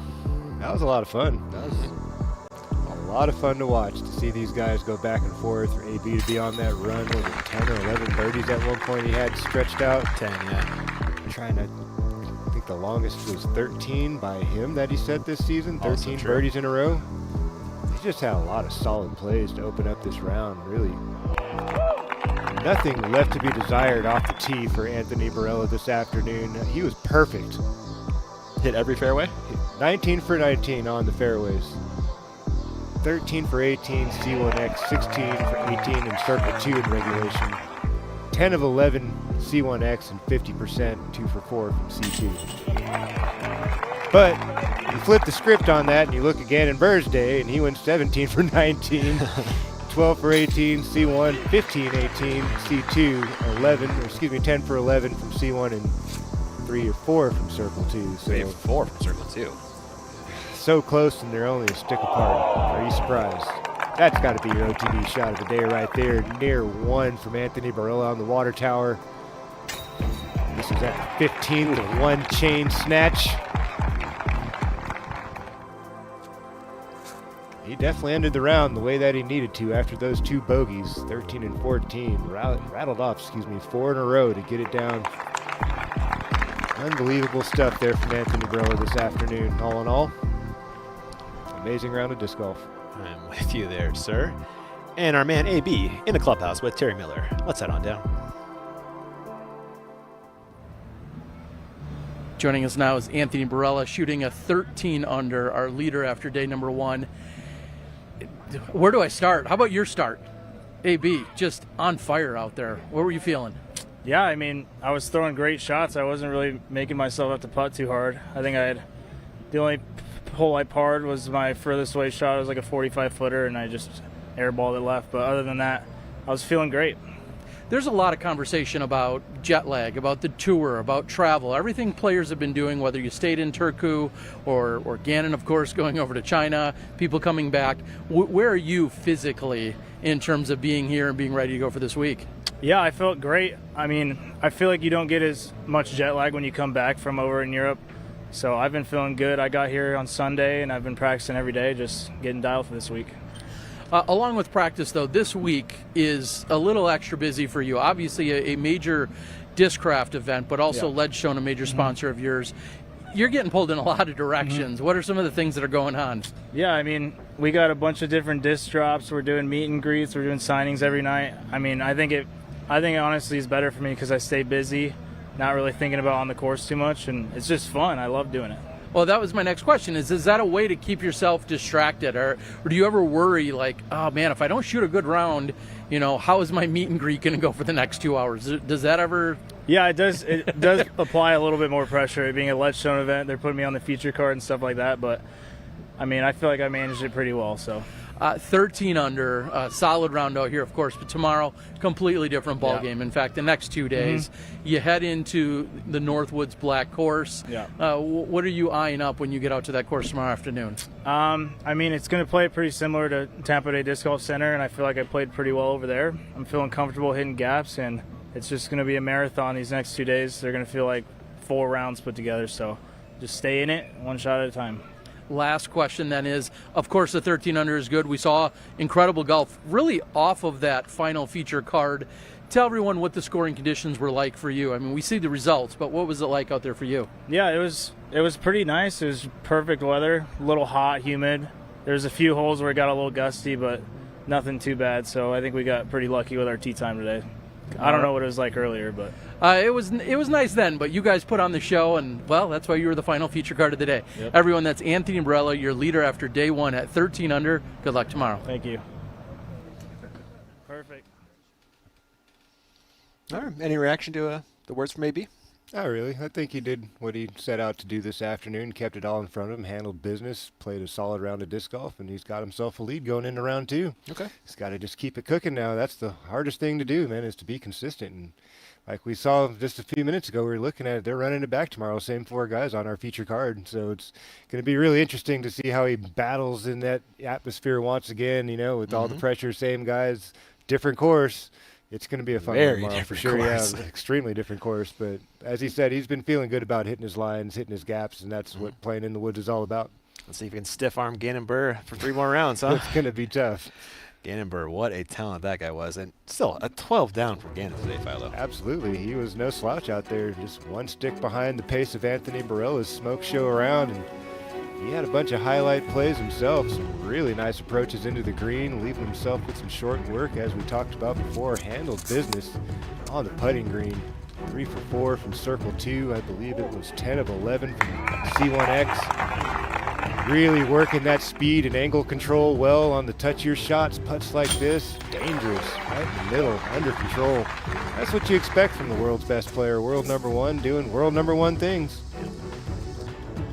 Fantastic day from Burr.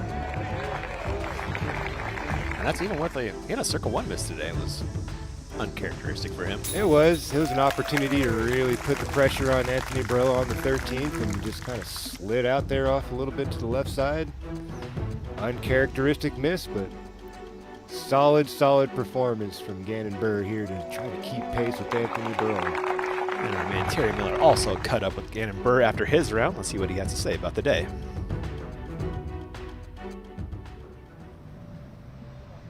Gannon Burr joins us after round number 1, a 12 under effort out there.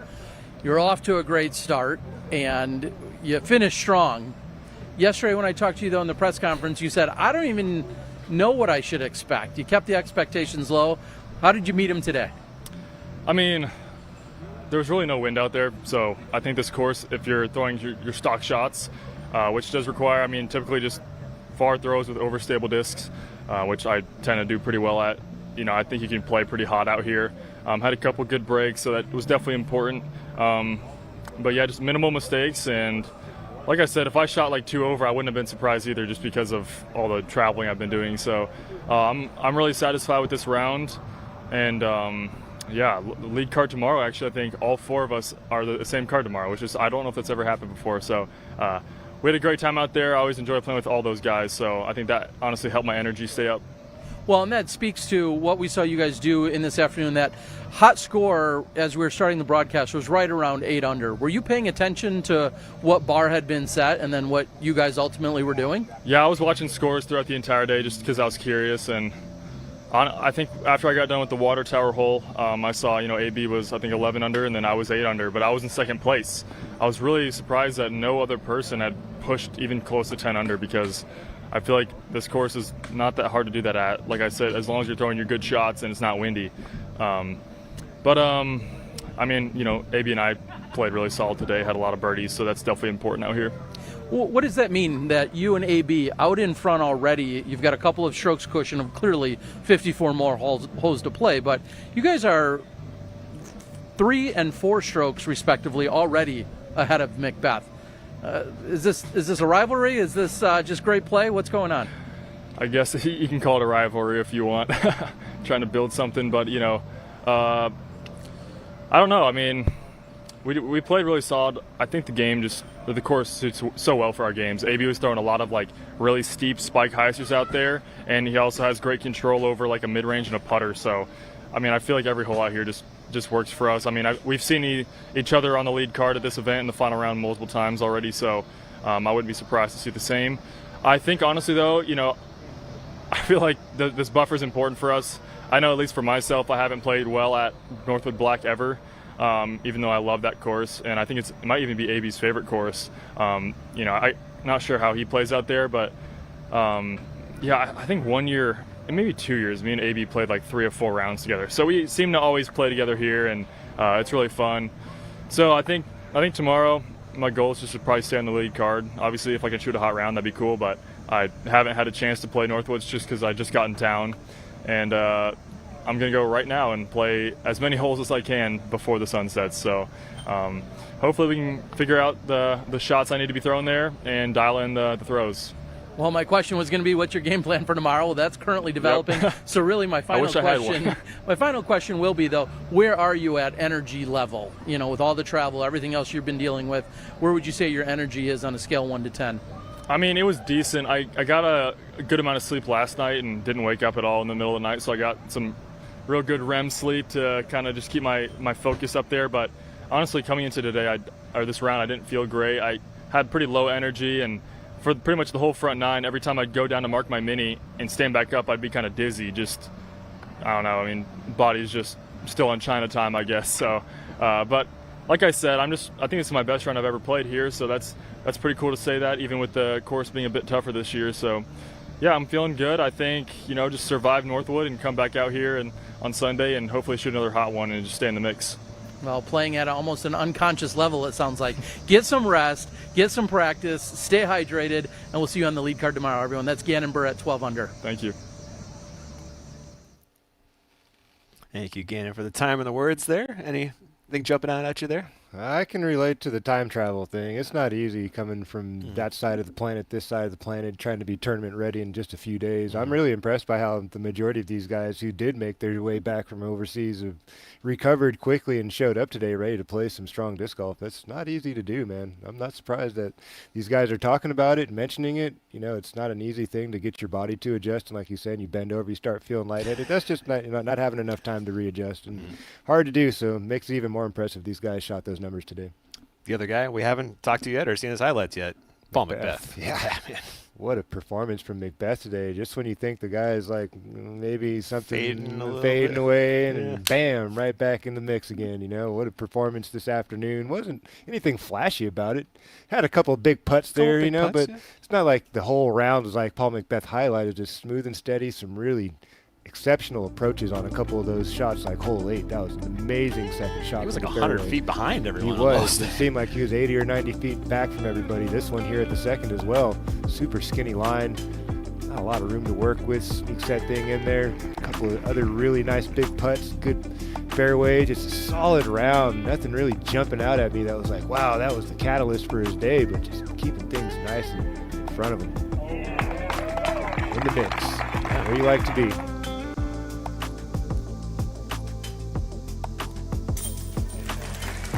One of his big putts out there, 40 feet at the 7th. That big one on 10, too, I want to say. This was the second shot. I kind of feel like this is also a contender for an OTB shot of the day. The difficulty of this shot to keep it on that skinny of a line, control the finish like that, not easy. Another massive putt, this one you were just talking about at the 10th. Yeah, 50-footer they're calling that one. That was a big make. That was a momentum boost.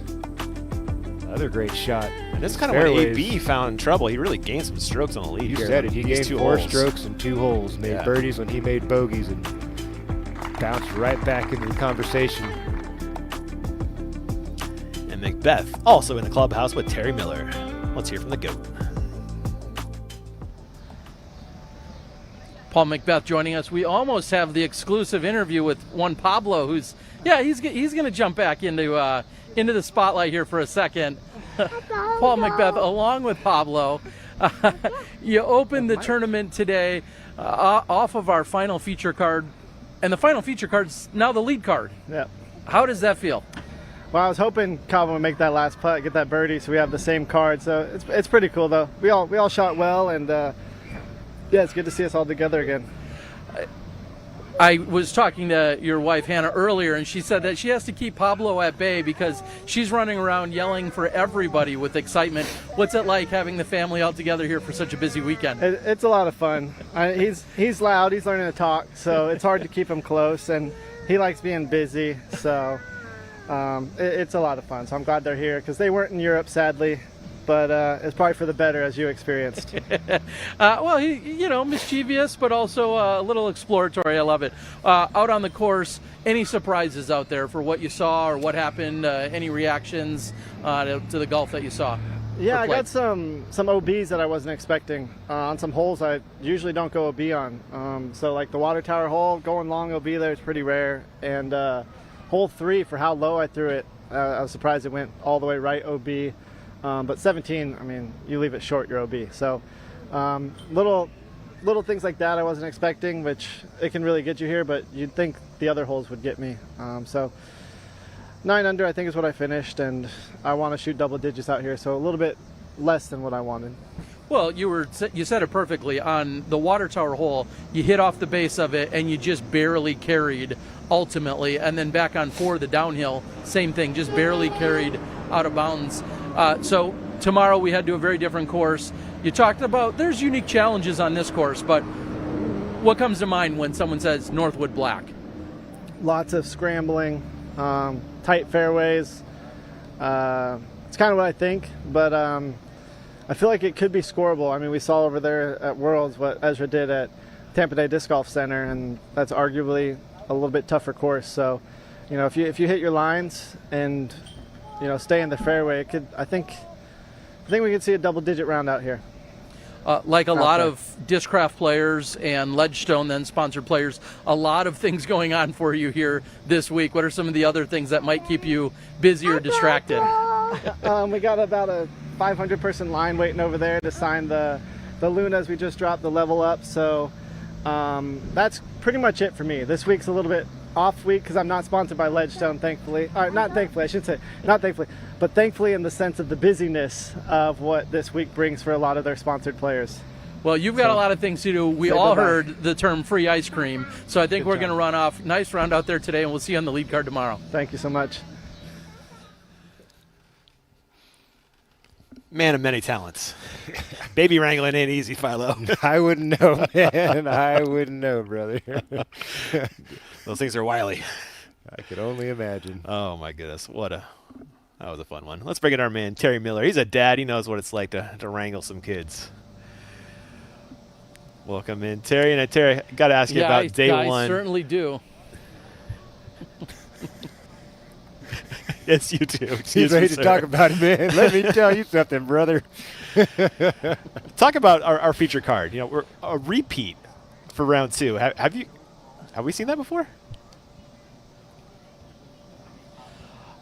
I'm not sure that we have. A full feature card then turns into a lead card. And let's be real, all 3 of us here have accidentally called the feature card of day one, our lead card, when really it's just the last one going out for the day, but technically it's a feature. Well, they are correcting our mistakes. Thank goodness for them, right? Great play ultimately. Obviously, veterans of the game, superstars. You know, the number of people that came up to me, even just in the last 12 hours at some point, whether it was yesterday or this morning, and said, wow, that card this afternoon. I'm like, yeah, it's stacked. We've got a great feature card, and that's how we're going to kick off this Disc Golf Pro Tour Elite Plus event, that's for sure. With you there. What was it like watching AB this morning in that early part of the round? Do you think you're about to watch some history, Terry? Yes and no. Clearly, AB can go on a run, and we know a lot of players can go on some heaters out here on this particular course, but we also know that danger looms on every single hole. You can go out of bounds, I think, on all 18 holes out at this course at some point or another. So although someone looks dialed, although you're really excited about what you're seeing, although the scoring conditions were near perfect, you know that just a little slip up or an extra roll like we saw on the green of hole number 13 for him ultimately would derail him for just a moment. So there's no lead that's safe. You know, we talk about there's not maybe a lot of separation. You can throw away a lot of strokes, you know, at the course over the next 2 days. So, yeah, a lot of golf to play. What did you see from Gannon Burr today, coming off the travel, not a lot of practice out there? Feel like he said he could have shot 2 over, comes out, fires, what, a 12 under? What'd you see there? Yeah, I mean, that's Gannon, right? I mean, he told us in the press conference that his expectations are low. Well, I heard that also from Owen Scoggins, and Owen Scoggins goes out. What does she do? Shoots the second hottest round of the tournament. So both of them that said that yesterday at the press conference come back and have the second hottest rounds in their opening day today. So we understand that that's maybe what they want to do so that they don't get too excited or overly get ahead of themselves. But both of those professionals, whether it's Scoggins or Burr, know that if they just play their game plan, as long as they're not completely exhausted, as long as they're just not dragging out here, that they're going to probably put together some good rounds. And even when you do find a little adversity, well, that's why he's the #1 player in the world. He's going to find whatever he needs to do to get over that hump and then ultimately close out strong. So, yeah, if he shot a 5 or 6, I wouldn't have been surprised, but I'm also not shocked that he shot a 12 under. So many good takeaways from you there, Terry. I agree with everything you just said, my man. Tomorrow, we're headed over to Northwood Black, Terry. I'll let you go. Final thought as we head over there. How does this tournament change as we head into the woods? Yeah, I'll echo what some of our players were just saying when I talked to them, in that it's a very different course. They kind of compare it to what they saw over at the Tom Paray Disc Golf Center. And a lot of players have said throughout the last couple of years, if you go back to many interviews, they'll tell you that the Northwood Black is one of their favorite courses on tour. If it's not their favorite, it's somewhere in their top 5. Now, that doesn't mean that their scores always necessarily reflect that, but they always talk about the golf that's played out there, the shots that are required, the scrambling, as Paul Macbeth mentioned. It's such a good testament of the skill. And I'll go ahead and say, if it weren't for how good the course is, we'd probably have moved on from it. We know that the signal challenges us year after year after year just because of a lack of cell phone out there, but the course is so good. The players love it, and that's why we keep going back. So I wouldn't count anyone either fully in this or fully out of it. We've got 36 consecutive holes at Northwood Black. I'm here for the show, guys. It's going to be a great weekend. It's got to be fantastic. I'm with you there, Terry. We will catch you tomorrow on the fairways of Northwood Black. We'll see you there, guys. Thanks so much. Have a good night. You too. All right, Fi. Yeah. It's that time, huh? It's that time, my man. What do you got for us? OTB shot of the day. Wow, you called it out earlier, just a little bit ago. I called a few things. There's a Paul Macbeth second shot at the 8th that I thought was special. There's some AB shots that were incredible. There's a Calvin shot that was phenomenal earlier on in the day. There's just so many things that were happening out there. That lead card or that feature card, now our lead card, they put on a show this afternoon. It turned into a blur, didn't it? It certainly did, man. Yeah. I wonder what they got for us. There's so many good things to choose from. There's that Macbeth putt on 10, too. That was so clutch. You needed that. All right, guys. What is our OTB shot of the day? Fire off that thing.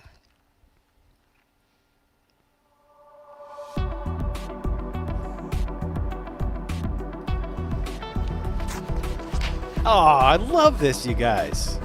Love this so much. Mr. Patton. Mr. Patton, the local. Marking it up. 15 years running, this man has played Ledgestone, and we're going to reward him an OTB shot of the day after this park job on 17. That's a tip of the cap if I've ever seen one. That was lovely, gents. Lovely. And ladies.